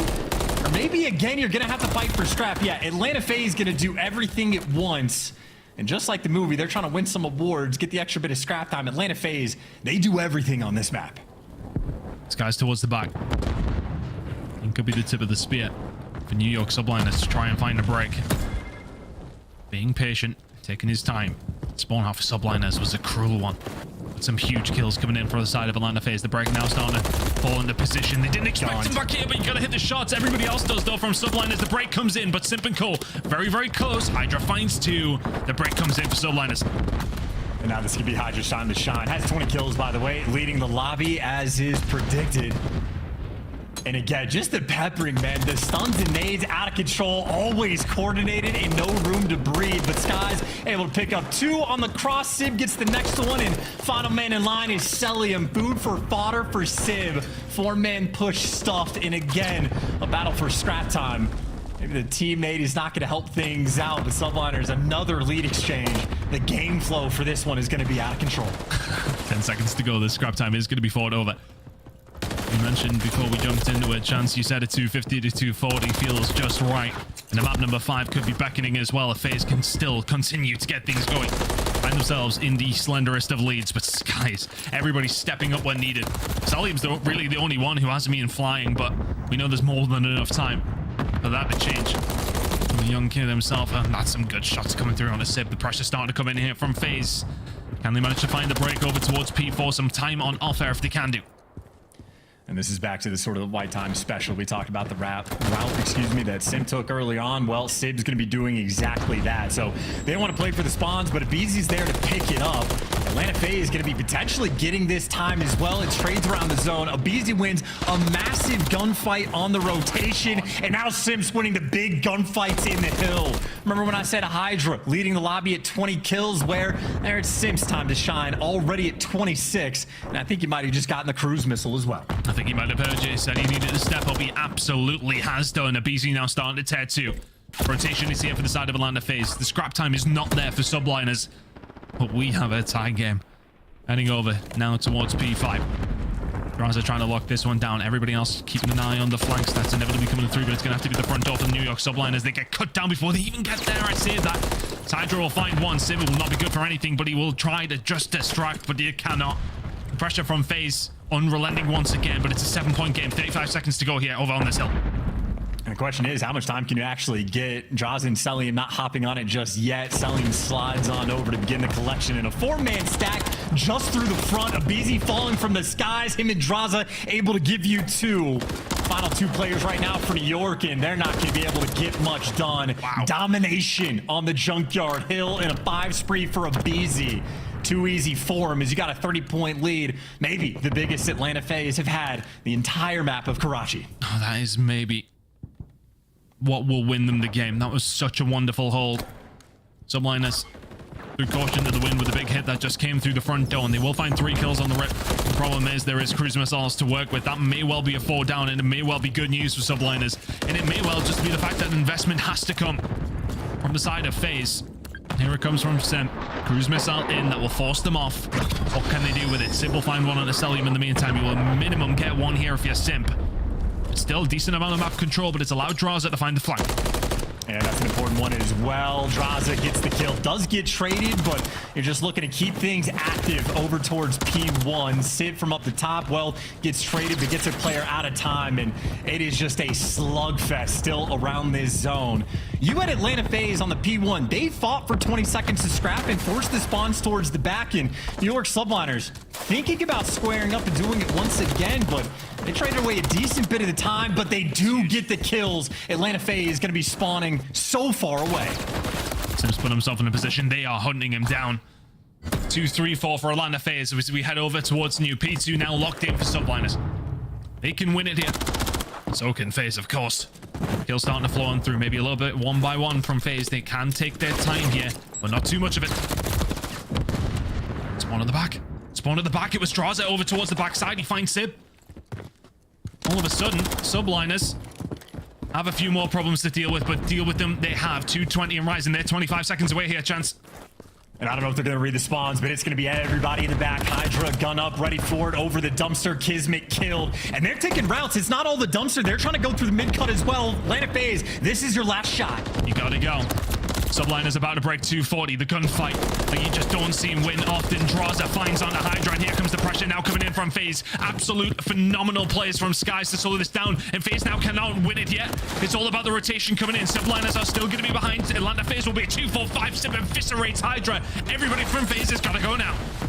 And now, well, Sid, the cutoff man. Simp leading the team. Draza flooding on in. First kill gonna fall. Next man in line, Kismet only gives you 1. Cell shows up in the feed as well. And Atlanta FaZe might do enough to get it done. 5 seconds away. You gotta go now. Just subliners. You're jumping on for up top. It's not gonna happen. And game 5 was inevitable as FaZe are. We head there shortly, but subliners in prime position get broken down. The rotation is there, and they get cut through like a knife through butter. Atlanta FaZe find a way to send us to that map number 5. What a series this has been. Competitive Call of Duty fans, today we eat a game 5 between 2 teams playing at their very best. The Call of Duty is bonkers. These guys are playing out of control and everybody getting involved. Simp, more or less got slammed into control. Not quite double negative, but he was very much on the back foot. How does he respond? 33 and 20, starts to pop off 5,700 damage and the most time on his team. Mr. Do-It-All there on Karachi, but efficient work through and through.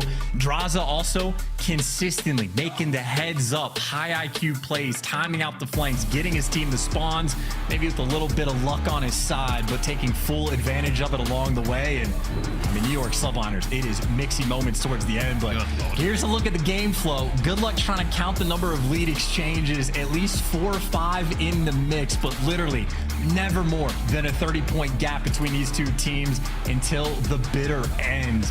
Atlanta FaZe cranking up the heat literally at the end of the second set of rotations. One good full 60 was enough to separate them. That Junkyard Hill quite literally ends up winning them the game. What a series this has been. Going toe to toe with the best teams in the game. New York Subliners have very much put themselves in that conversation. Whatever happens on 6-star, but a win, that would be something if they can manage to find out what a game this has been. I think everybody needs a minute before we head into what will be a 6-star Search and Destroy to close out this series. We're going to go for a quick break on the other side. Let's catch map number 5.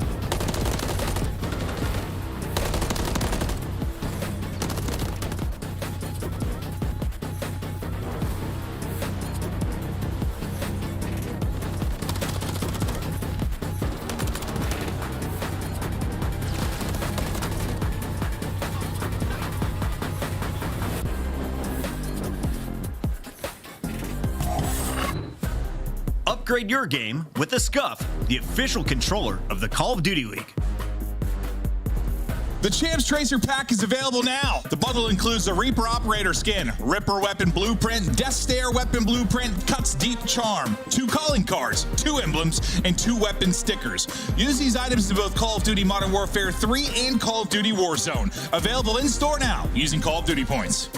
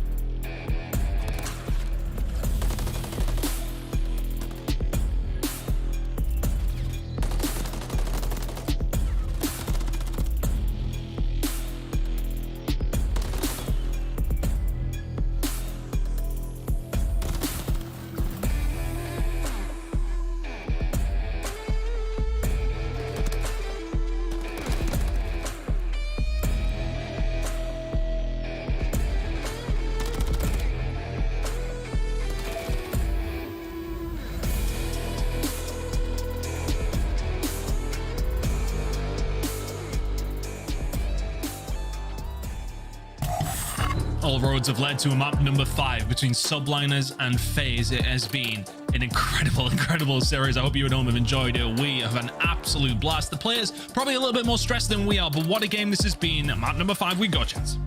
And look, the only thing we were truly looking for in this series is for New York to be competitive against the top 4 squad. They've answered that. These two teams have been playing wickedly good Call of Duty. Simpin Map 5s has been on point throughout this year with 1.3 KD. But as far as I'm concerned, Subliners, they've answered the question. So who cares about hot takes? Who cares about anything? This is the appetizer for the main course of the final 2 tournaments. Put your feet up, get a drink, and just enjoy this map 5. These two teams have been putting on a show. I wish I could put my feet up and just watch it, but man, what a game it's been. It's been an absolute pleasure to cast. Let's see how it's going to go down anyway.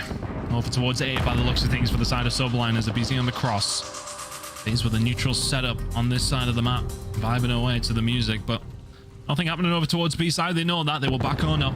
Subliners still plotting their move. And BZ does find the timing to get in an aggressive position just in time to explode. Perfectly coordinated nades, first blood, and is going to be the bomb down as well. 4v3 advantage, and Subliners not even going for the bomb plant. They're playing for the kills first. They do not want to make any mistakes. Bomb planter going into action is going to make it a 3v3 momentarily. The nades will warn him off and give FaZe time to set themselves up here. Still may well be at a disadvantage in numbers, but you know for a fact, you offer them an opening, they will find it. There you go. Kismet will get taken down. 2 players on the flank. Simpin Draza will dip out, reassess. 3 versus 3. Subliners will find their way out, though. FaZe still plotting. They might just go right into pre-aim. Hydra reaction time on point. Gun Simpin. 1 flanker down. You do get traded, but now for Atlanta FaZe, running out of time. Another trade rolling through. 1v1. Celium versus Skies. And Cell's got to defuse the bomb. Surely this doesn't work. You never know.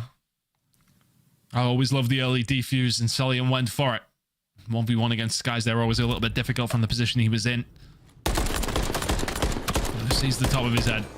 Shots to the bomb. I tell you, by the way, I have not trusted Celium in the clutch this year. He's had some like weird moments, even on 6-star specifically. Don't get me wrong, man's a menace, one of the best S&D players in the world, but a lot of times the rounds sort of end with a moment like that where Skies is worried about a chow, a little bit of trouble, and just goes, oh, I'll just kill you for free. So Cell not able to clutch that 1v2, and a nice round for Subliners executing after the first blood. A lot of presence over towards A. Kismet on course to break the record if he could have a hell of a game here in map number 5.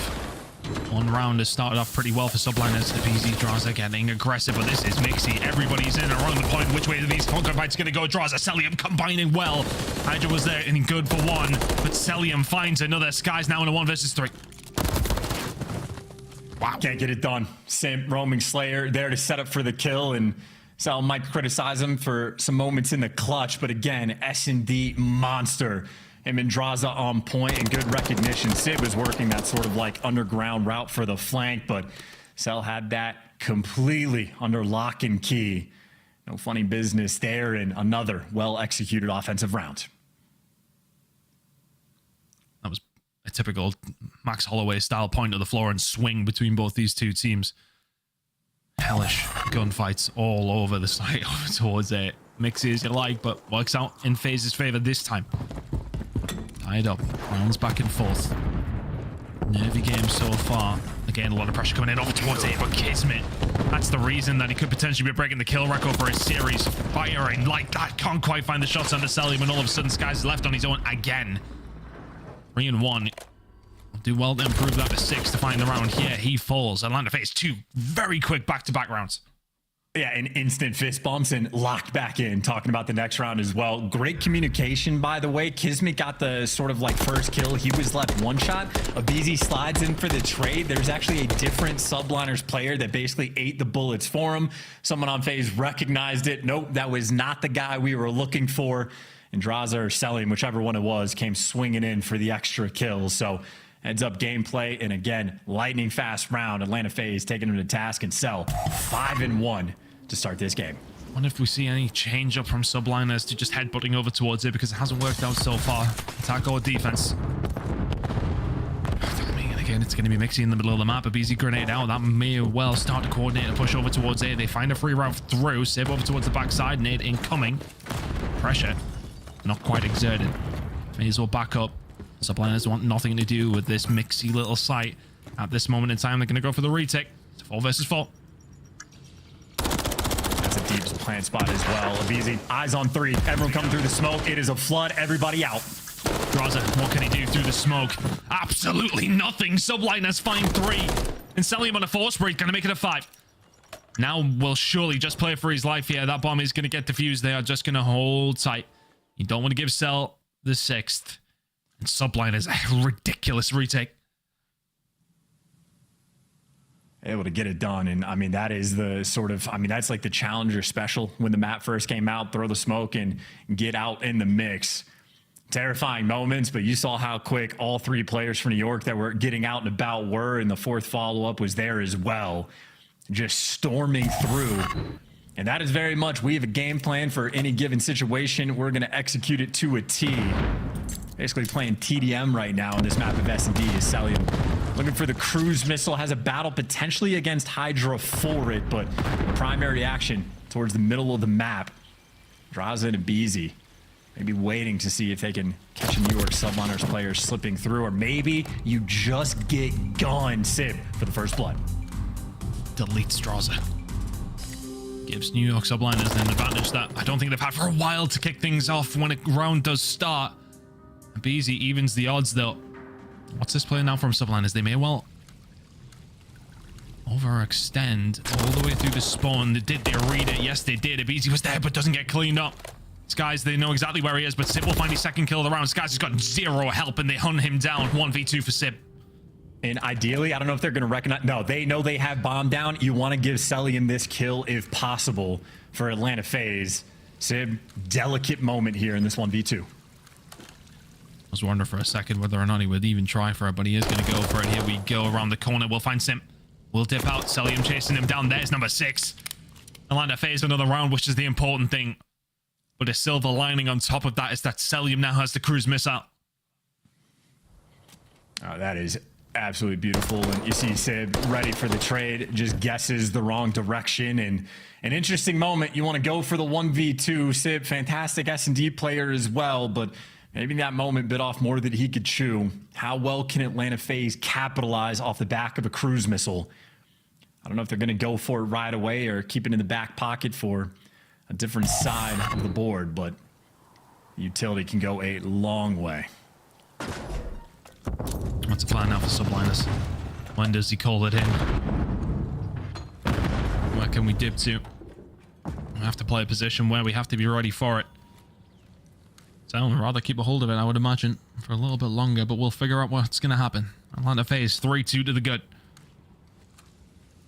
And they're just waiting on any flanks, see if there's any noise on the map, but no tacks being thrown, no nades being thrown, no flanks coming through for Simp to catch.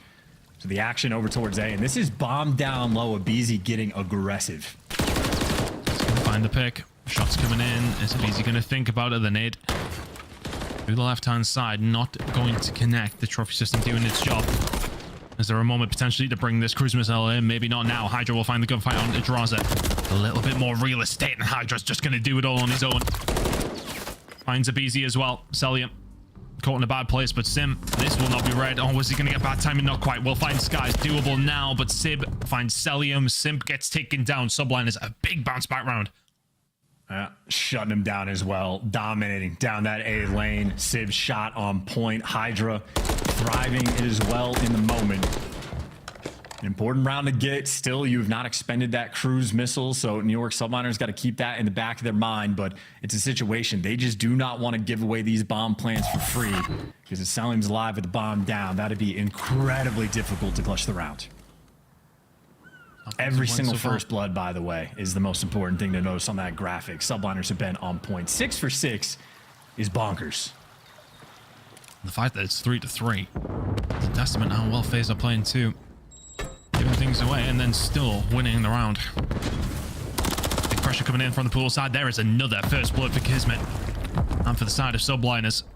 Advantageous position. Now they will dip out, get the hell out of there. And look at the pressure coming back in here from FaZe. Getting a lot of mid-map presence. Are they going to be reading this, though?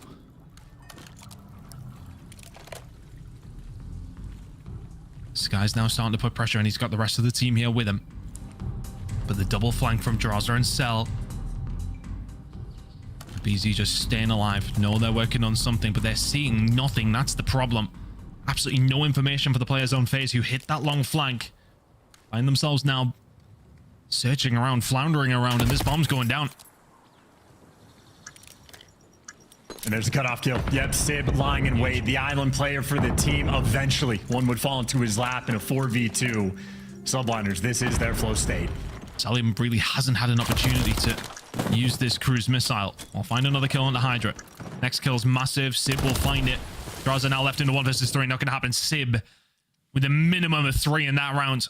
Fantastic work from the Subliners. Find themselves in the lead now. Cruise missile still available for Celium. Bear that in mind. But Sib sitting at 9 and 4, having a hell of a map number 5. Yeah, and also every single first blood for New York Subliners on this map. That is 7 for 7. That is unacceptable for Atlanta FaZe. Got to get back on the board. And for New York Subliners, they're going to be back on the defensive end. It is more or less operation. Don't give up the bomb plant for free. Apply the pressure both sites. Both are wide out in the open. And if you get a bomb down in a 4v4 situation, it can be devastating. And they've read the pressure right. A little bit of stack towards the middle of the map and 2 players out towards the pool side.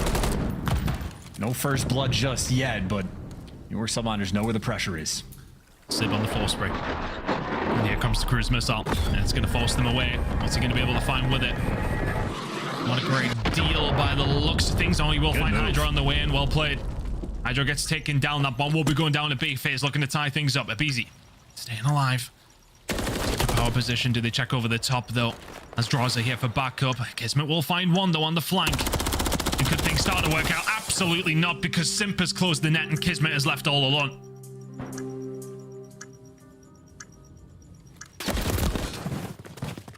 Nothing. Simp there to catch him and 2 roaming players. I was going to say Simp, in effect, lets Kismet through the middle of the map, but the same could be said from the other side. Kismet lets Simp through and shoots 2 players in the back and decides the rounds.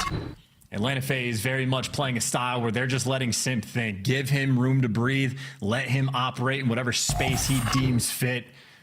And right now, just the Terminator as well. It took a cruise missile, though, for Atlanta FaZe to get the first blood. And Selim had to read the juke. I think Hydra trying to play with the idea of what side of the wall he's going to be on, but that's what it takes to get a first blood and a round win. Tied up 4-4. And a 4-man stack towards the middle of the map. This time it's Kismet playing ISO. Oh, and he's just going to get a call pretty much immediately. Sim's already firing by the time he jumps around the corner, but he would have got information there, I believe. How many did he see? But they've already wrapped back around, and that's the bomb with Hydra. Not in the position he wants to be. Grenade now going in, maybe waiting for the push to come in. Did it tag him up? Maybe just a little bit. Yeah. 66 HP. We'll have to back on down. FaZe are posturing, though. They're going to start pushing on through in just a second, you would think, but Subliners are the one that have to do something. But into the smoke they go. Hydra isn't going to catch anybody off guard. The fights around the smoke are just so difficult to find, and FaZe now in a position. The Sky's in the 1 versus 4. You might just slip by in the smoke, but it's just such a chaotic moment when the smoke goes down. It's going to be FaZe match point. Smokes at Call of Duty are absolute hell. You go to war when you stand inside of it and you are praying for the gunfights to go your way. But there's the retake, and with the man advantage off of another first blood, it's been a rare sight for Atlanta to get them, but when they do, they execute. Simp flying now and able to fry Sib. A little bit of help with the comms from Celium in that moment, but completely on point. Simp, that's the 5 spree, by the way, that he was going on. This man just cranked up his gameplay the past 2 maps. If he can find the cruise missile, we may well be writing the obituary.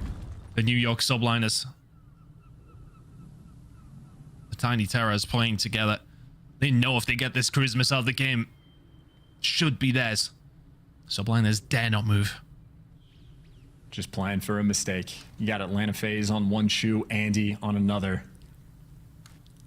But no one moving. So much map control over towards B as well. So New York Subliners, they can stay stagnant in the setup. They have good positions. They've seen them though. Kismet around the corner.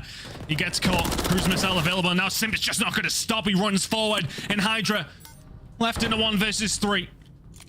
Can he stop the bomb going down though? Simp on his left. Everybody else around him doesn't find anything. It's more kills for Simp and more wins for FaZe. They were tested all the way. With a 6-4 victory in a 5-map series that will go down as one of the best in quite some time. Subliners close, but no cigar. The appetizer before the main course, Ton. Fantastic day of Call of Duty for these two teams, playing wickedly good. New York Subliners clearly ready for the day, but Atlanta FaZe still a titan in Call of Duty. So difficult to take down. Masterclass on the final 2 hills of the Karachi hardpoint. Atlanta FaZe got back-to-back breaks that were nail biters, and Simp the Man leading the charge in the final 2 maps as well. Double digits there in the S&D. Didn't care about the cruise missile. He knows that he was the streak, but the fact that they only got 2 first bloods, one of them was a cruise missile by Salium, and they still win the game. Atlanta FaZe, they truly are built different. You could point towards some deficiencies in terms of not finding them, but for Subliners, that's going to sting as well. Plenty of them went their way. 8 out of the rounds that they did play a 6-4 victory for FaZe in the end, and that series really does tell the tale of what was a wonderful one at that as well. FaZe, though, inevitably come out on top. Subliners very much hung in that one. A really, really good series from them. Very much yet to play it within the top 4, and I'm sure the desk will enjoy breaking this one down.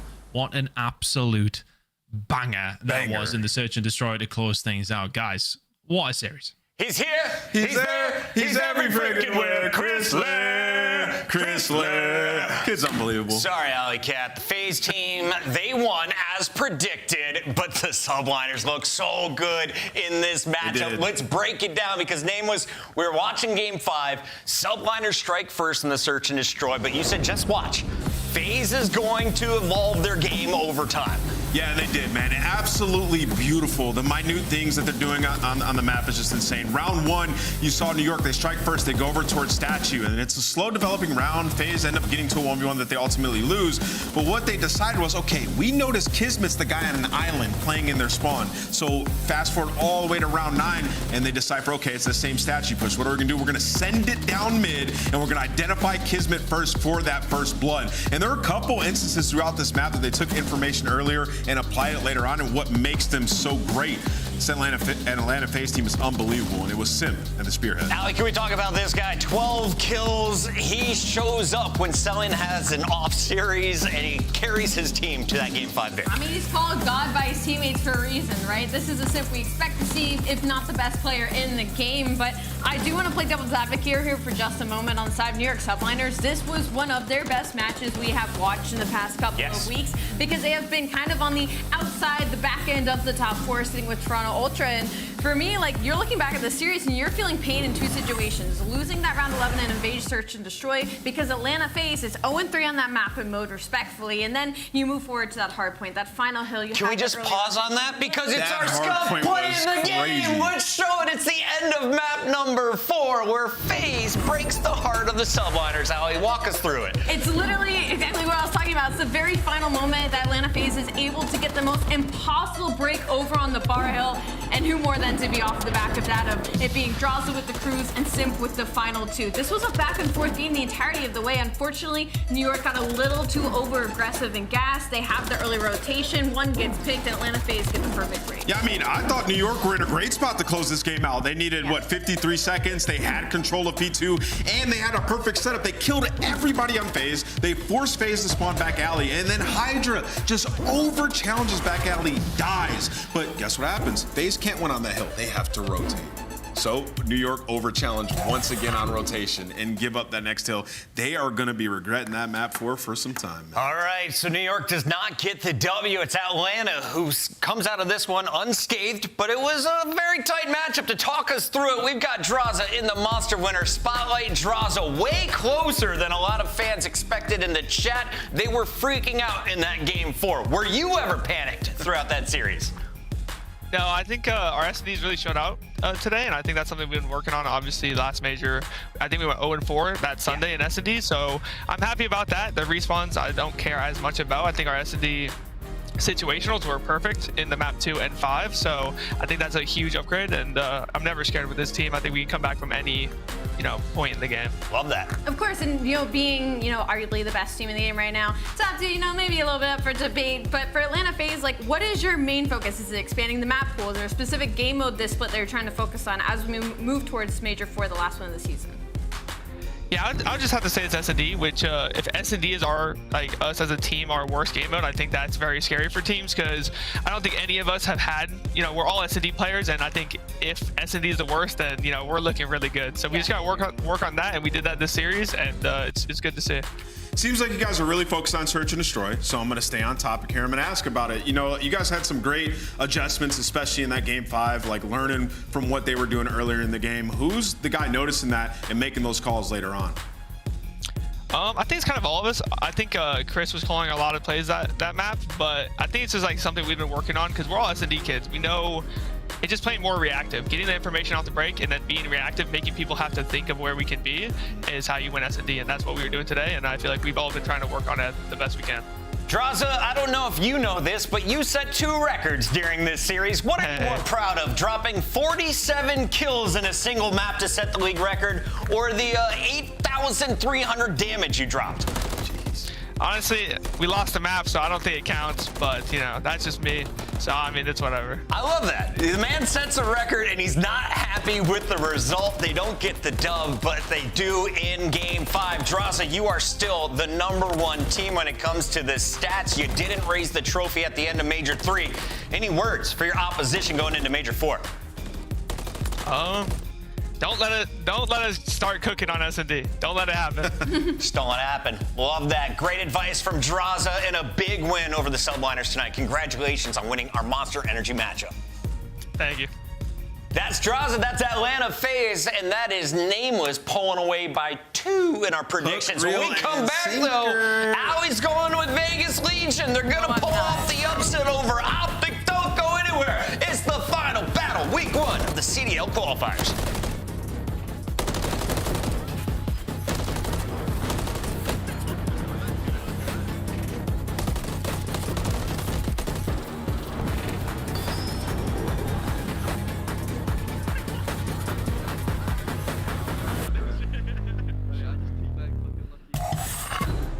Upgrade your game with the Scuff, the official controller of the Call of Duty League. The Champs Tracer Pack is available now. The bundle includes the Reaper Operator skin, Ripper Weapon Blueprint, Death Stare Weapon Blueprint, Cuts Deep Charm, 2 calling cards, 2 emblems, and 2 weapon stickers. Use these items in both Call of Duty Modern Warfare 3 and Call of Duty Warzone. Available in store now using Call of Duty points.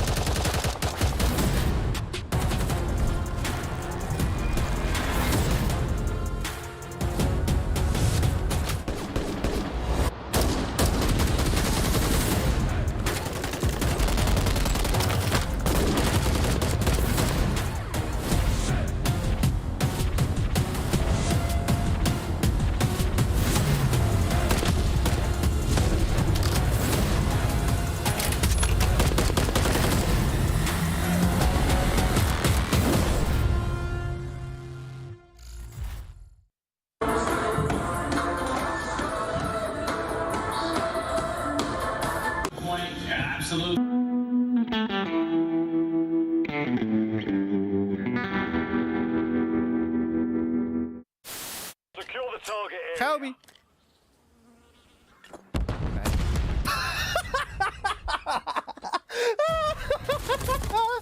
Oh my god.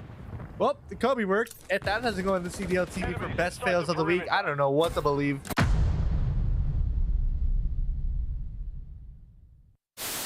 Long, I'm holding back. I'm pushing. I have the door push. Wait. Stay left. I have the door. Use your 2 front door. Look at one. Let's get front door. Let's get front door. Watch your front door. Watch your front. Nice one. Let's get late. Long. Stay left. Stay down. Oh my God. Let's go. Baby. We're sweeping them. I promise you. God. Oh my God. Holy fuck.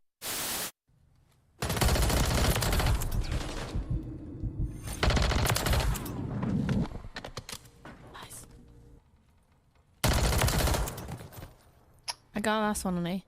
It's on. Oh!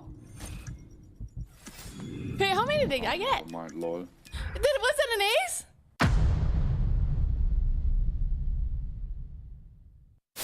In the corner.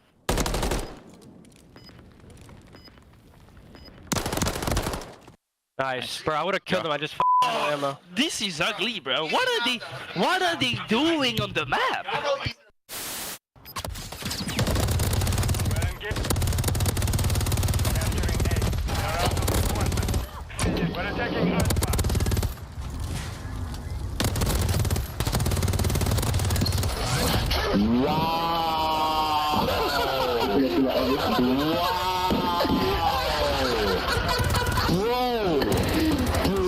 You gotta show your face again.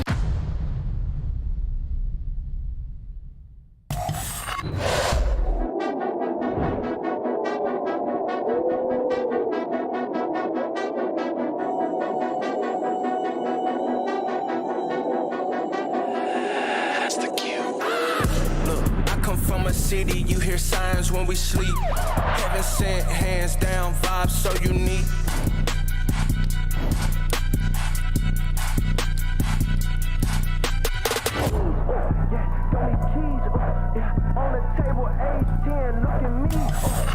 If you tuned in to watch the best teams in Call of Duty, you came to the right place. You just saw FaZe, our #1 team, compete. Now you're about to see #2 on our season power rankings. Optic Texas takes on Las Vegas Legion, and this is going to be, well, should be a one-sided affair if you've been watching recent matches. Optic went 4-0 in Toronto to raise that title. Then they 3-0'd Miami just yesterday. This is a hot streak for the squad that is trying to challenge everyone and say that they are the #1 team in the game. Yeah, they're trying to, get some separation there at the top. And, they see 2 of their primary competition go all the way to a game 5, and they're like, listen, we're just trying to 3-0 everybody. And, they have an opportunity here against Las Vegas to do so once again, where they're going to be throwing in some maps that they need a little bit of work on. And in this series specifically, 2-0 for Optic has been easy every time. They've only lost 1 map in each series. But when you talk about it specifically player-wise, Kenny has dominated the Vegas Legion. A 1.16. He's been lighting up in the damage category, and he's at the top of his game currently. And for Optic Texas, it's just a reel of how good they are. When it comes to Monster Energy pregame, if that ever comes up, I can't imagine there's really anything on the bad side. They're unreal at hardpoint, 16-3, and they've gotten better at search and destroy, 9-4 in the last 14. They do need to work on control, but even there, it's 4-6. It's average. It's Optic Texas. These players are good at respawn, and they're gonna be able to steal some every once in a while to win these series. And so maybe the bad, if you go into the nitty gritty, their opening goals need some work. They're 10th overall in the league, but again, it's not really hindering them in their win percentage because they're 9-4. Nameless, what I found craziest there was they're 13-1 in game 1s. They start every series with a lead. Yeah, they have the deepest hardpoint map pool in the game. They have maps that are just ace in the hole that you can't even play against them. And when you talk about clutches as well, Dashy has just been crazy. 15 clutches on the leaderboard. We saw a heavy amount of those at that last major. The guy is he's got ice in his veins. He's got 10 1v2s, 5 1v1 clutches, 15 overall. The next highest is Vikal at 11, and you see the rest of the crew still trailing Big Bruce. But will he need to be clutch today? Or is this Optics match to lose? He will not need to be clutch today, because when you talk about Vegas and where they've struggled, really it's been the search and destroy. 2-10 in the last 60 days. They don't do anything particularly well in the game mode. It definitely needs some work. So Optics should have this one pretty clean. Vegas Legion took a hit when they made a roster change. They've been looking for success, and maybe they'll find it here in the Major IV Qualifiers. It didn't happen in their first matchup against Toronto. That was an 0-3 performance. So today we need to see some life. Nero has had monster takeover games. We've seen Geo have phenomenal stats. But as a whole, this unit has been struggling. I completely agree with you. And, you know, to play maybe the other side of that coin, like it was a close map #1 versus Toronto Ultra. And that was on a Karachi hardpoint. It wasn't even one of their best maps. So Monster Energy pregame, they're good. They are good at sub-base. The problem is Optic Texas is better. And they're also good at Rio. They're 3-0 combined on these 2 maps. Outside of it, 2-7. You know, and it's frustrating because Las Vegas was a top 4 hardpoint team before the change. And now they are one of the worst. Flip side of that coin, the bad is kind of everything, but specifically search and destroy. 1-6 in that game mode. Worst in attack, worst in opening duel, worst in post plant. They have just not been able to work these attacks in search and destroy. Nameless, if we throw away all the stats, we just rely on our 4-shot MCWs today for Las Vegas Legion. Where can I steal some maps? Not map 1. But yeah, I mean, you know, looking at it, like for them, obviously they are going to have to get it done in control. We've seen them have some wild high-rise controls before. We've seen Nero go on plenty of streaks there, so that'll be the respawn that they have to take, and then obviously through search and destroy. But you still just have no faith in them because Optic have looked so clean lately. It's time for our Scuff Pick'ems. Allie, you do the honors after nearly picking the subliners correctly. It's your turn. I was going to pick Vegas Legion. You're insane. I'm going with Optic Texas. Optic Texas, as expected. Listen, Nameless. Gio's going to have a masterclass, No. but Optic Texas is going to win. Dang it. Funny. I think Pred challenges his performance from yesterday and leads the lobby in game #1 once again, and it's going to be another 3-0. Optic Texas is just too strong on a heater after raising the trophy in Toronto. To raise the mics right now, though, we got Shift and Study to close out week 1. Take it away, fellas. I'm raising the mic. Is this what you wanted? No, you're absolutely right. This is definitely a matchup just on paper that doesn't look all that great. But, hey, at least with the new roster, Vegas have played and looked pretty decent on the first 3 maps that we have in this map series set. Maybe there's a chance for them to steal a map if they play at their best. Yeah, but sub-base, like, why are you playing that against Optic? I know that had to happen because Optic Texas right now, they're just auto-innoing Karachi. You don't want to play them on 6-star, so you are forced to play them on a map like sub-base where obviously Optic Texas are #1 overall in every category. They're the best, sitting at 11-0, #1 in rotations, #1 in points per 60, 3rd overall on the season in hold, and also 6th in break percentage as well. This has been their bread and butter. But on the opposite side for Vegas Legion, at least with this new squad, they're sitting at 2-0 on this map, so they found something on sub-base. Hopefully they can show it here. Yeah, I think maybe that one thing is simply to put that Johnny's in the mix. And he has played pretty well, considering that, you know, it's been a very recent stint. He had the 1 game of the qualifier, 1 game of the major, but hey, you know, he has looked pretty good overall. It just comes down to making it all work fully. Johnny for First Blood, talk about him and he shall appear, but Optic very slow on their opening approach. They'd love to just figure out the high ground situation and then find ways to catapult themselves on towards the hill. Yeah, they just don't spawn on the preferred side going into this initial P1 hill. So you have to find a couple exit kills on the way on out. But all of Las Vegas, they have been able to execute that hold to perfection. Holding down top comms, having no one push out towards warehouse side is also a big play. But you best believe with Nero in that position, he's the guy that's watching that cut. Yeah, and that may be one of the biggest influence players that we need to see really step up here for Vegas. He has been great in his history at times being the X factor for previous teams. And how about here? Shuts down the rotation towards the P2 side. A couple of kills for Optic over the old hard point, though, kind of neutralized that. And even though it's a 39-1 start, Vegas find themselves at the wrong time, spawning on the wrong part of the map, and Attach just has to sit here and play his life. Yeah, that's the worst case scenario to drop in the final 5 seconds of that old hill because now all of Vegas Legion are forced to break in towards P2 now. But Optic Texas, even with them having a couple players on that side of the map, they are still yet to work that objective because they know they do not have the spawns all in their favor. The whole kill feed is going to be white. Geo having such a great start to this game already at 5-1. He finds 3 to potentially secure the spawns, but Optic Texas, they spawn right in the back there to reinforce. Yeah, huge kill from Kenny. Keeps his hard point largely. The game clock has won it. Not a lot of time for either one of these two teams, but Vegas from the front will get the reinforcements up. Now it's just fighting back against this oncoming hit from Texas, but honestly, it's taken some time. It looks like they're trying to figure out where is Nero gone to, and while they're structuring the hit, the kills are looking good. Geo over the top of the forklift can't find the final, but hey, think about it, is Attach is right there to pick up, and this has been a fantastic start for Vegas. Yeah, this is perfect. It doesn't get any better than this. Obviously, if you don't die in the first 5 seconds at that P1, you're gonna got a little bit more time there at that P2 HP. But now Optic Texas spawning all the way across the map. No cruise misses to work with. Shotzzy doesn't even have a kill. What the hell is going on?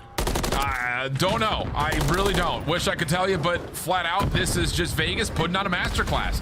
Good patience, good concentration, and just good composure all the way through. It's definitely shades of what we saw the potential for Vegas early on into the season. Last player left alive is Dashy. Gio's there for the trade, and with the spawns, Vegas can just casually walk their way back into the hard point. Yeah, so this final 30 is going to be theirs. If you are Optic Texas, you have to find something to stop the bleeding. It might be Shotzi getting his first kill of the map. Tech can try to chain something together, but Vegas Legion coming out swinging so far. First 3 hills have been all theirs. Johnny starting to roar a little bit. He finds that 3rd kill with only 4 HP left. And now if you are Optic Texas, you're already allowing a couple players from Vegas Legion out, which you don't want to happen. Yeah, Gio out 4 in a row. Trying to line up the shots at range against Pred. Difficult to be sure. Can't quite find the connection. But that told. Lots of focus towards attach on ult. There's Gio popping out for number 5. Cannot stay alive to try to earn himself a cruise missile. But again, these little 1v1s as the hard point opens up keeps Optic from finding time. So even though Vegas are losing rotation, they're still neutralizing the time. This has been all in all pretty darn good for Vegas through P2 and now here on P4. And now if you are out in Texas with the back spawns and you now have all the control of the map and exactly where Vegas Legion are going to attack from, you need this 35 seconds to make up some much needed time. Shotzi, 1 in 13. He was our MVP of Major 3, able to get his 2nd kill on the board. He's just not having a start that everyone expects. Getting caught, just simply put. Timing-wise, he's just trying to make a route happen. He's just getting flat-out caught by Vegas and their patience. But like you mentioned, the back scrap time, important here for Optic just to try to get this thing more to manageable terms, and so far, so good. Kenny up top P2. Good look towards Johnny. Doesn't quite see the player crossing below him, but is able to find Gio. No worries. And even though Shotzi started slow, Kenny has been impressive, and that continues to be the case until he meets Nero at range. Yeah, it's still a 50-point game. So if you are Optic Texas, let's try to keep this P5 a little bit staggered. But with all the kills not going in their favor, and they do not have the spawns over towards next, so Vegas Legion can continuously run up that scoreboard. None of the kills are just going in their favor, man. Every single gun by Vegas Legion are clutching on up. Might be one of those things that the recent MCW buffs really help out this Vegas team, especially picking up Johnny, who has been a strong flex player through his time in Challengers. Now you've got the support of both Nero, Gio, and Attach all working. It's a team wipe that comes through. Vegas currently find themselves on a huge team streak, and with it, the lead grows back to about 100 points. And now they're already winning a rotation over towards next. They know exactly where all of Optic Texas are trying to execute their play from. Nero from up top, drops down low, finds that kill onto Kenny. And now Shotzi, he's trying to hit a water up, but everyone is dropping around him. Vegas Legion, enough from us. Let's go to a listen. I'm curious to see how the hell they are sounding. I'm getting away from the top. Anyone tunnel? Okay. Alright. I'll look tunnel. I have tunnel. Yeah, but you're tunnel. Yo, left. You're long. Let's get shit. I'm on the open. I think you're long. Yo, I hear long. I hear long. What do I have all tunnel? I have all tunnel. I don't have long. Yo, DK, you want up the street. You want up the street. Yo, P5, get out weak. Shot in front already. I'm pushed up right, guys. I'm pushed up right. One shot long. It's like Kenny. I've all right. Two on time, I think. Top server, Shotzi. Top. Charlie. All right, yo, one's on time, one's green. Top server. One's green. Oh, he's on the green door. Oh, top server. Stay alive, B2, whoever that is. One shot, top server. 20, mind you. Yep. Stay alive, DK. Yeah. Good 15. Good 15. Bottom on me, Shotzi. I'm pushing closet. Jump to me. There's two. Print on time. You're good. Just make sure we have the spawn. Left hand time. We're looking for Kenny. I'm still missing there. He's still back server, guys. On the back, Shotzi. Kenny, there's two more back there. I'm going top. I'm wrapping the right. Take your time. I'm wrapping P1. Give me a sec. I'll get time. Good shit. I'm coming. I pushed too long. I'm getting inside. Almost low. Get time. I'll get time in a second. Three. Nice, good shit. That's the back money. Get secret if you need to. I have three. There's three there. I'm getting inside. I have him up you. I'm one shot. They like going top three. Someone hold it. I go on. That's takes one top three. I have all top three hop. I got it. Yo, top three. He's very weak. Just focus. Bring your time. Yeah, we flip. That's good. I got it. Get that whole time. I'm going to take it out. Got me, DK. What's front of me? Yeah, hold on. Give me a second. I'm giving you a second. Alright, what's front hop? Alright, go. Tiger weak, actually. Top up, Tiger weak. And there's two old. You want to hear that? Yeah, there's two old. On new weak. We're good. What is he new? He was back new, alright? Okay, he saw me go left. Alright, I'm going right. Sure. Alright, take your time. I'm going to... One old Fred. Yeah. Absolutely. Literally one bullet old. Fred. Get him on top. Sure. Yeah, he probably did. I'm on a chow. Fred, Top. Stash you weak. Got him. That's two. Alright, let's work P5. I can shake this too. You can be top. I'm shaking. Still spawning back there. Back right there, Fred. I'm team back right. Okay, all time. One's going in lockers and 2 backs at a time. Yo, I'm gonna pinch this. I'm gonna try and spawn him out right here. I killed you. Two lockers. I'm behind him. Give me a sec. I got one shot locker. One spawn out, back in 2. One locker. One's front. Front up. Kenny and Dashi lockers. I'm playing deep. Chelsea's in tunnel. One's underneath me. Chelsea's tunnel. One's lockers. Fred, I got one shot. Dead. Shit, I have left. That's that tunnel dead. Let's go. We're missing one. I'm gonna push tunnel right here. We're looking for one. Hold that. Yeah. Someone hold on. I mean, it sounds like they're vibing. They're putting all the right calls together. That P4, or P3 rather, a little unfortunate off the cruise missile for Vegas. Allows Optic a window to get back in, but still the lead, the cushion, good. And now the rotation as well, Jay, looking solid for Vegas. Yeah, I'm loving the way that they're sounding, man. Keep in mind that this roster's only been together for 3 matches before this one on their hands. So you have to work on that chemistry aspect, but everybody was calming. The cutoff kills are being watched. Everything is just sinking right now for Vegas as Gio finds himself on 3 in a row. Single-handedly shuts down that early break there from Optic Texas, but it's still a 60-point game. Fred down low, able to find a beat down, but Nero up top. Oh, 5 in a row with the prediction on the second. And all of a sudden, Vegas will get past the 200-point mark. And Nero can just stay here, play cutoff, see if he can earn himself a cruise missile. Hasn't been able to track it down yet, but does find it versus Kenny. It's another 3-for-1 kill feed. Vegas looking good for the scrap, unless Shotzi can find a way to pop up the ladder, find a couple, break the scrap. It feels like a necessity. He'll only get 1, though, and now Vegas a chance to win the game. Yeah, Vegas in a perfect opportunity. They have the spawns off the rotation towards P5. They just do not have that set up currently. No cruise missiles are going to be easily led to this early break for them, so you have to get this done with the gunny. Attach already sitting through top comms. He finds that initial kill. Here comes Nero with that cruise missile. It's about that time for Vegas Legion to try to take map 1. This time it will land. Shotzi the one to drop. Pred staying alive up top at Warehouse, though. A critical position for Optic, but Johnny guns him out of the window. Oh boy, trophy system gets placed. Dashed in a little bit of trouble, but does not get stunned. Maybe a chance for him to weasel his way in, find a couple of kills, pistols out, but the supply of help from Attach, so darn good. Vegas are gonna clean the floor, and wow. Talk about an opening. One more chance for Optic to break.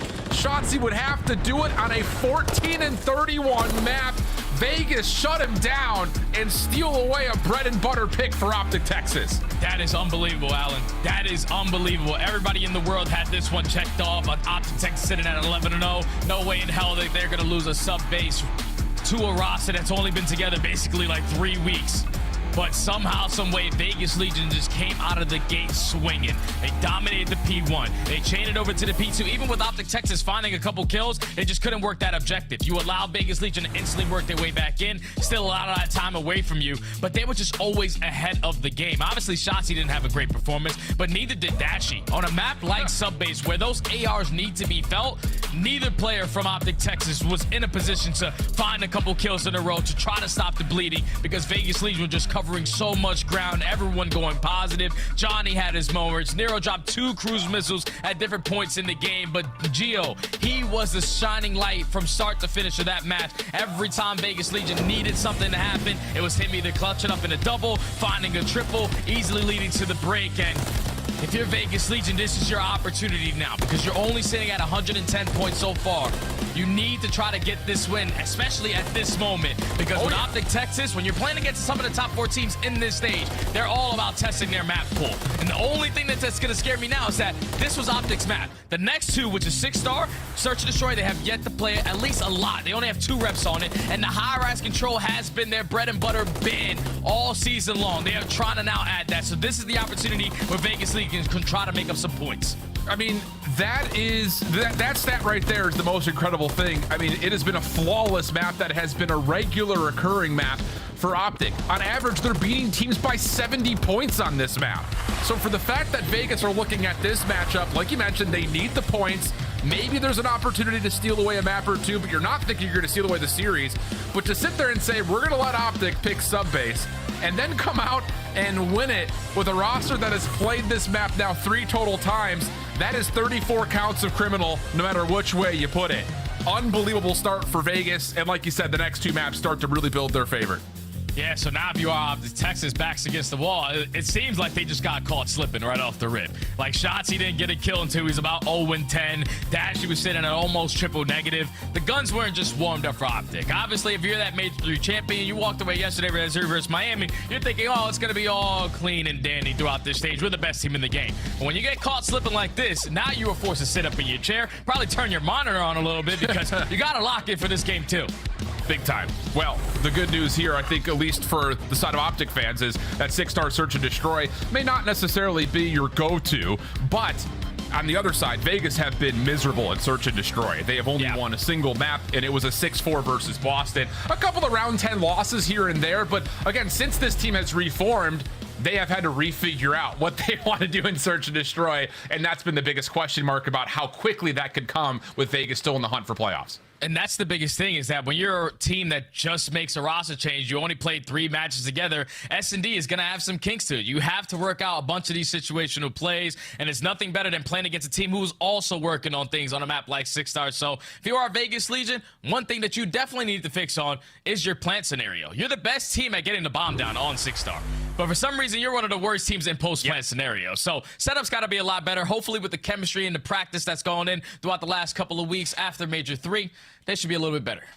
Been a while since we've seen Optic on this map, but I think a lot of that was simply off the fact that they were trying to really enforce what they were doing on High Rise and Invasion. That started to kind of look really solid for them and definitely assisted on their pathway through their run at Toronto. But now a new map gets added, and you already kind of mentioned this, you know, for our top 4 teams that are out there, you're going to see a lot more of this. It's like, especially in modes like Search and Destroy and Control, throw in your off map, see if you can find a way to get some extra reps on it, where that leaves the door open for these teams that need points to possibly pull off what we're calling upsets here. And when you take a look at the numbers in this S&D attacking side, obviously the Death touched on it, Vegas Legion, they are literally the worst in every single category. 33% on their attack win side, 12th overall on their attacking side, which is not good. Opening dual win percentage, not the greatest. And then post-plant scenario, we touched on it a little bit. You got to make sure that those post-plant setups are going to be a lot better, because Optic Texas, one thing that they can always rely on is those retake situations, especially on the defensive side.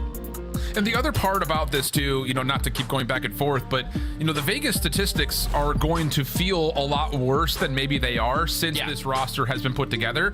And I think in particular, even though they're just 1-1 on 6-star with Johnny, it's around 10 win versus Boston and around 10 loss versus Miami. And not the greatest strength in terms of who you've played, but again, they're getting reps in competitive form on these maps that we're going to see, especially in these first 3. So definitely one of those things that for Vegas fans, strong as you may be out there will-wise, you find yourself kind of looking at this map too as a very possible place to go up 2-0, which I don't think anyone would have predicted based on the 2 teams on paper playing up against each other. But the map series set, plus of course the 1-0 win on sub-base, allows a chance for Vegas to do the unthinkable here.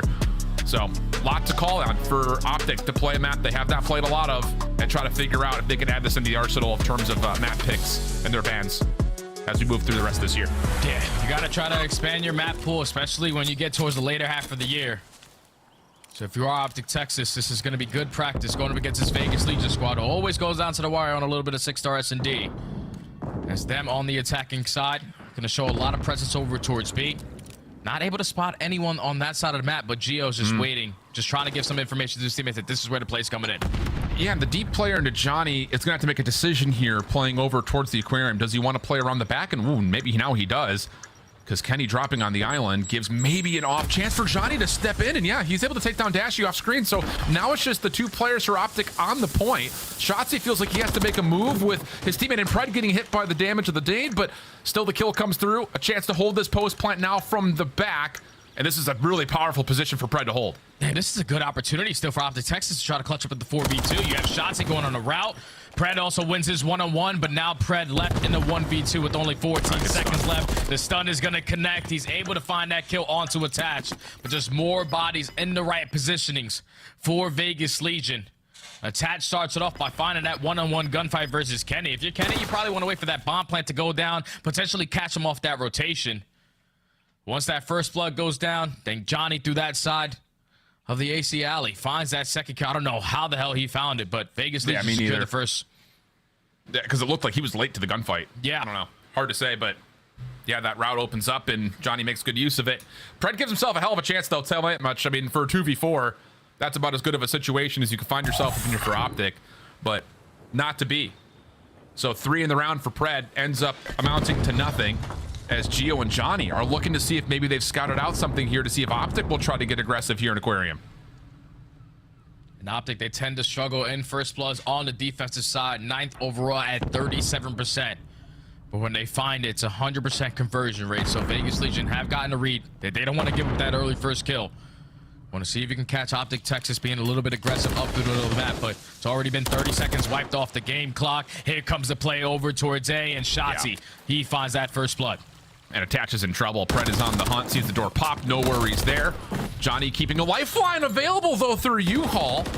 Just like that, we've had 2 different 4v2s turn into 2v2s. This one a little bit more hard-pressed, though, for Vegas with no bomb in hand. Shotzi watching one side, Pred the other. And this would have to be some great bait and switching from Vegas if they were to try to find a way to get a kill and recover this bomb. Now you can see both players are trying to split up now. At least cast the timing on what Optic Texas are trying to do on their defensive setup, but that time is starting to get away from you. Only 20 seconds left. The bomb is going to be down over towards A. Finally, you're going to put in position to at least get the info onto Pred, but this play is going to fall into the hands of Gio. And he just doesn't have an angle on it, so Johnny has to try to step up once again.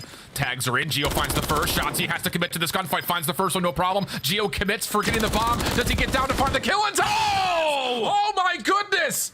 At the very last second, Shotzi forced to play his ground, nearly works it back. Gio thinks about planting the bomb, but then commits for the gunfight and wins it with fractions of a second left. Yeah, that's the only play Gio had right there, because when Shotzi gets that kill onto Johnny, you know there's only 5 seconds left. Don't even know if he had enough opportunity to even work that objective, but he had to play for the gunfight. Thankfully, Shotzi did not run all the way across the map through that underground alley. He stays ready for that fight, but Gio comes out on top with that MCW. That buff has done wonders to this young man so far. Vegas Legion 2-0. Oh my goodness. Something in the air you start to feel after a round like that, but opening nades from Pred, good. The trophy also keeps this Optic hit safe at A. And Attach just has to sit here and hope his teammates can get some sort of an opening on the flank. But you can already see Optic is set up with a post plant 4v3 with everything being watched. Yeah, this is going to be tough because Vegas Legion on this map do not have a lot of success on the retake scenarios, and they also give up the most bomb plants. So Optic Texas with that first blood put themselves in a heavy advantage, as now there's only 30 seconds left. Just waiting for Nero. Getting any info on this deep pinch. He's at least able to find 1 kill. Not ready for the jumper from Shotzi. Still man advantage for Optic. Yeah, focus towards the trophy system. Attach able to find 1, but unfortunately for Gio, cannot win his 1v1 over towards that sky bridge. So Optic, well formed on their post plant setup, deal with every threat almost instantaneously, and even down 0-1 and the map count 0-2, Keddy still got smiles and laughs, so 5's still high. Yeah, it starts off with that early nade. Once you eliminate that player over towards the A side, you instantly work that objective. You have all your bases covered and you trade effectively around that statue. So able to put 1 on the board is Optic Texas, but now back on the defensive side, where they found that initial first blood last go around. Yeah. I don't know if they gained the info that the bomb was down. That was the only thing. Oh, trophy system out here for Vegas, trying to play this over aggressively in through U-Haul, and oh goodness, the trophy system at 8 changes, paying a bit of a difference maker already, as Vegas just absolutely throw the kitchen sink at Optic at mid. They come away with 2 kills, now a 4v2 post plant. Pred, though, timing wise, if he checks top nest, they would get a look at Gio, but now Attach could just play his life a little while longer. Shotzi forced to have to win out a 1v4, and he will meet his maker at the hands of Johnny, who's still having himself a good series. And that's where it comes down to that new update with those trophies, man. You get one of your trophy players to be aggressive up through the map, but there's just way too many tags to block everything with that 1 trophy system. So 2 nades initially started off for Vegas Legion with that first blood, and then they instantly go over towards B. They know that Shotzi and Pred love to play around that statue side at A. We eliminate both the AR players. That B side is going to be wide open, and they take full advantage of that moment to give themselves a nice little bit of a lead, up 3-1. Clean stuff. I mean, comparing to what we saw from Vegas in their first couple of instances with this roster, teamwork is definitely right there where you want it to be. Good ideas, good executions to this point. This time, we're going to try to see what the A retake looks like, as Optic is going to walk their way over and see absolutely no one's home here today. It just comes down to, will they use this as confidence to plant immediately? And based on Shotzzy, try to step a little bit further forward. It looks like they are looking for a first blood. It's going to be tough, though, because Vegas Legion, they already got a lot of the map going in their favor. They cleared out B Street, realizing no players from Optic Texas are trying to go on that side of the map, and then you take mid away from them. So now you have them basically trapped over towards this A site. Johnny ends up finding that first blood, and now Optic Texas in the man disadvantage. Have to try to work that objective. Yeah, just looked like Optic thought that there was going to be a contest of the bomb itself. Kenny, decent damage into one, finds the kill onto Johnny. Backs off, 3v3. And Nero is going to say, I'm out of here. I know Kenny's going to be watching for this flank the whole way, so let me see if I can help my teammates out through the middle of the map. But as soon as Nero is seen, Kenny will be able to come back forward and help. Shotzzy on the corner, good for the first. Shots to Geo, not enough to find the kill. 1v1 towards Dashy. Oh, and he's finessed the bomb so well. Not technically a 1v2, but give him credit for it. Dashy finds the last two, no worries. Yeah, you can always rely on that guy to shoot straight with that MCW. Finds that initial kill onto Nero, and then the shots onto Geo. He simply stood no chance in that gunfight. I know he got a little bit of assistance, but Dashy does not miss, especially on those kind of angles. But Optic Texas again finds success on their attacking side. Kenny this time around, though, he gets the play done, because the fact that he's able to turn around, cast the timing on two players trying to go for that pinch, and at least walk away with one, it slows down Nero working his way around behind enemy lines. And by the time he gets back to his teammates, a couple players fall, just not enough time to work with. A little bit more of a patient approach here for Vegas. 2-2 split. Two players focused over towards Aquarium. Once again, it's the same that we saw in that high-low setup from before. But this time, Optic, they've got a player deep in the form of Pred over towards that backside palm tree at P2. Nades start to change the focus, though, for Optic. Not seeing anything towards B and hearing a lot of noise at A. There will be a stack here at U-Haul. Yeah, this is the same exact setup they had on the last attacking round. Just double stack from Geo and Johnny through the mid side. Nero unattached, trying to work this objective, but this time Nero is going to fall to the hands of Kenny. First blood in favor of Optic Texas. They have full bomb site control, and if Shotzzy could just turn to the right, make sure that that bomb is down, everyone should relocate to this side of the map, but Shotzzy gets it done by himself. Yeah, you can even see that Vegas were so worried about Shotzzy playing over towards the Skybridge. They costed a stun to try to make sure that that was clear, and Shotzzy makes use of a different angle. Nade in towards Kitchen. Goes a little bit too far off the bounce. But Geo with 23 seconds and Dashy looking at him through statue. Feels like a pretty impossible 1v3. He's also got the pressure on from Pred from behind.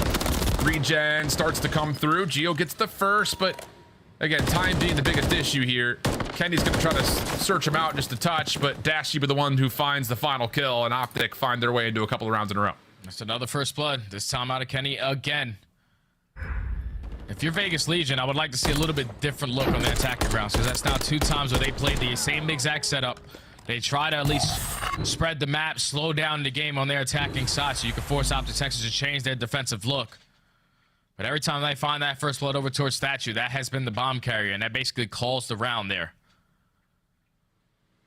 So Vegas Legion, all tied up at 3-3, all tied up in first bloods as well.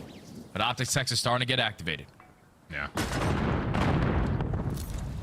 And after a couple of wide open A sites, Optic gonna try to see maybe if they get a read here. It's the same setup that Vegas is, right? This little high-low SMG setup, and outside of a team kill, largely forced off the damage from Nero. It will be a 2-for-1 exchange. All good news for Optic. The bomb, once again, clear to plant if it wants to at A, but Kenny takes an extra step, finds attached through mid, and now they can rewrap this thing back to B, forcing Geo to have to go all the way across the map for this 1v3. Yeah, this is going to be tough. This is going to be tough because Geo, he's going to think, all right, the play definitely is going to go over towards A. No way in hell they're going to hit that rotation over towards B. But now he gains all that info, and this round becomes a lot more difficult now with 45 seconds. I was going to have a chance to make contact here with Shotzzy if he checks his corners fully, and he unfortunately will not. So, no go at that one. And now, all of a sudden, Optic starting to find their mojo on the map. And the reads, I think, just generally as far as what Vegas have wanted to do, you already mentioned it, over towards that statue bomb site. On the offensive side, they've gotten really good reads of how they want to deal with that defensively. And now, all of a sudden, they've gotten a read as firm of Vegas trying to play aggressive on the defense as well. Yeah, when they try to turn that corner, they're literally set up for that gunfight onto Shotzzy. You're not playing Pred in that close corner. But if you do that setup, you best believe some other teams know exactly what that's going to feel like. As Optic are able to tie the game up. At least in the first blood. They're up 4-3. Back on the defensive side they go, and Vegas Legion trying to go back to that earlier attack where they found success with B pressure. Yeah, well, the stuns that do land on top of Vegas, Pred thinks he maybe has an opportunity to take use of it, but gets shut down mostly off of the overwhelming force that Vegas had on their breakoff. And now patience for the Legion, just wanting to make sure that no one's doing anything dramatic through the A site. They're double enforcing this flank hold before they make likely a commitment over towards B. Yeah, Kenny's just trying to play the timing though, to potentially spot a couple players crossing through water, but Vegas Legion have not bit yet. Now they are slowly working their way up through water side. Kenny's not going to get any indication that they're on that side of the map with that nade connecting onto anyone. So that objective is going to get planted, but look at the positioning of Dashi. He's got to make a play here. Johnny in the corner, not going to be seen, but Attach will take care of the trade. And now it's just the split hit for the side of Optic. Individual players on both sides. Kenny shut down on one side, just up to Shotzi. Better bounce back here in map number 2 compared to what he was able to do in the first, but this is a difficult 1v3. Finesses the movement around the water side bar, but he's got Geo on an absolute crazy heady. No chance whatsoever. We're tied at 4. Yeah, it's good plays right there from Vegas Legion. That's 2 successful bomb plants over towards B, none over towards A side. So they find that initial first blood, and then they are just waiting to see if Optic Texas is going to try to make up for that kill. But once they realized no one was going on the pinch, no one has been map controlled, no one's still showing presence over towards B, we will work that objective, get the bomb down, and then trade effectively. Able to tie the game up at 4. Trends and patterns, though, still continue to shift over the last handful of rounds towards Optic, especially what they've done on offense. Does Vegas supply the right response? Patience over towards B and mid. Trying to get Johnny a little bit closer towards A. He's got an SMG this round, so he's going to be largely playing this cut at the Sky Bridge. Nero over the middle of the map. Also tossing a couple of nades in Texas, but Texas are properly set up for it. Johnny, though, off the flank, does create a bit of chaos here for Optic. They did make a decision, and Shotzi throws a smoke and hits the back of Dashi, but does not help them at all. Johnny finds the kill down low. Now the bomb is down to this 2v2. Still a lot of time to work with. Don't know if Johnny's going to get the info. That is going to be the bomb carrier, but Geo does fall through the middle of the map. So now the young man and Johnny trying to clutch up in the 1v2. Buddy system on the opposite side for Optic Texas, just going together there every situation as they recover that bomb site. Now it's time to work that objective. Johnny coming back to the fight. Oh, the timing. Still has the rival 9. Finds the first, but it's not a clean gunfight. Optic come away with one after, again, I think the chaos that was created by Vegas was strong, but the problem was the defenders from the front side of the site fell too quickly that Johnny just kind of gets isolated and left alone over towards Skybridge. That's exactly what it is, because once you find that Johnny's in that positioning, he was able to turn it into a 3v3, and then everyone at that point from Vegas Legion were trying to assist him, not leave him out to dry by himself. So they try to apply that pressure through mid connector, and Optic Texas made them pay for it. But Johnny almost secures that round there for Vegas Legion. Now backs against the wall into this round number 10. Optic at game point. A whole lot of aggression through the middle of the map. Yeah, we're going to get ourselves a bloodbath here, although no one from Optic is watching the U-Haul. I mean, everyone's so focused on seeing if there was going to be a cut over towards the site that no one looked on the other side of U-Haul, maybe thinking that their defensive nades were going to hold it back. That's not the case. Kenny trying to get the one off the exit, does take down Nero, but nothing further, and we got around 11 all of a sudden. That's just a complete blind counter right there, Alan. We're talking about, all right, we're going right up the middle. Also, we were ready for the push to come in towards A, but Vegas Legion, they went right up the middle and went through mid connector, and with those stuns connecting the way that they did, those are just a bunch of easy kills that they found right off the rip of that round. Hit that rotation over towards B, get it down. 1v3, you just gotta make sure Kenny doesn't make a miracle happen, but here we go, round 11. All tied up at first bloods as well, 5-5. Yep. And for the most part, both teams have converted nicely on their first blood, save just the 2 individual rounds for either team. But Optic on the offense. Got to go back to what seems to be their tried and true. Hits over towards A. This time, no defenders on site for Vegas. They've tried this a couple times before. Johnny's been smoked on this angle once, but he does have a little bit of help from Nero, and this time it's just all about read the information and see if we can contest this site from afar. Yeah, that's the biggest thing, is that no one showing presence over towards that A site. You were banking on those tacks to play a big part in this round. but nothing is at least able to connect, and Kenny unfortunately might have just got some bad COD timing, or it could work out in his favor. Yeah, it's really which side does the wind blow here, because he's going to find himself behind Nero. Quick trade, not fully there. Kenny gets an extra lease on life, at least for a little while. He also can transmit that there are at least 2 Vegas Legion members playing on the flank. So Dashy, alarm bells start to ring, and Dashy gets himself another double. Just down to Johnny for 1v3. Fred, topside bar, seen for free. The biggest issue here is how do you deal with Dashy, who's going to be playing this, you would think, largely from security side. Here's the reload and the re-attack. Dashy steps up, finds the kill, and it's 3 in the round for Dashy. Credit to Kenny for at least the intel assist. And Optic, a deep sigh of relief from Pred. Sneak out a round 11 winner. Yeah, it's not as easy as you would want it to be. But that's one hell of a practice map right there for Optic Texas to walk away with a clutch in the round 11. Just like Kenny every single time. He was always in one of those situations, being that island player where he was stuck between a rock and a hard place. There's players from Vegas Legion all around him, but he was just able to slip behind enemy lines every single time that he needed to. He finds that initial kill, gives the information to Dashy that there's also 2 or more players coming on that flank, and then that allows Dashy to just activate takeover. He's the most clutch player that we have throughout the league whenever it's him by himself, but when he's getting those comms from his teammates, he's able to close out that game with 3 in that final round. Optic Texas tie the series up at 1. Not as clean as you wanted to, but you got the job done. Yeah, on a map that they haven't played a bunch, I think there are definitely moments that you can look at for both teams and kind of walk away pretty okay with. Obviously for Vegas, it's going to feel like a missed opportunity to take Optic to 11 and not find a way to win, especially considering how that last round unfolded. But we got a high-rise control, and then Vegas have their hardpoint selection of the Vista hardpoint still yet to come. So opportunities for Legion to keep this thing going, but for Optic, trying to look for a little bit of a bounce back from map number 1. We'll see how things unfold on high-rise when we come back right after this.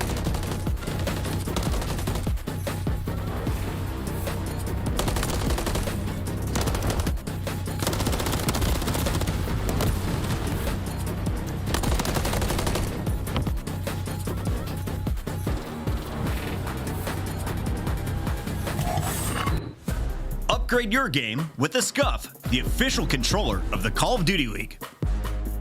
Scuff Gaming is doing an ultimate giveaway where you and a friend can win a chance to go to COD Champs this year. The giveaway includes 2 VIP tickets, travel expenses, and more. To enter, scan the QR code on the page or go to scuff.co/CDL and enter your email. Terms and conditions apply. The Call of Duty League is brought to you by Monster Energy, the official energy drink of the CDL.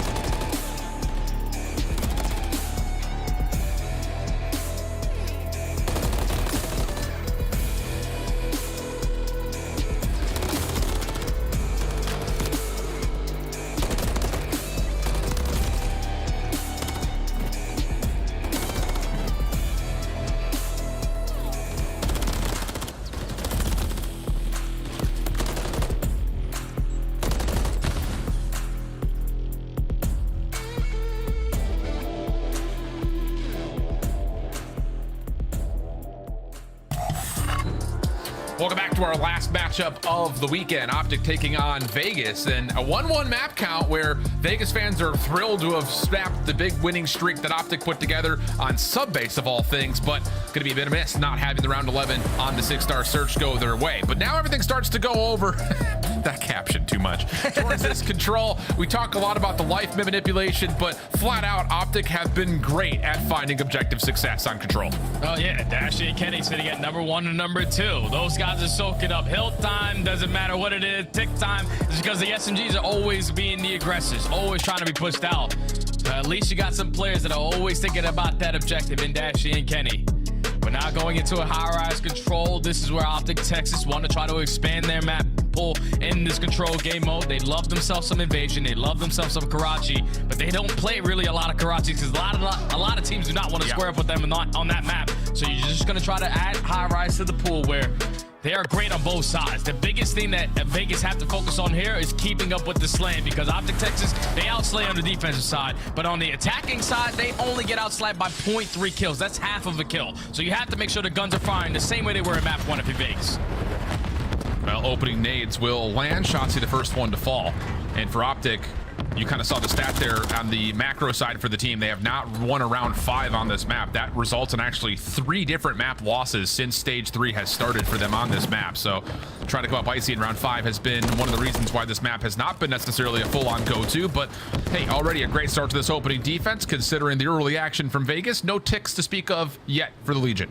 Yeah, Vegas Legion are just out working out of their spawn because Optic Texas are able to reinforce when they need to. But attach finding a double now allows his teammates another opportunity to work their way out of spawn. Fred now with the timing to potentially find a kill onto Geo. He's able to find it, but now you allow Vegas Legion to take B Street control, slowly work up that progression at B. Yeah, the thing is, this route from Pred could cut off a lot of these offensive reinforcements, and so far it has. Oh, just needed one more shot, but his teammates will get the trade, no worries.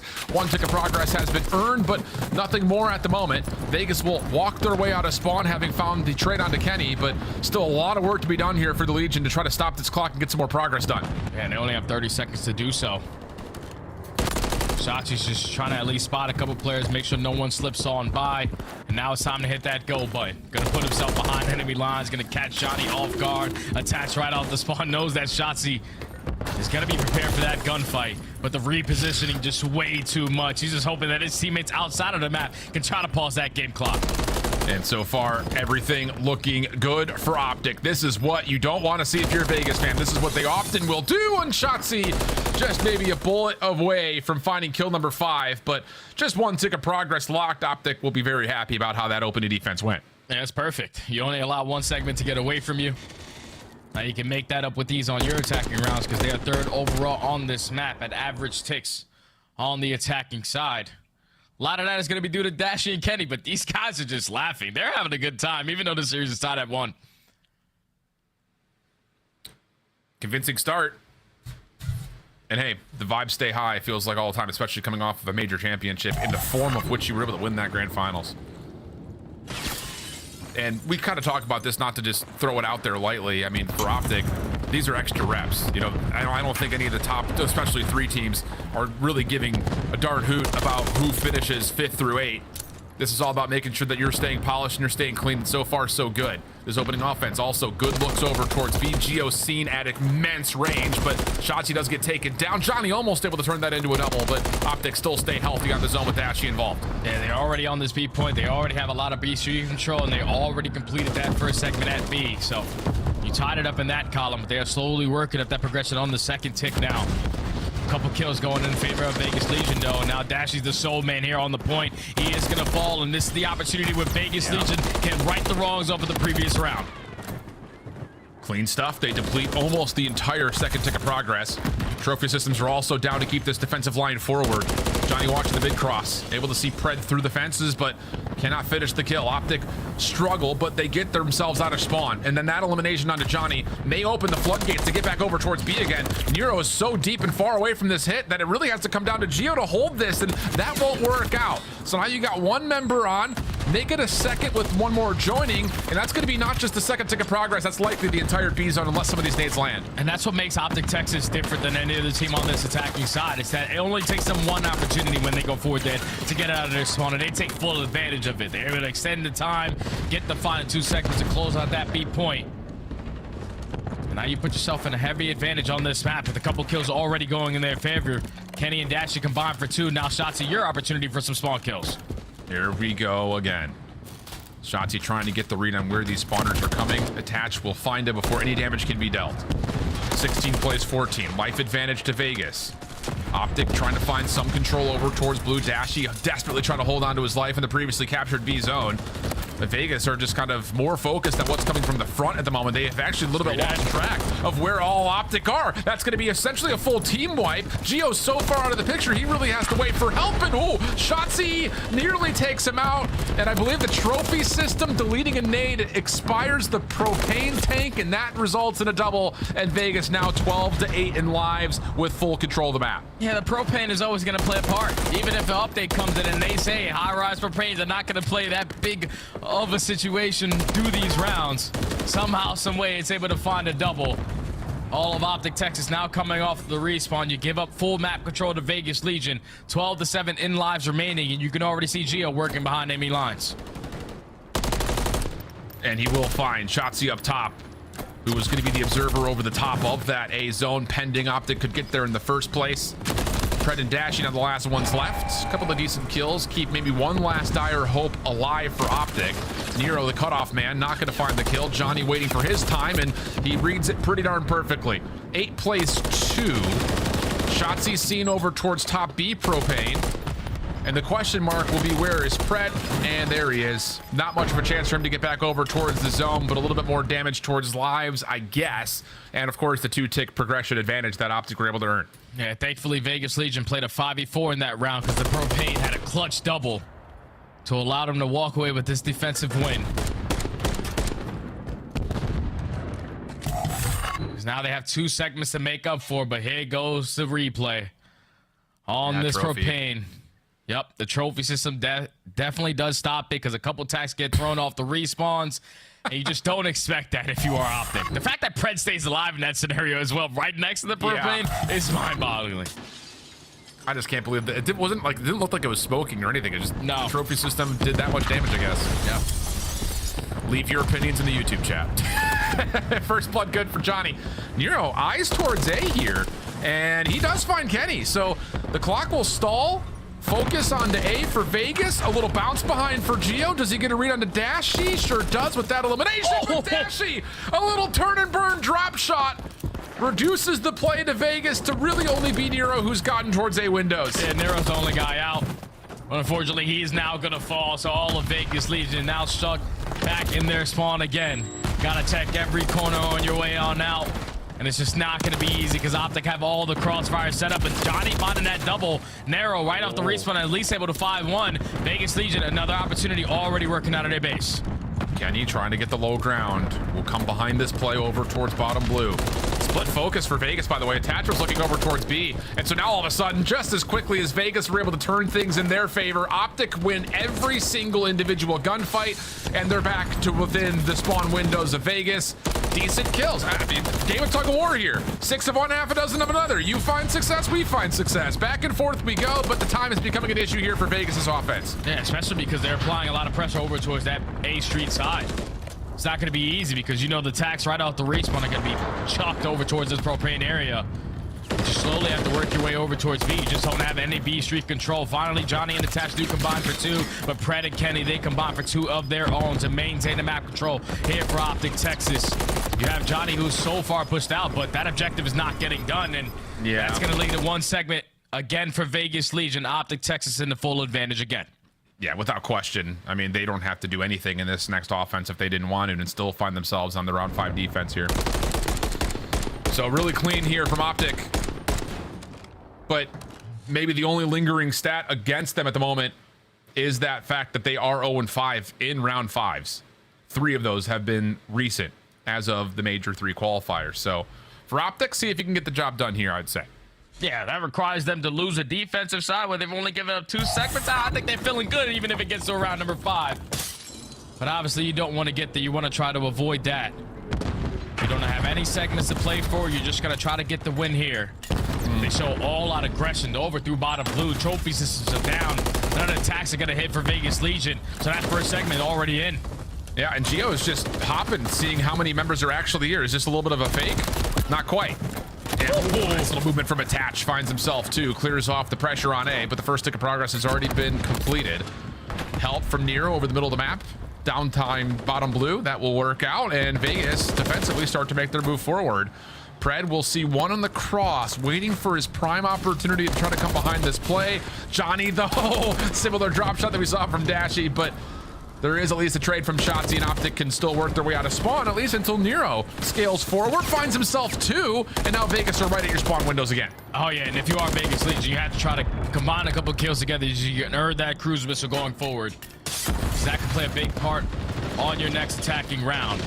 Just don't give Optic any breathing room, and that's exactly what Gio is doing. Nero finds one on the Dashi. That's another 3 dead. Gio's just been holding down top heli the whole time. Fortunately, he is going to fall, but Nero now finds himself on 5 in a row. He needs to get out and just find one more elimination. That is the only game plan at the moment for Vegas. Nero holds onto the corner. Shotzi seen, dealt with, and there's the extra cruise missile. 21 and 14, by the way, for Nero. Don't mean to make that sound so casual. He has been frying this map.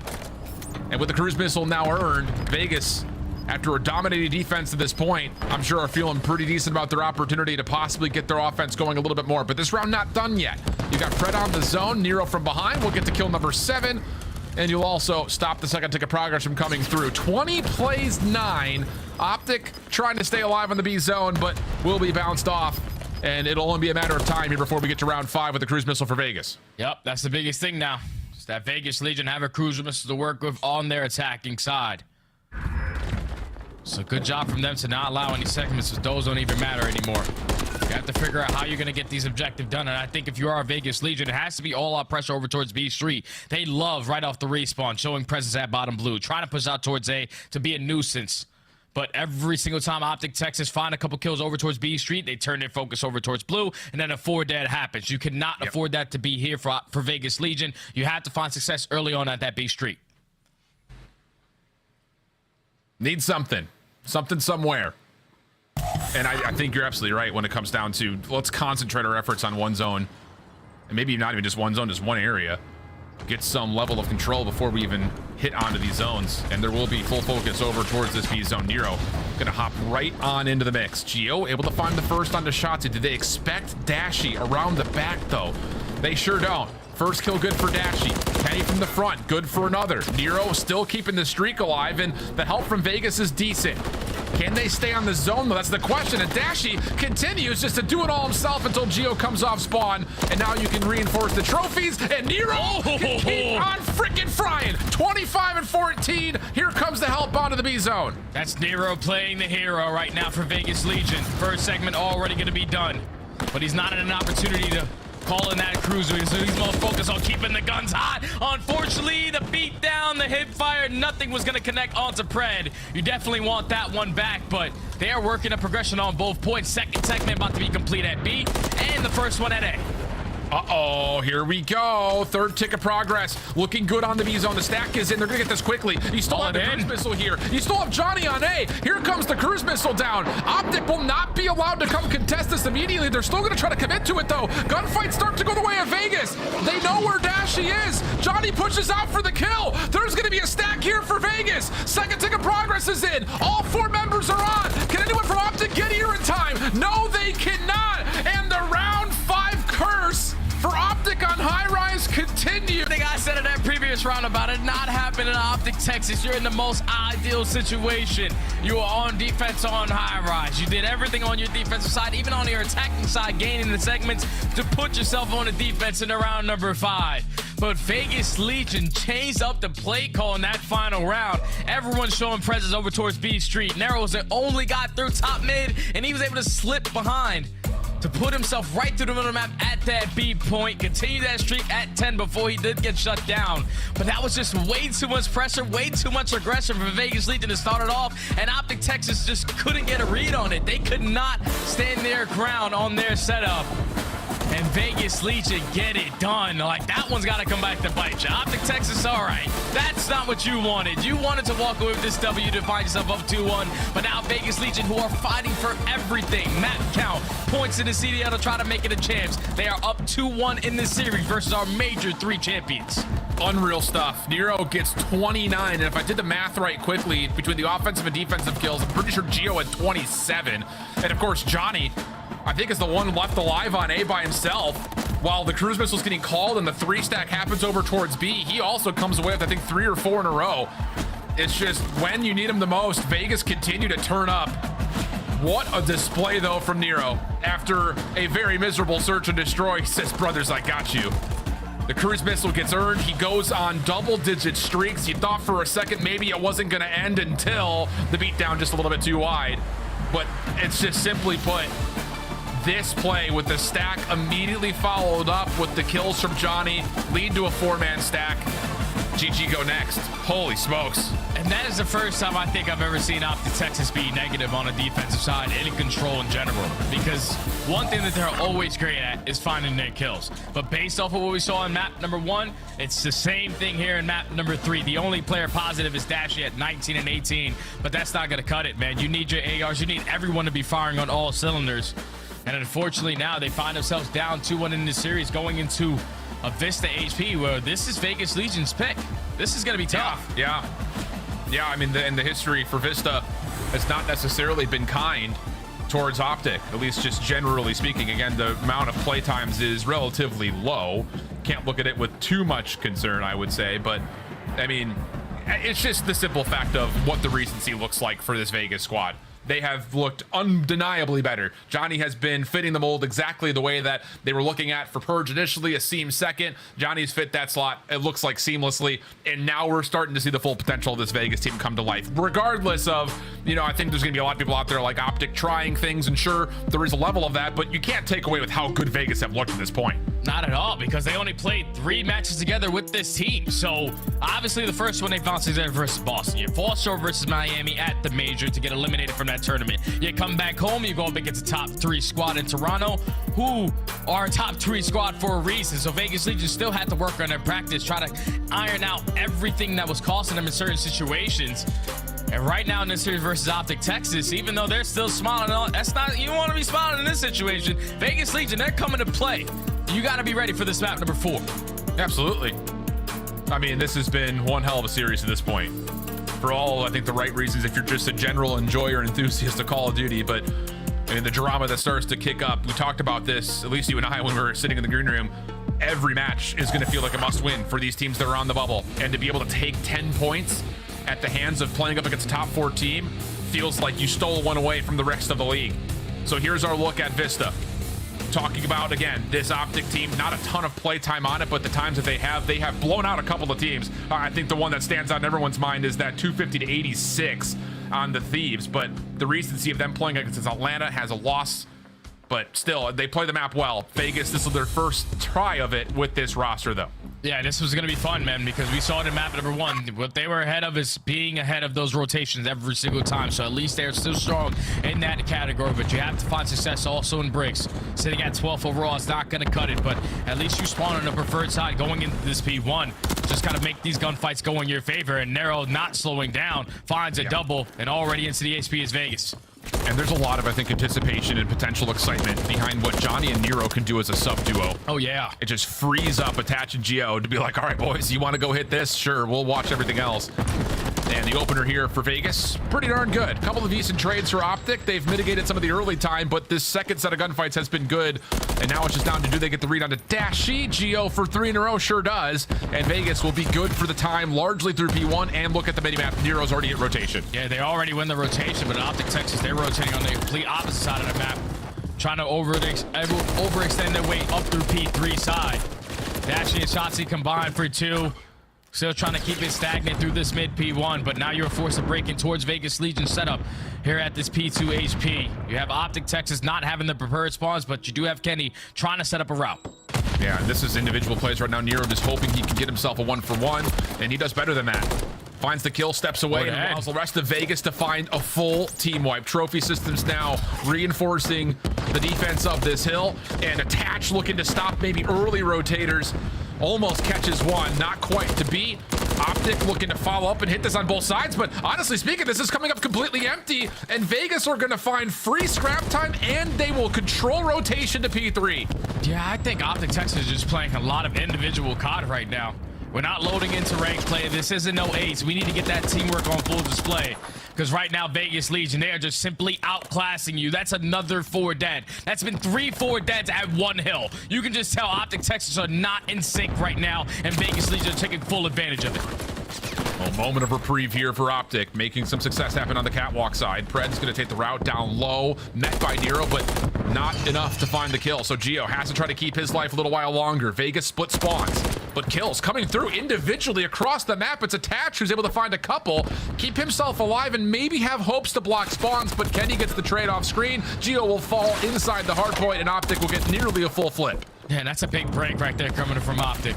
Cannot allow this score to get away from you the way that map number 1 did, but if you're Vegas Legion, you already cut your losses. 2 players off the rotation in towards Graffiti are going to have their hands full because Optic Texas are surrounding them. Kenny and Shotzi take down both of those players, so they have an opportunity now to chain that P2 to P4 and potentially take the lead.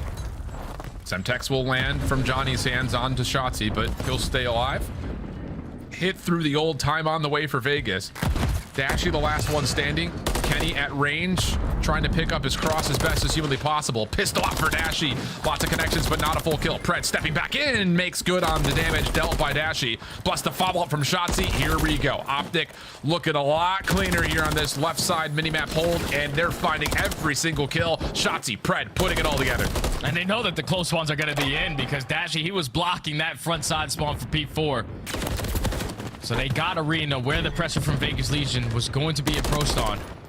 But now with Optic still in control of the spawns, at least the hill for now, Vegas Legion, they bombard their way all through that P3 hill, able to flip the spawns right on back, and this is still a good 25 seconds they can try to fight for. Yeah, for the moment, Vegas just trying to keep the hardpoint neutral. Shotzi jumping on in, Kenny watching from overhead, and now jumps in his own right. Turns, finds the kill onto Attach, and that will confirm the scrap time, and with that being largely held all the way through, if it is, it'll be a lead swap as well. Optic really starting to turn up here in these last 2 hills. Exactly what they needed to do to get themselves back into this game. Now Vegas Legion again off the rotation are fully going to be set up. You have everyone watching a proper angle, but Attach falling in his position now gives an opportunity for Kenny to potentially set up that pinch. He allows Preds to find that kill, and now all of Vegas Legion are not on the preferred side, but they are still holding on to the hill. Yeah, it's just Ashy has to play his life as much as he possibly can. Follow up good from Nero, takes care of him quickly.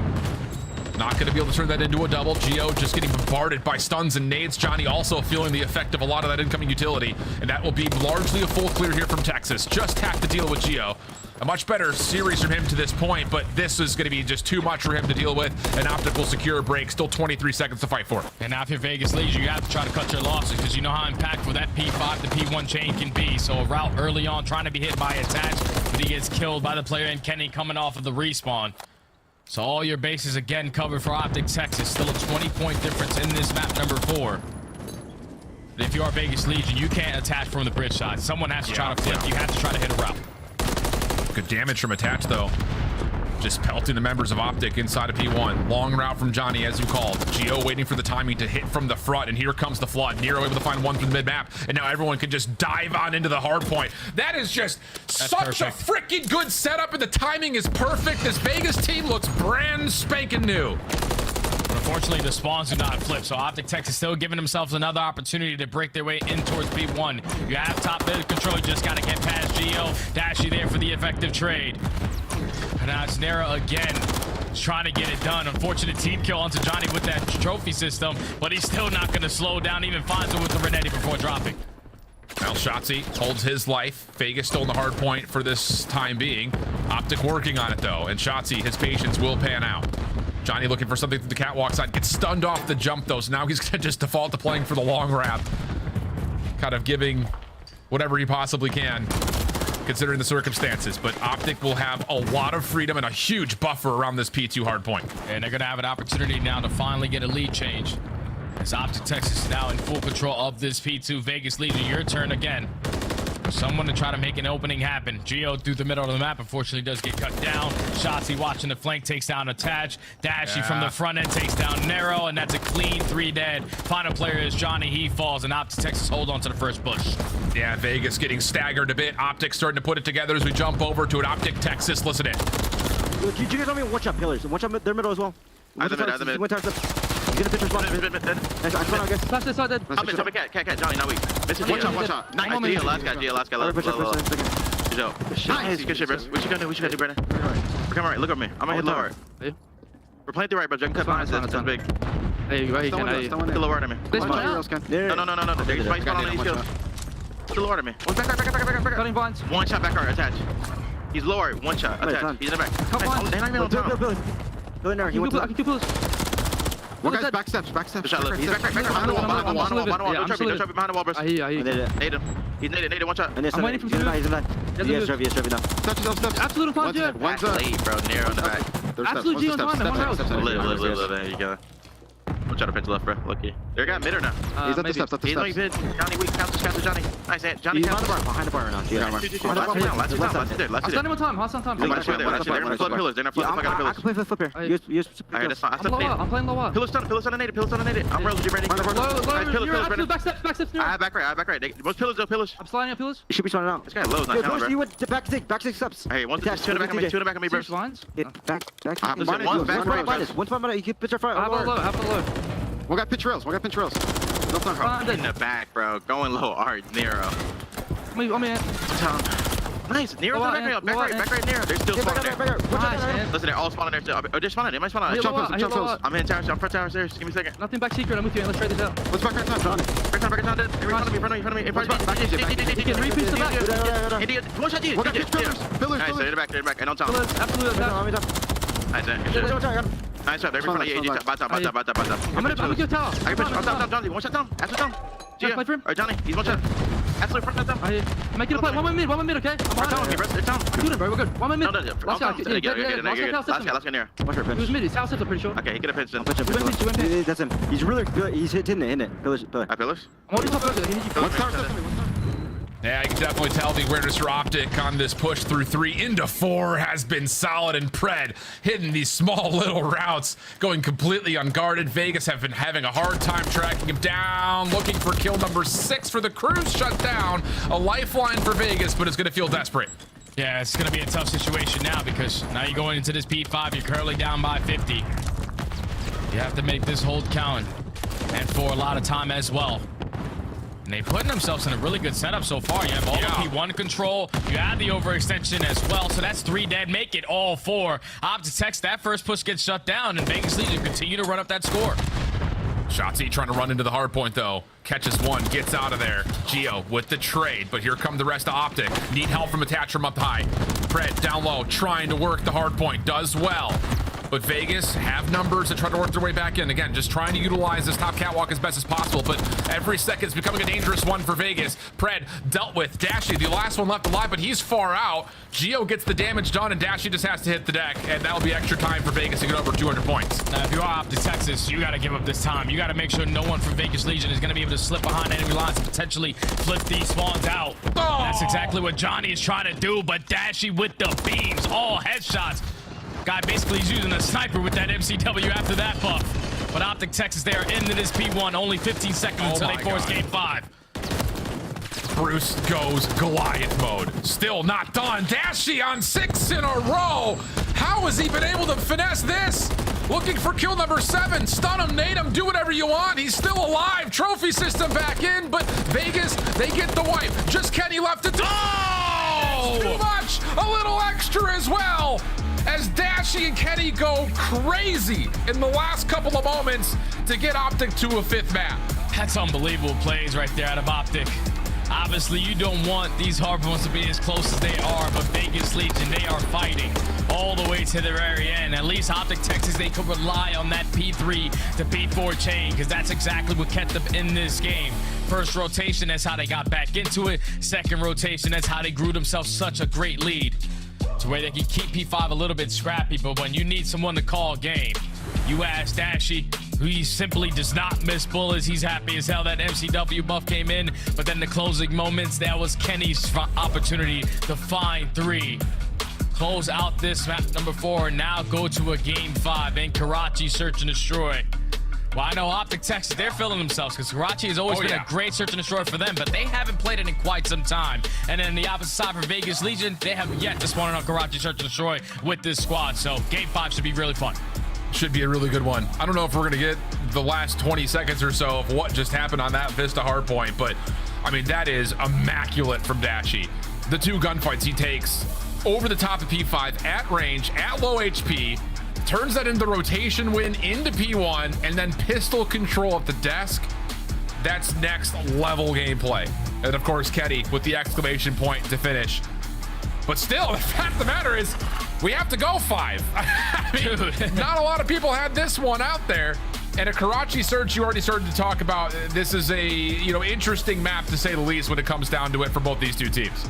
Yeah, this one's gonna be fun, man. I can't wait to get into Karachi Search and Destroy, because it's gonna be all about the playmakers. Shotzi v Johnny, who's gonna be more aggressive up to the map. Can't wait for that game 5 to be in our hands. It's going to be a good one. Optic have not played it in a while. Last time they did, it was a loss to Toronto. Yep. So they've got some work to be done. Again, testing the Search and Destroy map, cool just a touch. Will that give Vegas a chance to steal away 10 points, it's going to feel like, from the rest of the teams on the bubble? We'll find out with Karachi waiting for us in map 5 on the backside of the break. Upgrade your game with the Scuff, the official controller of the Call of Duty League. The Champs Tracer Pack is available now. The bundle includes the Reaper Operator skin, Ripper Weapon Blueprint, Death Stare Weapon Blueprint, Cuts Deep Charm, 2 calling cards, 2 emblems, and 2 weapon stickers. Use these items in both Call of Duty Modern Warfare 3 and Call of Duty Warzone. Available in store now using Call of Duty points. Start the season strong with the Call of Duty League Pack. Grab yourself the CDL Operator, Weapon Blueprint, and so much more. Check out the Call of Duty store in-game now.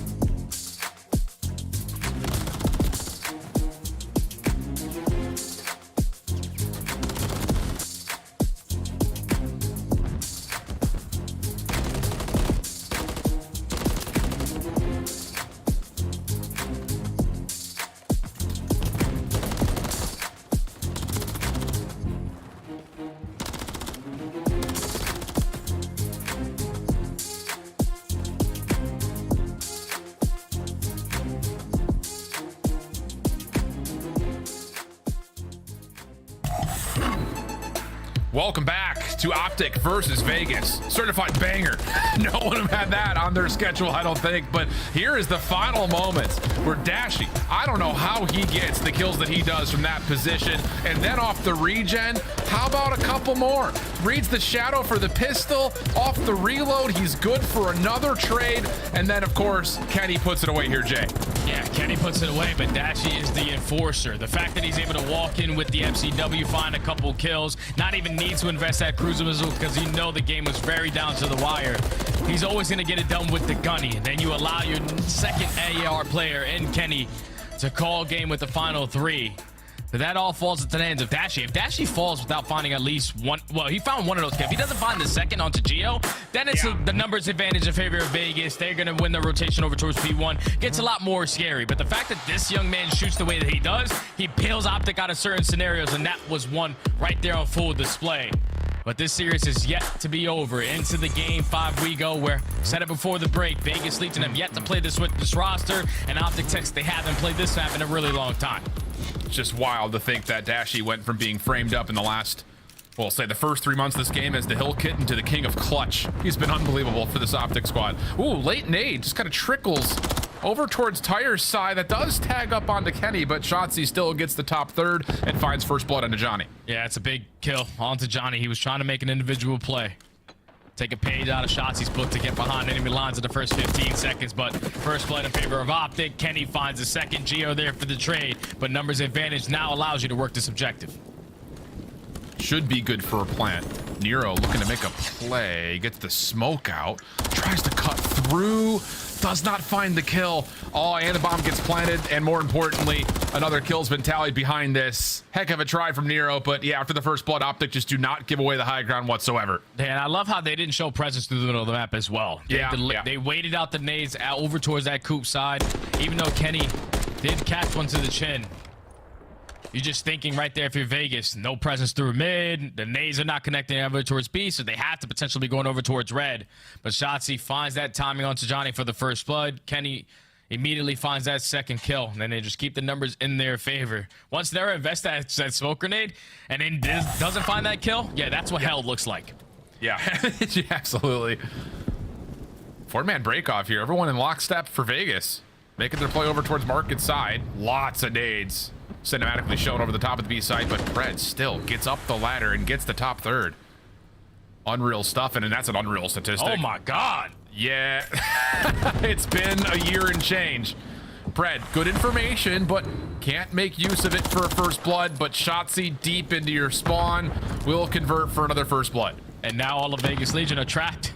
You can't try to work back through your spawn. At least you find that kill onto Shotzzy, but Dashy and Kenny were at least in a position to watch over his teammates off this rotation. As now they have the numbers advantage. Dashy in that position, 2 top red. Should be able to get a little bit of info that this is where the play's coming in. Well, this is interesting. Nero, the bomb carrier. Oh my! Wow! What? I mean, Attach has him dead to rights. First 3 shots are in it. Dashy just blows him out of the water. So now it's all down to Nero once again. First one clean. Second one tallied. Can he step away enough from Dashy? Again, the king of clutch. Top of our clutch leaderboards for 1v1s and 1v2s. And that smoke doesn't fully encompass Nero, but he'll be safe enough to plant. Yeah, the bomb's going to go down, and Dashy is at least going to be able to spot him off of the exit. So now how does he decide to play this? Nero could not have gone that far away from this site, but the repositioning might be too strong. Nero, Spidey sense tingling. Yeah, reads it on to Dashy. And a 1 versus 3 for Nero. I mean, it looked like Dashy should have been dead to rights in much more anticlimactic fashion. Absolutely smokes Attach, but Nero responds maybe more so. And what a round for Nero. Yeah, the fact that he's able to find that first kill was easy, but the second kill right here onto Pred. Don't know if he has a Rival 9 or an MCW in hand, but Nero, you can always rely on him to be ready for those gunfights. Clutch is up in the 1v3. He said, Dashy, you're the king of clutch. No, I'm going to strip that away from you here as they tie the game about 1. We asked the question, this you and I kind of in between each other, how creative was Vegas going to be able to get on a map like Karachi with a new roster, having not played it yet before? And we were wondering, would it be Nero or would it be Johnny that tries to get aggressive? And so far, on a couple of defenses, it's been Johnny. He will find first blood, but does get traded back and forth. We go. Early exchanges give us to an early 2v2. Yeah, but look at the space that Gio was able to take. He's already working himself behind that top 3-story positioning. And not a single player from Optic Texas are going to be aware of this. So this should be a free kill for Gio. Should be able to put his team in a numbers advantage in the 2v1. And at the same time, that bomb is going down. You know exactly where that next guy is. Yeah, Gio not even bothering, though, playing for the high ground. He just wants to join his teammate in Nero. And they're going to try to work this a little bit more together, trying to isolate the high ground, it looks like, first, which is where Kenny's positioned at the moment. But smoke will come out. Kenny will keep his focus over towards this barrel cross. Has not seen Nero yet. Drops off the high ground, and Nero gets the read. I don't know if Gio saw him on the hop or not, but another snap comes through, and Nero has been Mr. Game 5 for Vegas. He's just taking over when his team needs him to the most. He is finding his opportunity to answer the call, as that now puts him on 5 in a row. Big next round coming in for Nero, if he could potentially earn himself that cruise missile. But it was Johnny who starts up with that first blood. You keep it real crazy over towards that B site. And then you allow the rest of Vegas, who were on a 2-2 split on a defensive setup, to reposition their way up to the map to keep the numbers in their favor. And the fact that G was able to slip behind enemy lines in that one play, that's what needed to get done for Vegas Legion to now be up 2-1. They're going to lead the objective in the spawn. They're more focused on, can we get Nero this kill? Yeah, this is all about getting Nero number 6. He sees Shotzi over towards red. No hit markers. Nade not cooked either, so Shotzi should be able to back away from this, no problem. Johnny, though, gets extra forward over towards the apartments. And now all of a sudden, Vegas have some deep mid-map control. And even though you don't get the cruise, hey, you got Johnny in a pivotal spot, and you can use him as a pivot point. And this is what we talked about before this map started. The playmakers on the side of Vegas Legion, both being the SMG guys, would love to play this Karachi S&D the same exact way. They've been trading effectively in that first blood column. But Johnny now puts his team in the man advantage. Shotzi trying to at least gain the info, but he's going to back down to try to play his life. And he's also able to take down Nero. Big kill. Yeah, smoke just to keep himself alive a little while longer. Kenny, big 1v1 versus Johnny over towards front shot chops. Gio up top, only good for 1. Pred right there to at least confirm the trade. Shotzi, top high ground, attach in trouble, trying to sneak away. Also gets the read over towards Pred. He knows that his lease on life is coming to an end. And, well, rent is collected by Optic. They find the kill, and they counter back. Another 3v4. They've been really solid at least trying to work this in odd man number situations. Yeah, and that's one of those rounds right there for Vegas Legion. You want that one back. You found that 100%. first blood. You already put yourself in a position through Fountain. All we have to do is work that objective. But they were just taking too long, and that was due to the fact that Shotzi was jumping up the ladder, showing presence at AC, was a little bit presence towards top Fountain as well. He was just all over the map, not allowing that objective to get planted. Unfortunately, Vegas Legion do not earn a cruise missile. They do not find success in that round. So now back to the reset, all tied up at 2. Johnny's still looking to stay aggressive, though. We'll get over towards the concrete barriers underneath the scaffoldings at B. Gio up top. Oh, he's going to get played out. Yeah, Shotzi, as soon as he gets that information, no worries on that challenge. Now this is a little bit more of a dicey one, as Attach will make sure he can confirm the kill before the smoke gets placed. And Kenny also gets the read onto Johnny, who thought about it, but then thought the better of it. Meanwhile, though, again, I mean, this is just LV looking like they're getting a little bit too loosey. Lots of individual pushes coming through, and well, for a time, putting together the individual gunfight wins until Johnny has something to say about it. Yeah, they had Johnny isolated over towards this bridge side, but no one could effectively trade him. So now Pred, who was the island player that started off, unfortunately is left by himself. And Vegas Legion stands strong on the defensive side on the back of Johnny, whose positioning was gained early on when Kenny throws that shoulder. They knew that he had to play over towards that bridge side. They just didn't go for the 2-on-1 chow. They went for both individual gunfights, and Johnny just makes him pay for it. Great shots with that rival on for the first. Hits the reload, catches the timing, knowing that the trade has to be there for Optic Texas to stand a chance. And that young man is making plays happen right there for Vegas Legion to take the advantage back to them. 3-2 tally. Vegas, with the bomb now out of spawn, maybe for the first time, looking to not get super aggressive anywhere. Although I say that, and Johnny has already made his way up towards top red by the single window room. Optic close by, timing here, good for Johnny. Now on 3 in a row, first blood once again, but Optic are not moving their defense over. They still have Pred nearby, so they're saying we can still keep 2 members towards B. Yeah, you gotta still show presence at that B point, but Johnny single-handedly is now gonna force a potential rotation to come in for Optic, but they've already gotten to read it. This is where the play is gonna come in. You find that kill on to Nero, but now it's Dashy left in the 1v3. Bomb is gonna be down at that B site, but this is not gonna be easy. He's been seen and also tagged. Stun will come through, and Vegas will not bother with the chase. They'll just play off the objective and force a clock to be an enemy here for Dashy in this 1v3. Dash sees him topside red. Johnny catches him with a pistol out. No worries there, and my goodness, Johnny, Nero, both. It starts off with all Nero. Lately, it's been all Johnny. And Vegas find themselves a bit of a cushion now all of a sudden, map 5. Yeah, that's all an individual play on the hands of Johnny. The fact that he was the island player slowly working his way over towards red side, catches that timing onto Shotzi for that initial kill. But then the snap onto Pred put his team in the heavy advantage in the 4v2. Just makes those plays happen. Now, I'm pretty sure he finds himself on 5 in a row. Again, in the search and destroy. We're all tied up in that first blood column. But another opportunity where Vegas Legion can try to earn a cruise missile. This time you got to make it count. Yeah, opening names for the defense of Vegas, all over towards market. Optic throwing some of their own. No one going to get extra forward here, but Johnny on 5 is just going to wait for Geo to give him a little bit of information and then try to pop up and find kill number 6. But Attach will find first blood. That's actually onto Kenny deep over towards top mid window. Johnny sees another opponent, but can't make much use of it, so he'll stay down and still covered. We have a 4v3. And that objective is still yet to get planted for Optic because they know that they do not have the numbers advantage. When I have everyone with their guns up.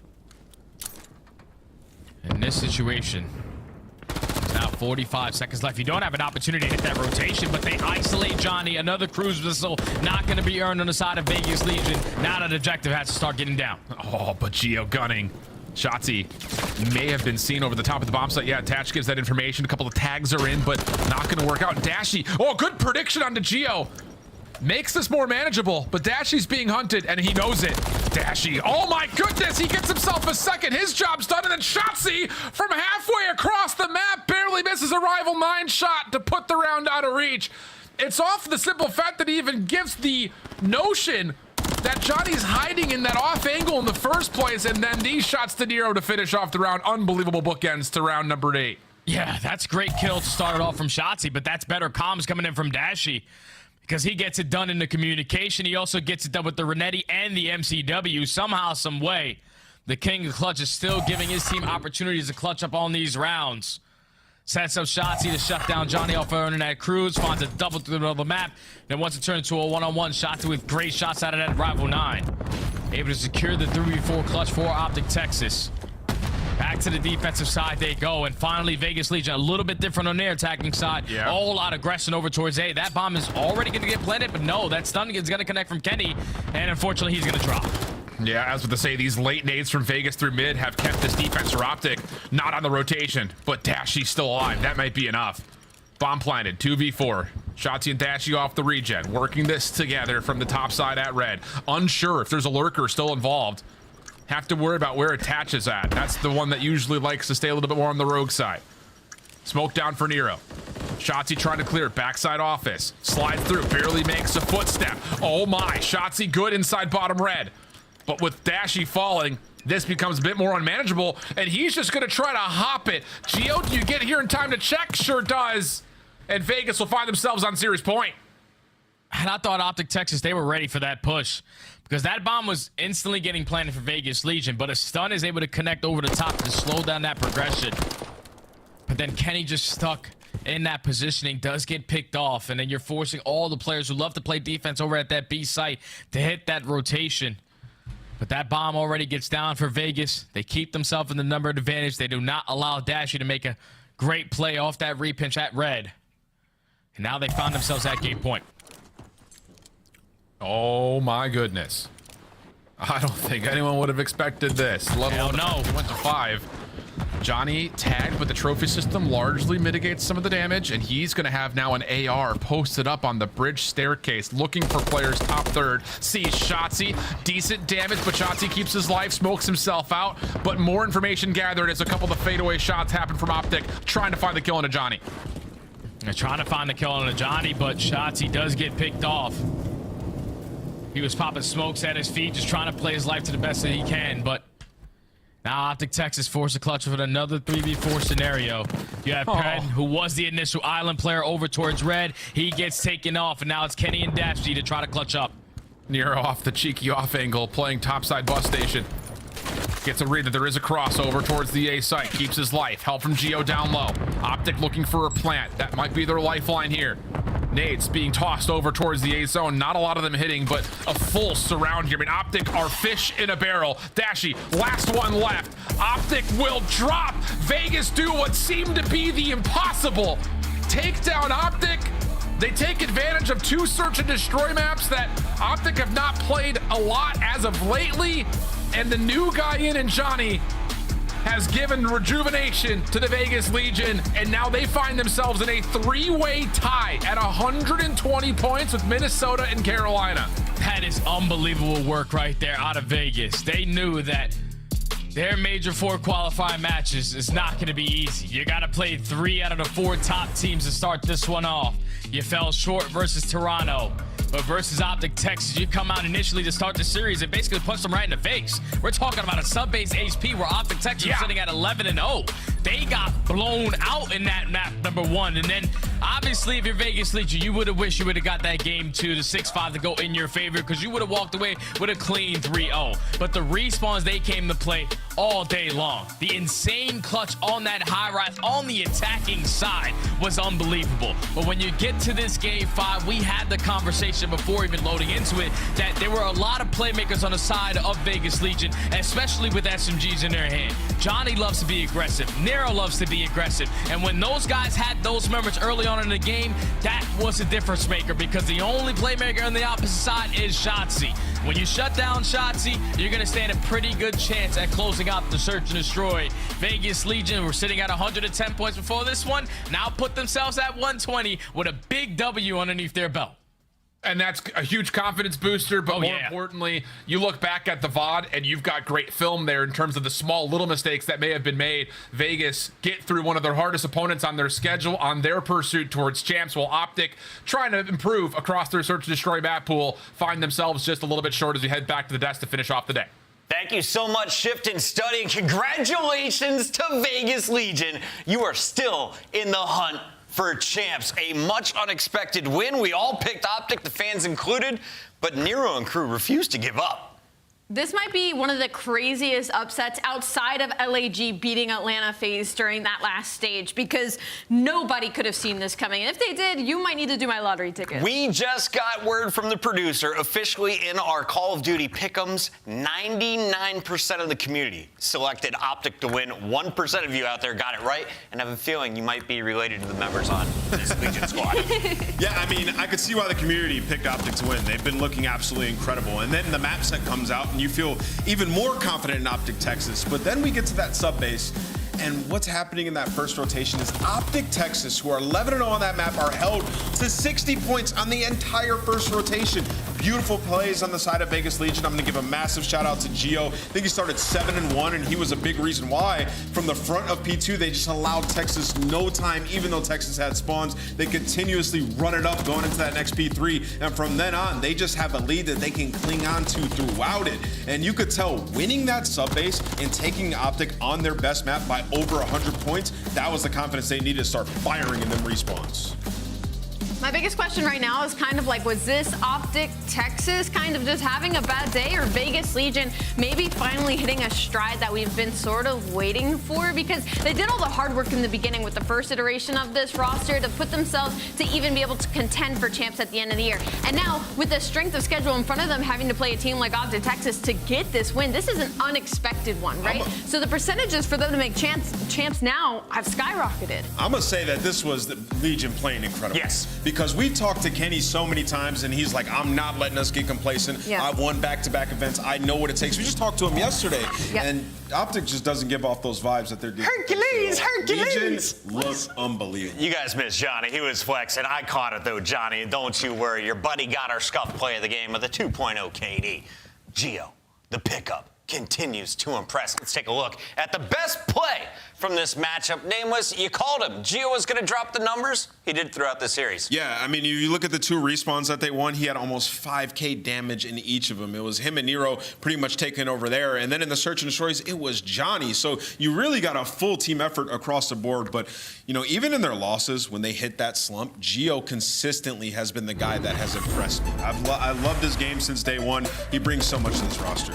And off of that, like the fact that they were able, Optic Texas was 11-0 on this map, and it was just a Geo masterclass from start to finish. You usually talk about Pred holding the MCW and getting all the kills. Well, Geo looked like Pred on the map from yesterday. 10-2 to start it off. And what's so funny is the rookies this year have just been insane. That was the biggest play of the game. So they get a majority of time on P1. Then we head over to P2. Optic has spawns. Geo stays front window, finds a bunch of kills, so they can't get any time. And then Vegas have spawns for next hill. What does Geo do? Stays up top, Snow, and he's so annoying. The spot that Pred always goes on his streaks, Geo said, no, not today, son. I've been watching y'all do this 11 times.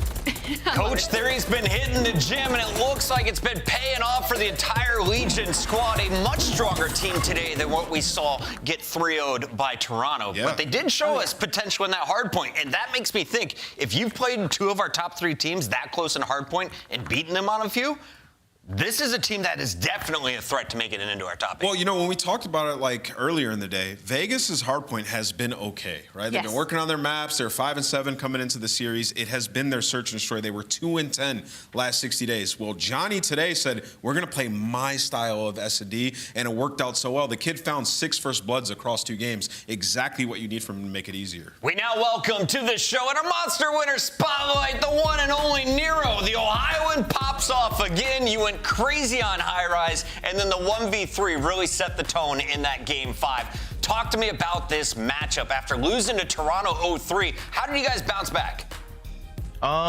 We bounced back. We watched the match back, and honestly, we could have won all 3 maps. We just choked all of our situationals, and that's just what happened with Toronto. So we were like, we just need to clean up. We need to play like slower. We actually need to get influential kills, and it worked today.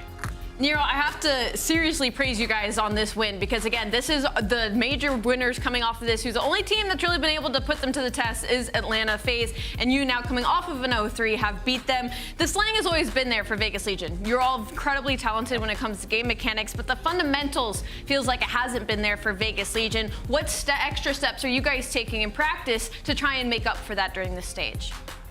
We're watching different teams of like hills and how they break and how they take routes. That's basically, if you gotta learn from the best, and that's what they do. So we were just trying to put that into our game and practice, and it showed today. Nero, I would say today in Search and Destroy, you played a little bit more reserved than I usually see you play, and you guys let the chains off Johnny and kind of let him go. What was the discussion around that for you guys? Well, we picked up Johnny because of his S&D, and he has a lot of like go-to strats of like him trying to do something and like making reckless plays, and it's been working out. So we just been letting him do whatever he wants, and we just follow him.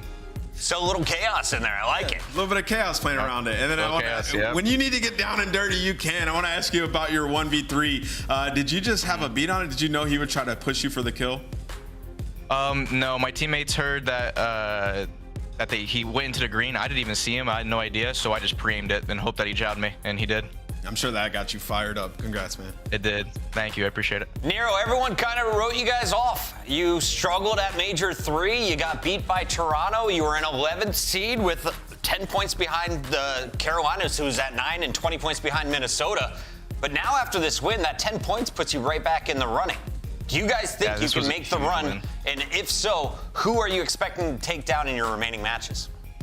Absolutely, we can make the run. I mean, we just beat the reigning champs. If that doesn't show we can't make a run, then I don't know what to tell you. But we just plan to beat everybody, hopefully.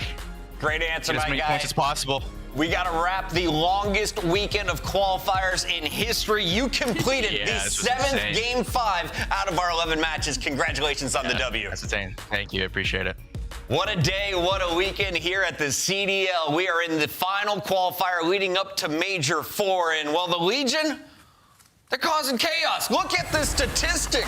They pull off the W for the first time in over 450 days. The last win against Optic came January 28th, 2023. I just got PTSD looking at this map set. I was like, what are we looking at? Hydro. I never want to see that map again. Hey, man, that's wild. That's absolutely insane. The Vegas Legion organization, they were struggling for a while, made it tough for us to change, but hey, maybe they're turning it around. There's some life. Carolina, look out. Vegas nipping at your heels. In Minnesota, you aren't safe either. Let's take a look at why. Because at the start of the day, Minnesota had to play against the Surge. You had the 8th seed in Minnesota going up against the 5 seed in Surge. But the Surge looking on another level. There was never a spot in this series where I thought Minnesota is going to take it. Yeah, the respawns were just not close at all. I mean, you're talking about a 6-star that was up until the second set of rotations. It was a second P4, and then it was just Seattle chaining hill after hill after hill, and then the invasion, just absolutely perfection control from them. And that's what Seattle needed. Their strongest game mode has been that control, and the fact that they're looking so solid across all 3 maps spells, once again, they're looking to be kind of that gatekeeper to the top 4. Nah, they look strong, man. They're not playing down to their competition whatsoever.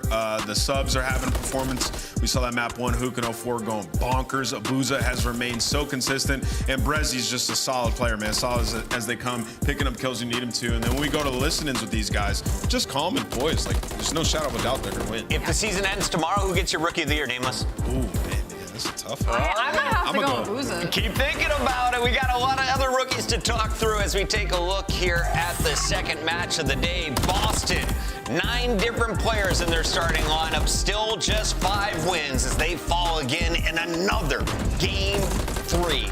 It's LA that gets it done with a 3-0. Back-to-back to start the day. It's pretty swift. I mean, I feel like that's the only 3-0 I remember from LA Thieves all year long. They finally are able to get it done, win themselves a control, and it had to be against Boston. First team in the league. And, you know, I feel bad saying it, but they showed us more chokes today. I love that. Damn, Daniel. 1.6 in hardpoint, a 1.8 in search, a 1.3 in control. His slaying game was back today. I feel like we kind of need to talk about it. Dan is disgusting at this game. Like, he has been so consistent for this LA Thieves team. He is easily one of the better ARs right now in the league. Yeah, he's top 10 AR, for sure. We do have great news, though. If you're a Boston fan, your team may not be playing at Champs, but you can check them out on the Alpha, apparently, for Black Ops 6.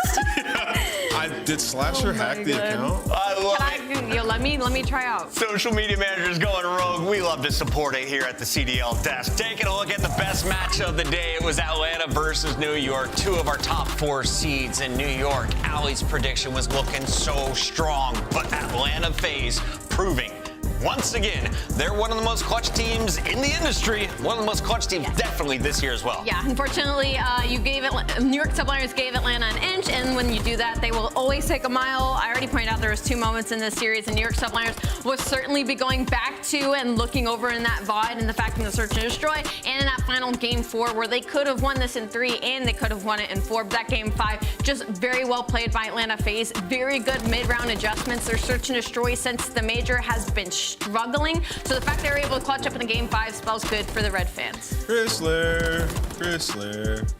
He's every freaking where. Chrysler. Yeah, I mean, he just made incredible plays. I mean, you talk about, like, impossible win in hardpoint. Like, the guy just goes nuts, wins a massive kill on rotation to sort of spearhead them into the hill, and then you get into that Game 5 search and destroy, you're down and out. New York is maneuvering, man. Great strategies. Simp gets behind, finds 2 to even it out at 4-4, and then the next round makes a massive play to First Blood Kismet. Kid's unbelievable. He had a streak, didn't even have to use it. Want to give a shout out to everyone in the chat, especially Robbie L, who will never stop loving his Optic team, even if they lose online tonight. Taking a look at our standings after week 1, we got Seattle Surge and LA Thieves on top of the board. 2-0, baby, for our number 5 and number 6 teams. We got our big 4, and the real question is, who is going to stay in the fight? The Gorillas, an unexpected victory. We also saw one coming out from Vegas to close out the weekend, Allie. Who's your favorite to move on into our top 8? I mean, this is kind of unreal. My favorite to move on to the top 8 is certainly just going to probably land on the Seattle Surge. Carolina, Maybe, but they're sitting at 0-2, and it's only the first week of qualifiers. Break it down for us, Nameless. Yeah, I mean, look at Atlanta FaZe just staying strong on the top, extending their lead on Optic Texas, who fall to Vegas. And when you talk about the team sort of in the middle or on that bubble, Seattle Surge and Thieves got some separation. And then Miami Heretics, they are playing with Purge for now, but I expect them to turn it around once Vic will return. Those are our current standings, but we still have 3 more weeks of qualifiers, and we are coming at you with 10 more matches next week. It all begins at 2:45 Eastern. We got the Subliners versus Surge at 3 p.m. on Friday, and great games Saturday and Sunday. On behalf of everyone behind the scenes, thank you for tuning in to a grueling yet awesome weekend of the CDL. We can't wait for week 2. Yeah. We out of here, you can feel it right. Light it up till it's feeling bright. On the move like we feel it groove. Out of sight like we dynamite. Busting in like we feeling fight. Get the pin it right, I'ma pin it right. Trying to run on the winning tight. Heat it up like some minute rice. Bet I beat you to the finish line. Cause we out to get it feeling fine. Keep it up or we'll be creeping up. One another minus on the clutch. I'ma get up in your face, whoa. Steady keeping up the pace, whoa. Get the feet that you can taste, whoa. Squeezing by your like some pace, whoa. Feel your confidence embrace, whoa. This is the beginning, ain't no way to spin it. Headed for the finish. I'ma get up in the wheel about to win it. Are you ready for the show? Now we caught up in the flow. We gon' give a little roll. Ready, set, go. Are you ready for the show? Now we caught up in the flow. We gon' give a little roll. Ready, set, go. Yeah, it's a race. Stay in your place, I pick up the pace. You give me some space, we do it so smooth you cannot relate. Cooking it great, give you a plate. Don't step in the ring and get up your way. Just shut up and wait and give me your date. Tie up your laces, ain't no debate. I challenge your weight.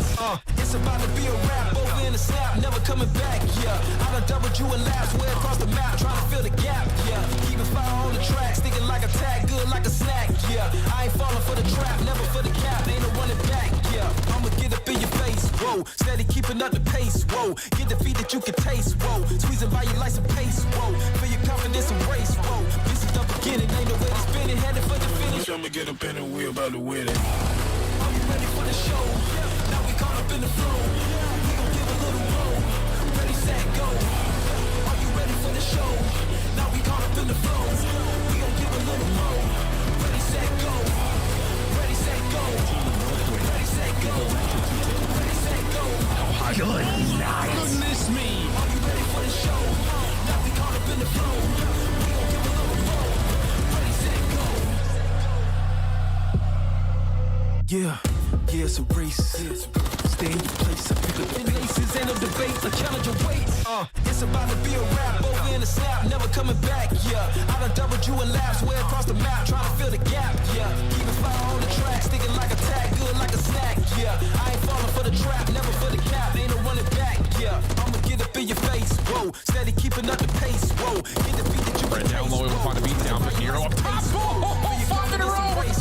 This is the beginning, ain't no way to spin it. Headed for the finish. I'ma get up in the wheel about to win it. Are you ready for the show? Now we caught up in the flow. We gon' give a little roll. Ready, set, go. Are you ready for the show? Now we caught up in the flow. I'm freaking frying. Ready, set, go. Ready, set, go. Dashy with the base. Hold on, Dashy on 6 in a row. But Vegas, they get the one. Just Kenny left the door.